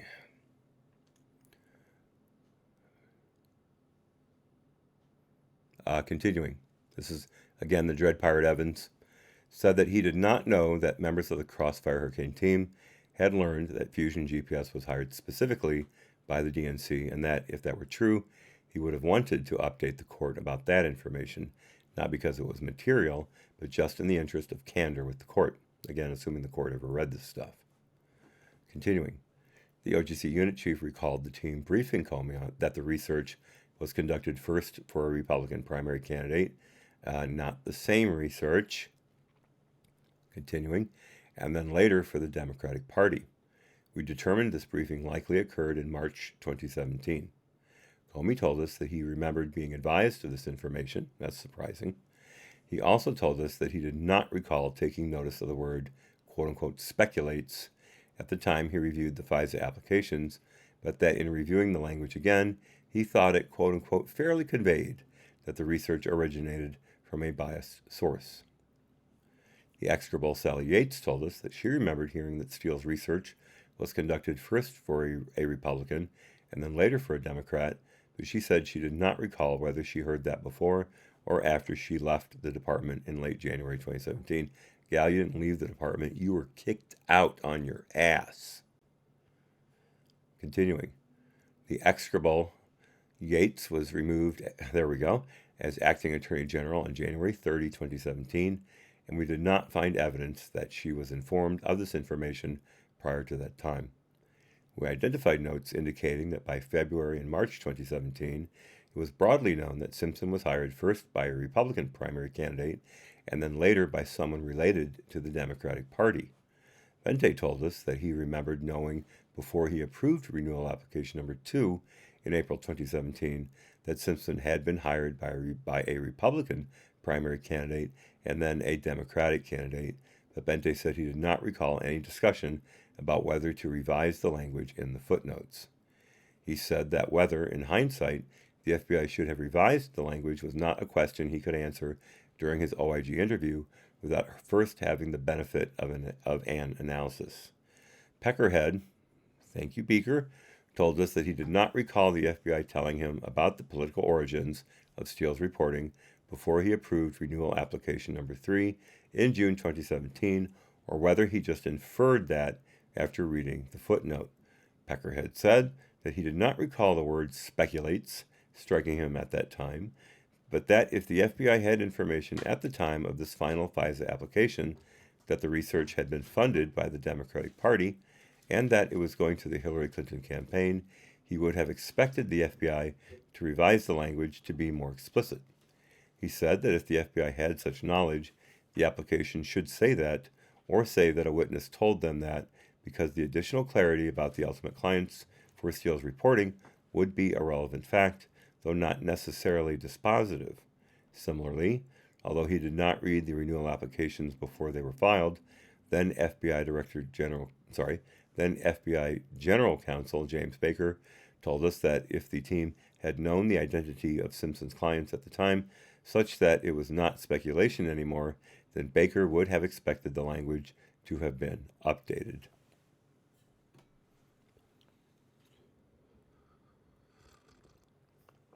But again, somehow omissions, inconsistencies, whatever's go against. No, there is no drinking game. I'll see you, Uncle Bobby. Be good. I'll see you when you get back. No, Skullcram, not the new drinking game. If there was a drinking game associated with this document, we would all die of alcohol poisoning by Chapter 4. And we would have been unconscious by the end of the executive summary. So, no drinking game. Not a good idea. Not a good idea.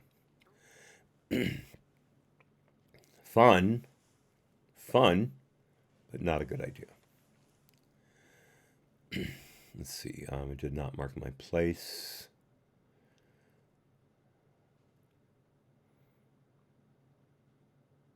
Okay, here we are. Subsection E, FBI source validation report concerning Steele. To establish Steele's reliability, all 4 Carter page FISA applications included the statement that Steele's reporting, quote, has been corroborated and used in criminal proceedings. Complete lie. As described in Chapter 5, members of the Crossfire Hurricane team, including the room temperature IQ supervisor intel analyst and Joe Pienka, Strzok's hatchet man, told us that the phrase, quote, corroborated and used in criminal proceedings, unquote, was a reference to Steele's past reporting in the FIFA investigation. Although the team did not review the FIFA case file, Pienka stated that they, quote unquote, speculated that Steele's information was corroborated and used in criminal proceedings because they knew Steele had been, quote, a part of, if not predicated, the FIFA investigation, close quote, and was known to have had an extensive source network into Russian organized crime. Okay, first of all, the FIFA case had nothing to do with Russian organized crime. Steele's reporting on that part of the investigation was basically worthless and was hidden by MI6 because it was so completely insane. The only thing Steele did in relation to the FIFA investigation was hook up a journalist who had been reading, studying, and reporting on FIFA corruption for decades. He hooked that person up, with the FBI, and the FBI opened the investigation based on, in part, that person's reporting. Steele had nothing to do with anything after that of any substance. Nothing. Continuing. However, as also described in Chapter 5, no one provided the source characterization statement to Steele's handling agent, known as Handling Agent 1, for approval as required by the Woods procedures. Handling Agent 1 told us that he would not have approved the statement because most of Steele's past reporting had not been corroborated and it had never been used in a criminal proceeding. As we described in Chapter 6, the Crossfire Hurricane team requested that the FBI's Validation Management Unit, or VMU, conduct a formal human source validation review of Steele in early 2017. VMU completed its evaluation and issued its report on March 23, 2017, which stated that Steele was, quote, suitable for continued operation, close quote, redacted. However, the validation report stated that Steele's past reporting in support of the FBI's criminal program had been, quote unquote, minimally corroborated, which included Steele's contribution to the FIFA case, footnote 402. As noted in Chapter 6, the validation report did not include the Validation Management Unit's determination that Steele's election reporting was not corroborated. According to the unit chief of VMU, it is not common practice for VMU to include negative findings in its reports, which we went over previously. I believe that was in the last chapter. Negative findings in its reports, only what they, quote unquote, positively find, close quote. The unit chief of VMU also said that within the validation context, the term corroboration means that the FBI has received the same information from a separate source, and added that uncorroborated does not mean the information is untrue or provide a basis for shutting down a source. But how about that it may not be a good idea to continue basing investigations upon this guy's reporting if you have no validation of any of it? Why would you give such credence to a source that has basically never been validated, aside from a little bit here and a little bit there? You based an entire FISA warrant and 3 subsequent renewals on information from someone who was minimally corroborated. Go figure.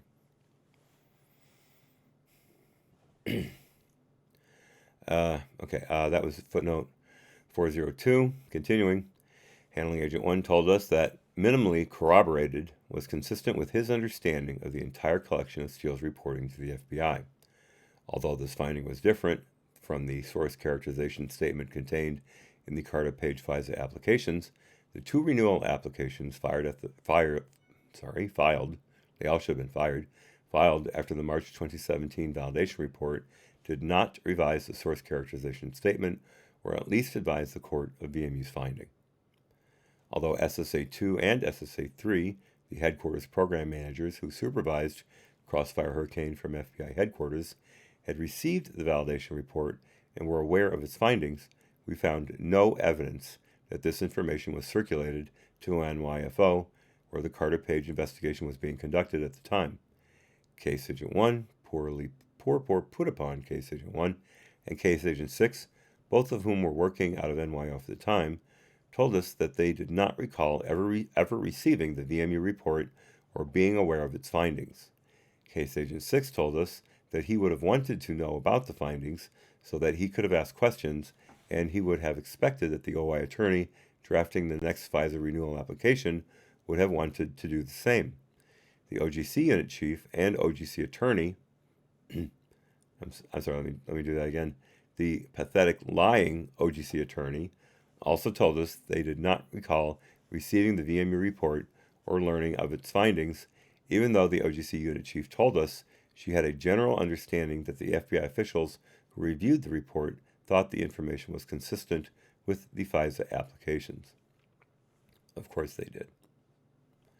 OI officials told us that they did not recall having been advised of VMU's findings at any time before the second and third renewals, and the OI attorney said that had he known, he would have sought additional information from the FBI about the validation that was undertaken. Further, Dread Pirate Evans told us that the findings sounded like something he would have thought warranted an update to the court in the next FISA application.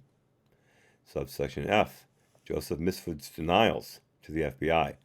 Now we're getting into my wheelhouse. This I'm looking forward to. Continuing.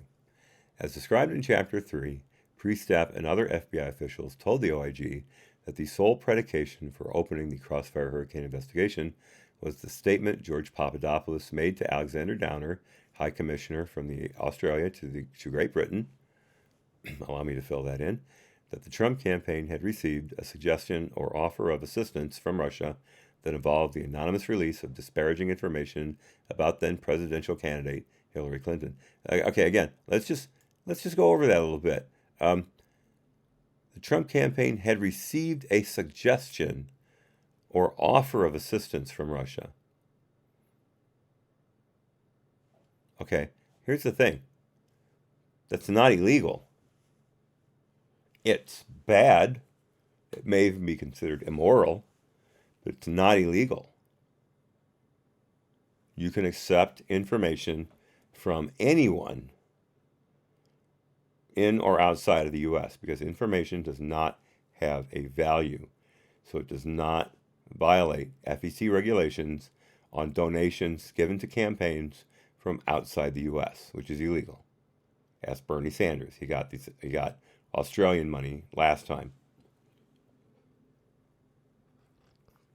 And don't get me started on the Clinton Foundation, which lost something like $20 million this year, by the way. They had an operating budget of $41 million, and they only took in $19 million. So $22 million. They could be going out of business within a year if they don't up their donations fast, real fast. In other words, Hillary Bills needs to get back in office quickly. You're right, Ray. Follow the money, basically. Follow the money.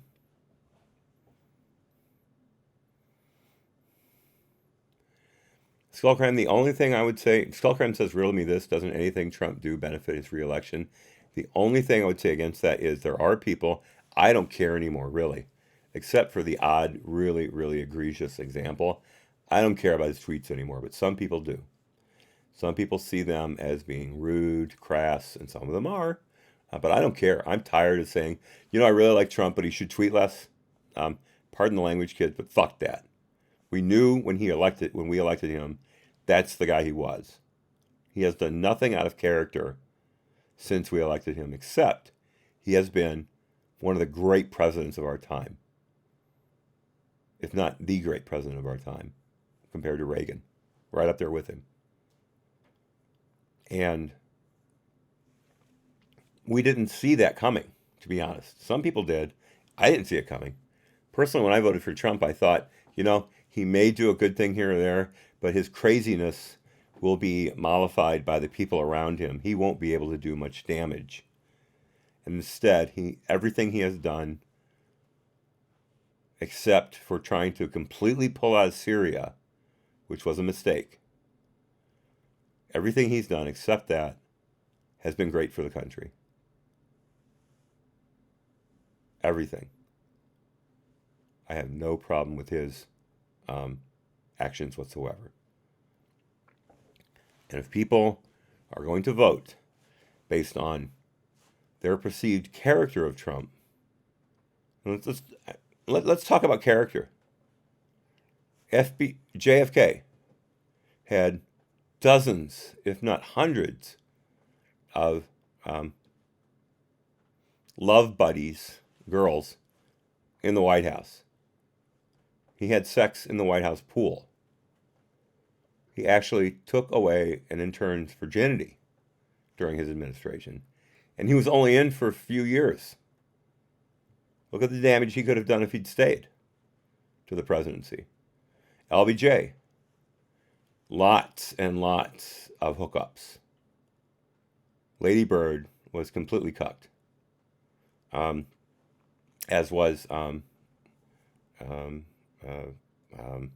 Kennedy's wife, Jackie. And Johnson had the habit of pulling out his Johnson during meetings in the Oval Office, during cabinet meetings. The rumor is, I've obviously never seen Johnson's member, but I have heard it was sizable. And he used that to what he thought good effect in shocking people.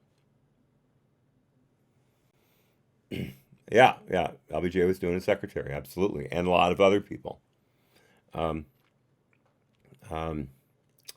So Nixon, basically, aside from the cover-up, was not a great president. I mean, the price controls were a disaster. That really wrecked the economy for a little while. I saw what he was trying to do, but as far as economics goes, it was a complete screw-up. And then it gets good with Reagan. Bush, H.W., was a Boy Scout. Clinton, well, we all know about Clinton, don't we? Bush, W., was a Boy Scout. And Obama, no extramarital affairs, but all of the scandals in his administration completely ruined his legacy. And then you've got Trump, who, yes, has 3 wives, or has been married 3 times. I'm sorry, he's only got 1 wife right now, Melania. He has had affairs, and paid to keep them quiet. And for some reason, the NDAs didn't apply to these women, and they spoke out anyway. Okay, fine. We knew that. We knew that when we elected him. What has he done immorally since he's been in the White House? Nothing. Nothing. His only character complaints really are his tweets. And that's pathetic. If you can't get over that part of someone's character and look at what they've done for the country, screw you. You're not a patriot. You shouldn't be voting anyway. Okay, I'm sorry. That was a hell of a rant. All of it's true, though. Continuing. All 4 Carter Page FISA applications relied upon this information in the probable cause section to help support the FBI's assessment that Russia was attempting to influence the 2016 presidential election, and that those efforts were being coordinated by Carter Page and possibly others associated with the Trump campaign. See you, King James. Thanks so much for coming. Really enjoyed having you here. John Hartman, nice of you to come in. Thank you. Great. I didn't see you earlier, so I'm assuming it was a recent arrival. If I'm getting that wrong, please forgive me. Good point, John. Ike did have a mistress during the war. Absolutely. Yeah, his aide de camp, if I'm not mistaken, his number one, his secretary. I'd forgotten all about that. Good point. Yeah, Ike had his moments, but if you want a real general during World War II, you got to go with Patton. You really do. Rommel was good at first, but then when Patton came in, Rommel was toast. Patton's movements during the invasion of Normandy and through France and into Germany were brilliant. Absolutely brilliant. He laid waste to everything in his path. He could have possibly won the war a year earlier if they could have kept his fuel supplies going. He had to stop a number of times because they ran low on fuel and couldn't keep going. They had to wait for logistics to catch up with them. They could have crossed the Rhine almost a year earlier than we did. If the Rhine? Maybe not. I think I'm right though. But we could have crossed the Rhine almost a year earlier than we did if Patton had been given full steam. And the only thing that would have been holding us up would have been Berlin, because that was an absolute fortress, manned by everybody. Everybody had a gun in Berlin. And we basically let the Red Army sack the city, and then we kept out of it. And that really emboldened the communists after the war. If we had followed Patton's advice and attacked Russia, there never would have been the Cold War. We would have won, and Russia would have been subjugated. But we were sick of war. Nobody wanted the war to go on. We thought Uncle Joe was our friend.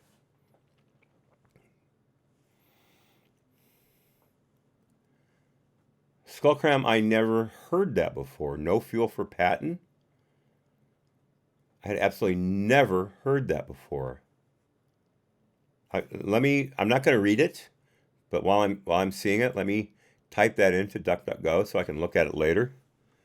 No fuel for Patton strike.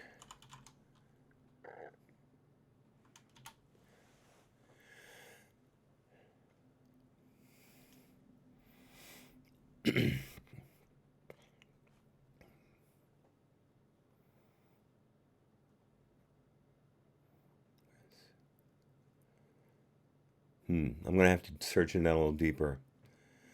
There is that's the United Kingdom. I will look into that. Thank you guys. Thank you very much. Again, that's something I had never heard before. I can't wait to look it up. Let me type that into, let me add another thing here. Stop Patton cold. Oops. Stop Patton. Oops, I can't spell cold. Cold.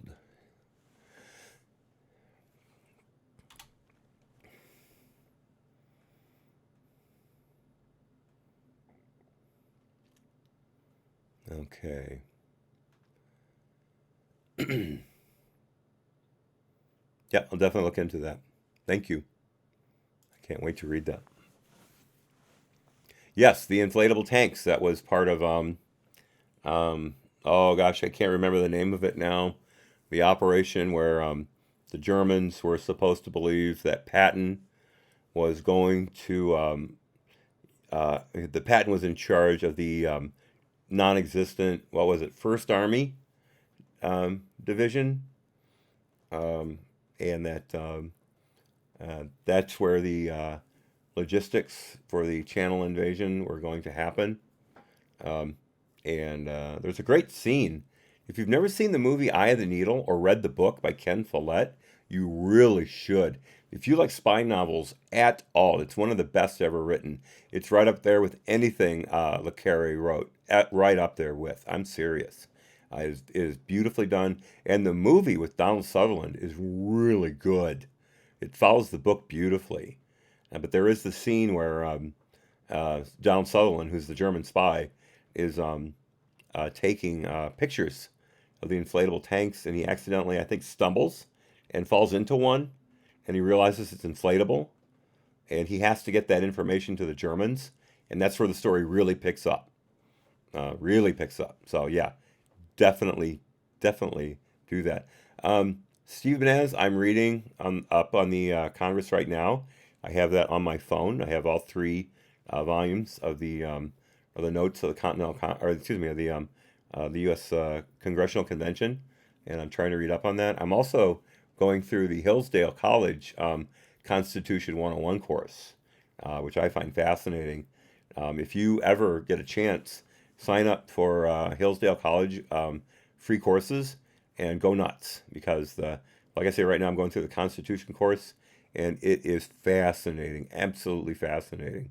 So yeah, keep it up, keep it up. Oh wait, 1871. I'm sorry, I completely misread that. I completely misread that. I'm sorry. I was thinking of the original Congressional Convention of 17, what was that, 1787? No, Congress of 1871. I never heard of that actually, Stevie Bananas. Never heard of that. Picasso Knows gave me a moving right along a minute ago, and I missed it completely. Remember, Picasso Knows, you got to flag me. You got to flag me if you want me to see that stuff, because I'm just screaming along here. I am stream of consciousness incarnate. All right, folks. All right. Joseph Misford's denials to the FBI, subsection F. As described in Chapter 3, Priestap and other FBI officials told the OIG that the sole predication for opening the Crossfire Hurricane investigation was the statement George Papadopoulos made to, again, Alexander Downer, that the Trump campaign had received a suggestion or offer of assistance from Russia that involved the anonymous release of disparaging information about then presidential candidate Hillary Clinton. All 4 Carter Page FISA applications relied upon this information in the probable cause section to help support the FBI's assessment that Russia was attempting to influence the 2016 presidential election and that those efforts were being coordinated by Carter Page and possibly others associated with the Trump campaign. During an interview with the FBI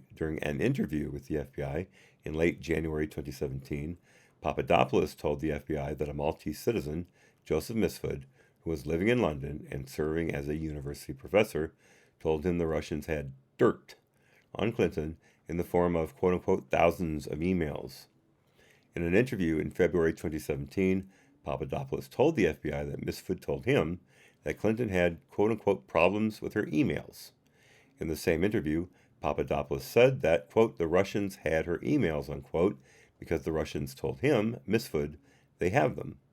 The FBI determined that Misford provided this information to Papadopoulos on April 26, 2016, shortly before Papadopoulos' meeting with Alexander Downer. And again, the FBI charged Papadopoulos with lying because he either deliberately or mistakenly, depends on if you like George or not, got the months mixed up of when he talked to Misford about the emails.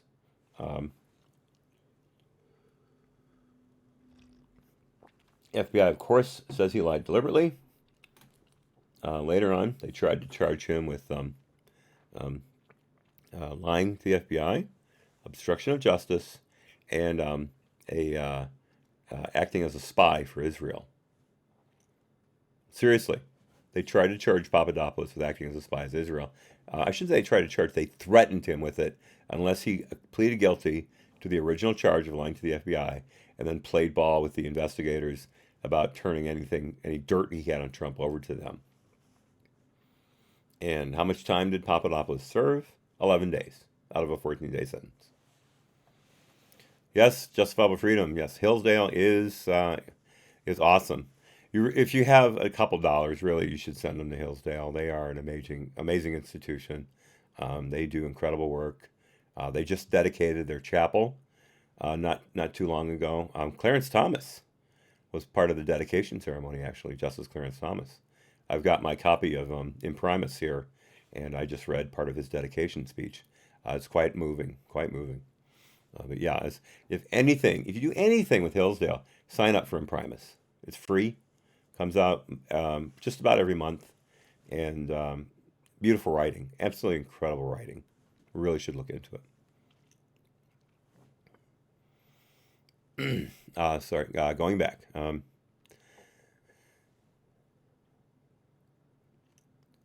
Okay, continuing. As part of its investigation, the FBI interviewed Misford in February 2017. If the investigation into Papadopoulos was so important and the information so devastating that they were able to start Crossfire Hurricane based on the information that Downer provided them in July, and the meeting was in May, but the July 31 inception date of Crossfire Hurricane, if that was so important, Why did they wait till January of the next year to interview Papadopoulos and February of the next year, 2017, to interview Misfud, the two prime players in this whole fiasco? Got to make you wonder, doesn't it?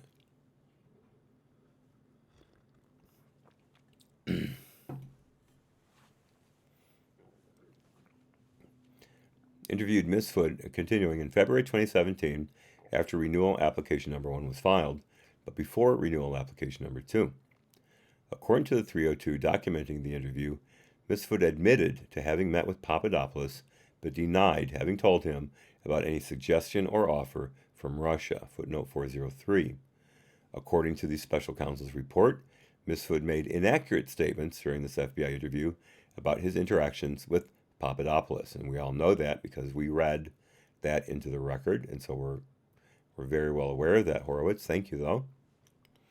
Additionally, continuing, according to the 302, Misfud told the FBI that, quote, he had no advanced knowledge Russia was in possession of emails from the Democratic National Committee, or DNC, and therefore did not make any offers or proffer any information to Papadopoulos, close quote.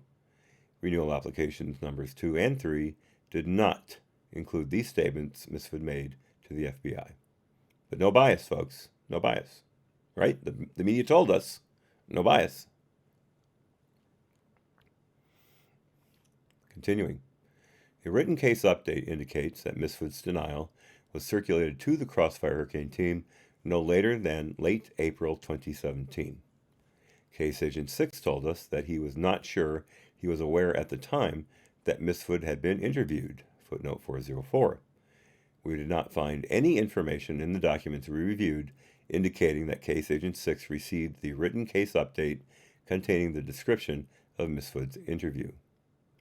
That was footnote 404. Continuing, the OI officials handling Carter Page FISA applications told us that they either had not been advised of the denial or did not recall being advised at the time. The Dread Pirate Evans told us that he could not say definitively whether OI would have included this information in subsequent renewal applications without discussing the issue with the team, the FBI, and OI. But said pirate also said that Misfud's denial, as described by the OIG, sounded like something, quote, potentially factually similarly situated. Let's read that again. Misfud's denials sounded like something, quote, potentially factually similarly situated, close quote, to the denials made by Papadopoulos that the OI determined should have been included, footnote 405, as described in Chapter 7, Renewal Applications Number 2 and 3, advised the court in a footnote that over the course of several interviews with the FBI in early 2017, Papadopoulos confirmed that he met with officials from the FFG. What officials? Only one.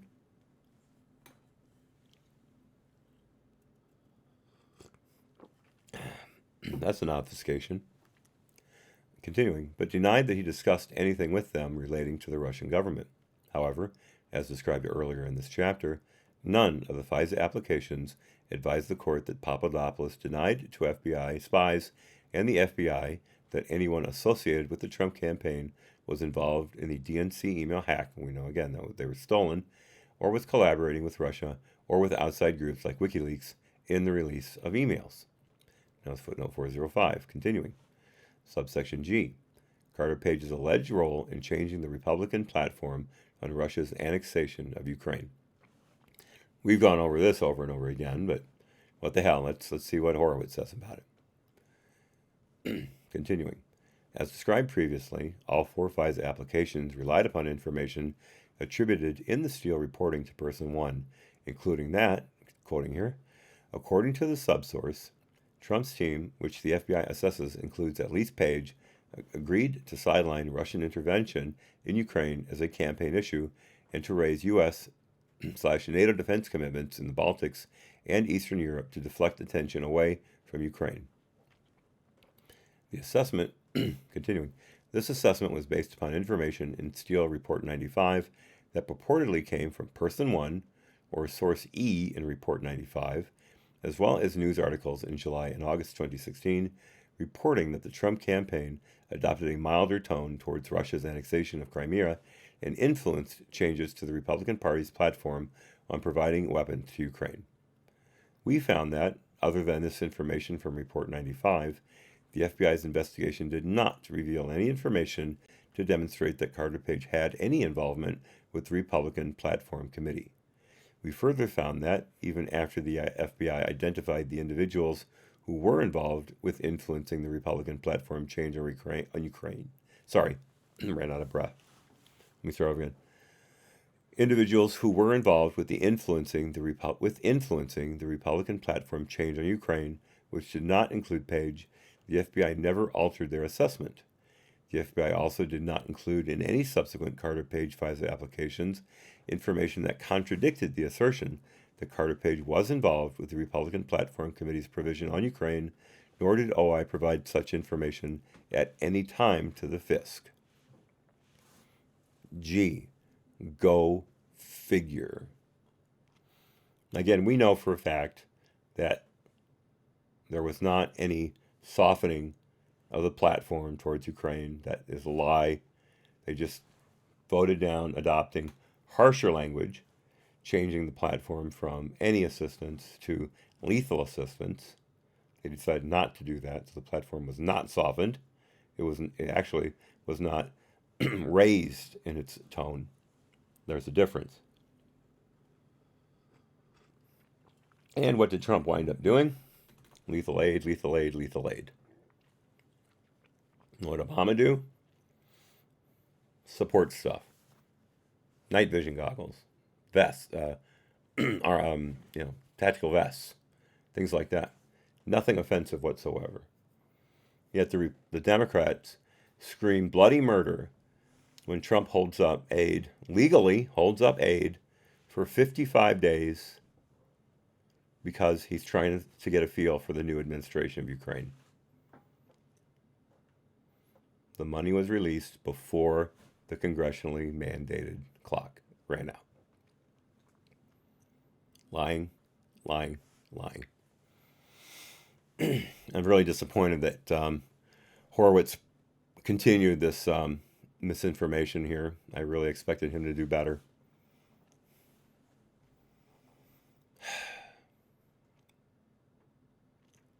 Really expected him to do better. Oh well, anyway. Disappointed! What movie? As discussed in Chapter 10 in October 2016, Carter Page met with an FBI CHS and, 2 days later, pertinent statements. Picasso knows you can't play, by the way. Just everyone else has to guess, not you. Pertinent statements from that meeting were sent to Case Agent 1, the poor put upon Case Agent 1, Joe Piecka, and other agents and analysts on the Crossfire Hurricane team. The excerpts included in statements Page made to the spy, about the Platform Committee meeting. I added a word there, about the Platform Committee during the Republican National Convention. Page told the spy that he, quote, stayed clear of that. There was a lot of conspiracy theories that I was one of them, but totally off the record. Members of our team were working on that, and in retrospect, it's way better off that I remained at arm's length, close quote. Poor put upon Case Agent 1 told the OIG that he did not believe Carter Page's statements on the platform issue were, quote-unquote, that specific, and said that Page, quote-unquote, minimized and, quote-unquote, facilitated on some things. Joe Piecka told us he did not recall why Page's denial that he participated in the Republican Platform Committee was not included in the first FISA application. Before FISA renewal application number 1, which was filed in January 2017, the OI attorney did receive the documents containing Page's October 2016 denials. Yet, the information about the meeting remained unchanged in the renewal applications. The OI attorney told us he did not recall the circumstances surrounding this. Oh my God, another denial and agreement. How many of these have we read? Let's just finish it. Okay, I'll start again.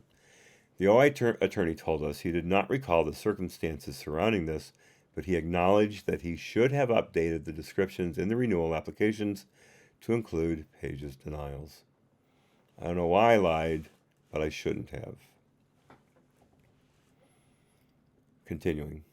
Subsequently, an FBI November 30, 2016 intelligence memorandum titled, quote, "The Trump Campaign and U.S. Russia-Ukraine Policy, a quick overview," unquote, stated, and this is a quote, "During a RNC platform subcommittee meeting, Diana Denman, a platform committee member, attempted to insert amendment language calling for the United States to, quote, provide lethal defensive weapons to the Ukrainian government," close quote, adding that the Ukraine was presently, quote, fighting a Russian-backed separatist insurrection, close quote. In response to Denman's amendment, two Trump campaign members, one of whom was Jeff Gordon, approached the subcommittee co-chairman and asked for the amendment to be set aside.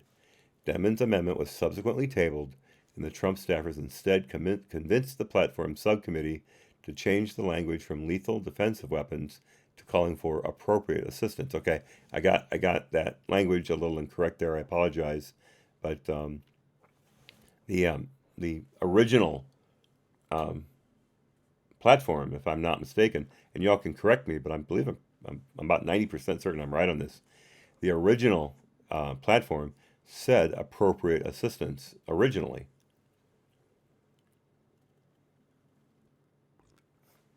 Again, it was not a softening. It was just tabling a upping of the rhetoric.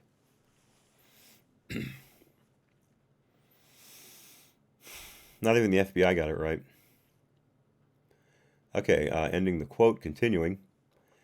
The intelligence memorandum did not identify or reference Carter Page as the second individual involved, or state that he was involved in any capacity in the platform change. Poor put upon Case Agent 1 said he did not recall reading the November 30 intelligence memorandum, but said that, at that time, the team was still trying to determine if there was any information connecting Carter Page to the platform change. Poor put upon Case Agent 1 told us that although the FBI did not know who from the Trump campaign approved Carter Page's trip to Moscow prior to the Republican convention, and the platform change was made shortly after Page returned from his trip to Russia, the belief was that Page was involved in the platform change, and the team was hoping to find evidence of that in their review of FISA collections of Page's email accounts. Again, supposition. Trying to add 2 plus 2 and coming up with 3. Or even 2, really, when you think about it. There was nothing in that equation that the 2 dots that the FBI had were connected by anything else. So it's really 2 plus 0 equals 4, what they were doing. What was that Jim Jordan said during the bogus impeachment inquiry, where the Democrats kept beating up Sunderland by saying 2 plus 2 equals 4 over and over again, and Jim Jordan said, actually, if there's none of this, I don't remember exactly what he's saying.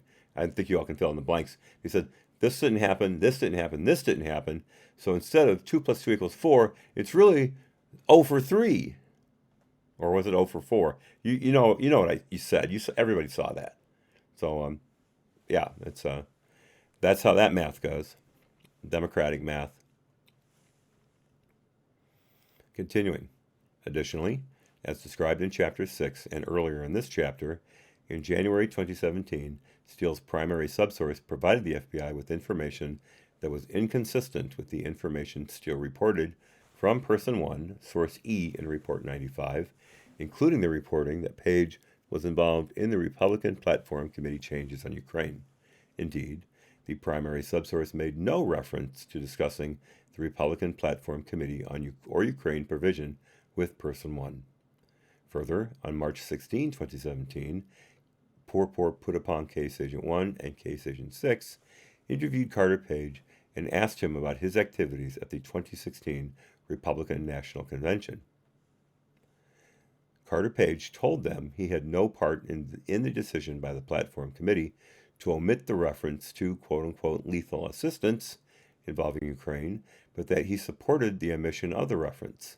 Page said he learned of the policy change upon receiving an email from Gordon dated July 14, 2016, to himself, Papadopoulos, and 4 members of the campaign foreign policy team. The email, which Page provided to the FBI during the interview, stated in part, quote, "I hope you had a chance to read some of the press coverage over platform. We are proud to say it is the strongest pro-Israel policy statement in the history of the Republican Party. We are also pleased to say we defeated red line amendments like providing lethal assistance to Ukraine." So he's saying right there, they did not change the platform, they just defeated an amendment.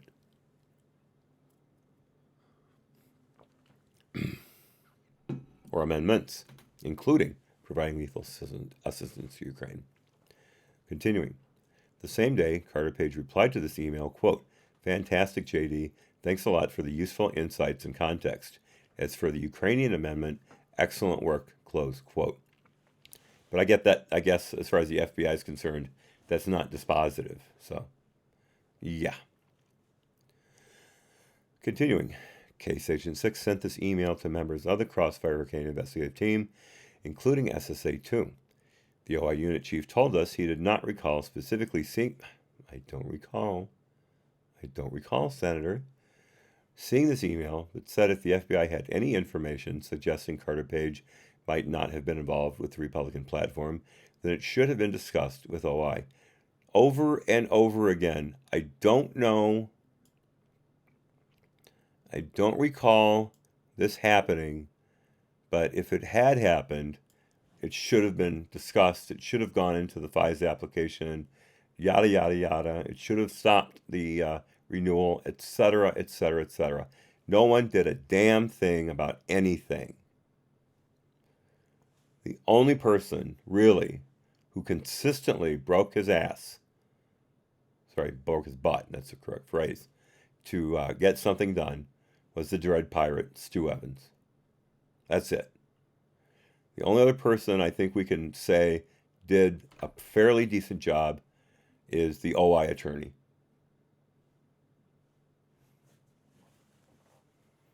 Other than that, it's a bunch of hacks or liars, cheats, and scoundrels. Continuing. Or peckerheads. Continuing. Renewal applications numbers 2 and 3 included Carter Page's denials about his involvement in the Republican Platform Committee's changes on assistance to Ukraine from the March 16 interview with the FBI. After including these details in the applications, the renewal applications stated that, quote, "As the FBI believes that Page also holds pro-Russian views,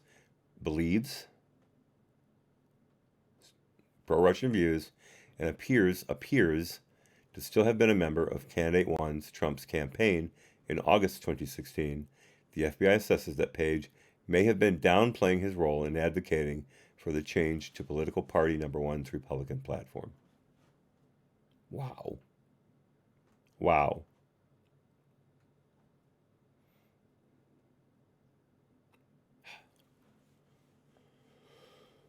Oh my God, I get so angry. Oh my God, this is not good for my heart.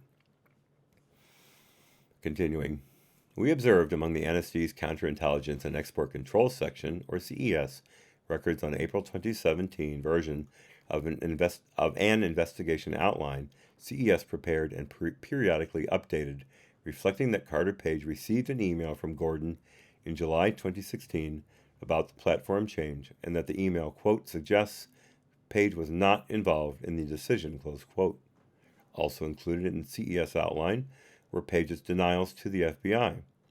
Former CES Chief David Loffman told us that, at the time, the FBI was at, quote, an investigative dead end, close quote, with respect to Page and the platform issue with no new evidence emerging. During his OIG interview, we provided Loffman with the July 2016 email that Carter Page provided to FBI agents during his March 2016 interview. After reviewing the email, Loffman told us that he would reword the reference in the CES outline, stating that the email, quote, suggests Page was not involved in the decision to, instead read, there's no indication in the email that Page was involved. But it didn't happen, did it? Excuse me. Continuing. An FBI March 20, 2017 intelligence memorandum titled, quote, Overview of Trump Campaign Advisor Jeff D. or JD Gordon, close quote, again attributed the change in the Republican Platform Committee's Ukraine provision to Gordon and an unnamed campaign staffer. Why the hell was there an intelligence memorandum on Jeff Gordon?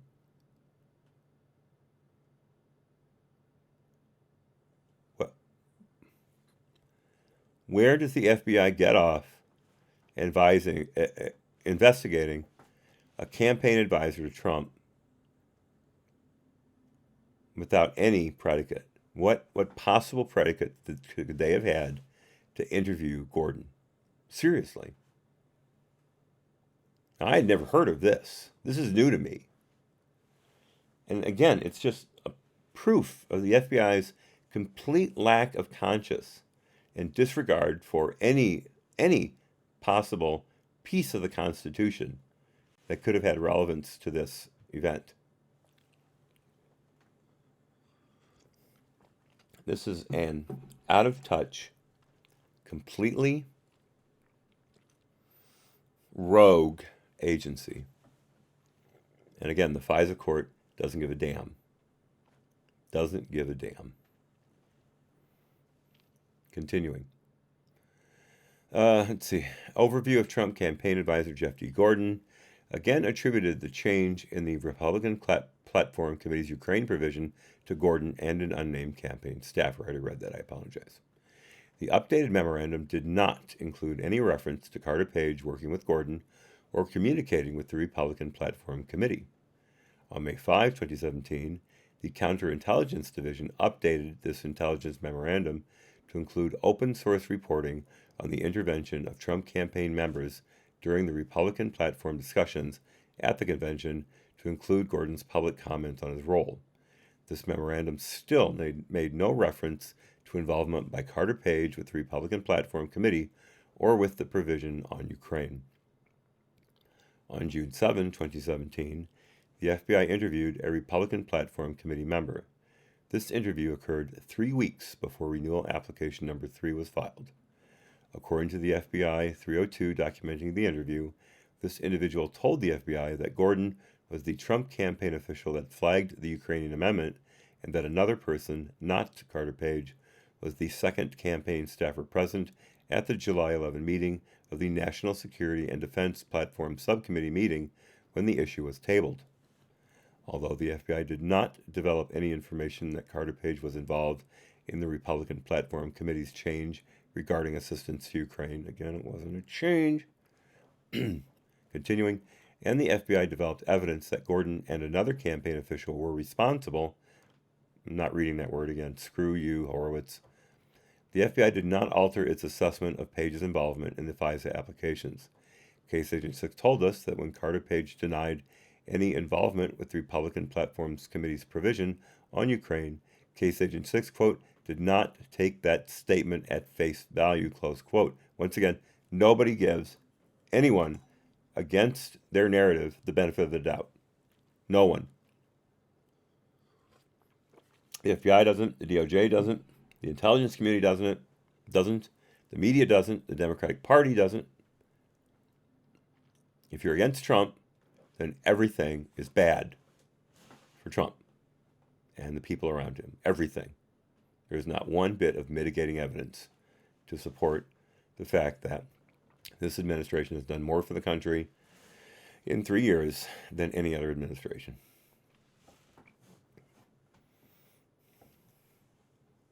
Continuing.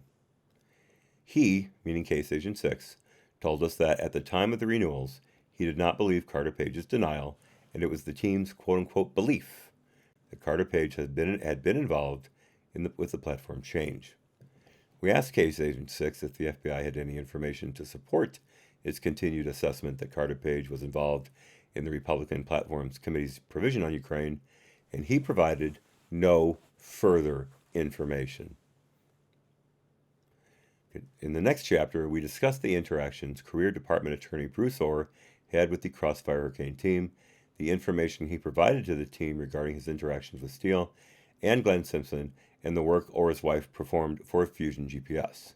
We also describe Orr's actions following the 2016 elections relating to the investigation of Paul Manafort, and that leads us to the next chapter tomorrow, chapter 9.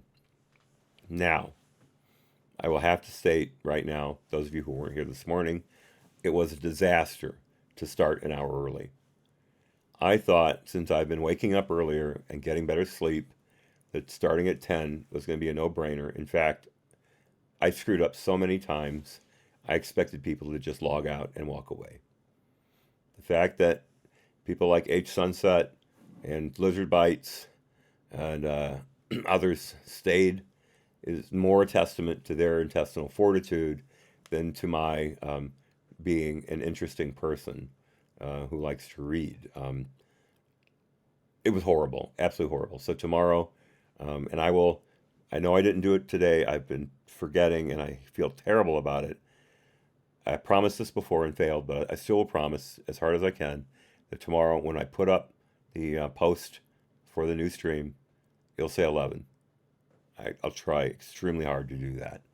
I know I said we would start at 10 both Saturday and Sunday, but this morning's actions proved to be a disaster, as I said. So there's all there is with that. What's the skull cram? You said you you see how I spell? Oh, you're an early riser, Lizard Bites. Well, God bless you. I've never been. I've usually always been a bit of an insomniac. Last year at this time, if I went to bed before 1 a.m. or went to bed at all, it was a banner day. For reasons that I will not go into here, I used to dread going to bed. But those have pretty much gone away, thankfully. No, I missed your spelling there, Skullcram. I'm sorry. I did miss that. But I was going to say you spelled pussy grabber right. So sorry, kids, language. Yes, Skullcram 10 Eastern is 8 Mountain, but tomorrow actually will be noon Eastern, 11 Central. That's where I'm at, Central Time. So noon. Noon Eastern is it's 10 a.m. Mountain, and that's when we'll be starting tomorrow. Is 10 a.m. Mountain, noon Eastern, and 11. I'm sorry. Yeah, I got that right, and 11 o'clock Central Time. Y'all can do the math if you need to. So those of you who've been here all day, thank you. God bless you. Those of you who have come in later, you didn't miss a lot. The first part was a little dry. I think you caught the most dramatic parts of the chapter, so your timing was pretty much impeccable. So tomorrow's chapter 9, and then we will be off for the holidays. I will probably be back January 2nd, which is, I believe, a Friday. Let's see here. Oops, wrong arrow. No, yeah, January 2nd is a Thursday. Okay, I'll be back Thursday, January 2nd. Oh, gosh, 33 KAW, I'm so sorry. Oh, you heard it in the background. Okay, good. You were lurking. Excellent. You made it just in time to say goodbye. Thank you for being here. We really appreciate it. David, you're welcome. Everyone else, Laura, you're very welcome. I know everyone else feels the same way. Yes, David, again, thanks for being here. Thank you, KW. That's really nice of you. I really appreciate it. That's very kind of you. I'm sure most of them were from the chat, so I give the chat credit for those, not me. So anyway, so 11 o'clock Central Time tomorrow, noon real time, and that would be 10 a.m. Mountain. King James, you can do your own. You can do your own math. I'm not good with the time zone in the Maritimes. I believe it's Eastern, if I'm not mistaken. I know Newfoundland is a half hour off, as the old joke goes. The world will end at midnight, 11:30 Newfoundland time. So everybody be well, and enjoy. If Lizard Bites has a movie tonight, please enjoy it. New math. Please don't get me started on that, KAW. Please don't get me started. So, as always, folks, God bless. Be well. Happy trails. I'll see you tomorrow, 11 a.m. Central Time. Bye-bye. Thanks again, everybody.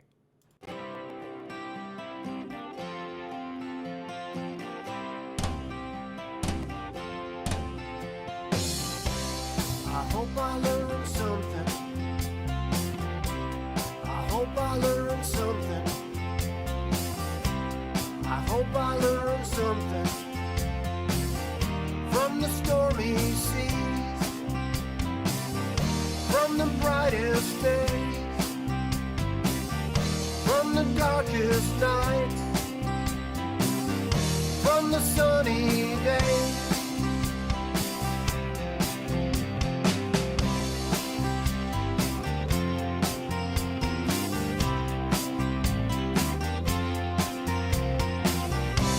I hope you learned something. I hope you learned something. I hope you learned something from the stormy seas, from the brightest days, from the darkest nights, from the sunny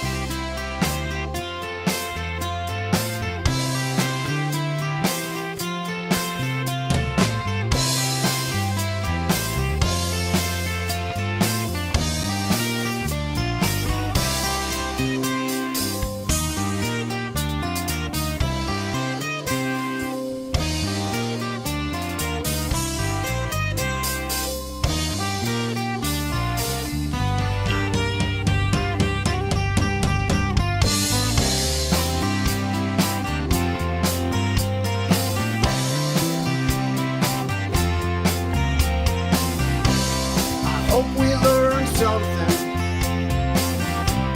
I hope we learned something. I hope we learned something from the stormy seas, from the brightest days,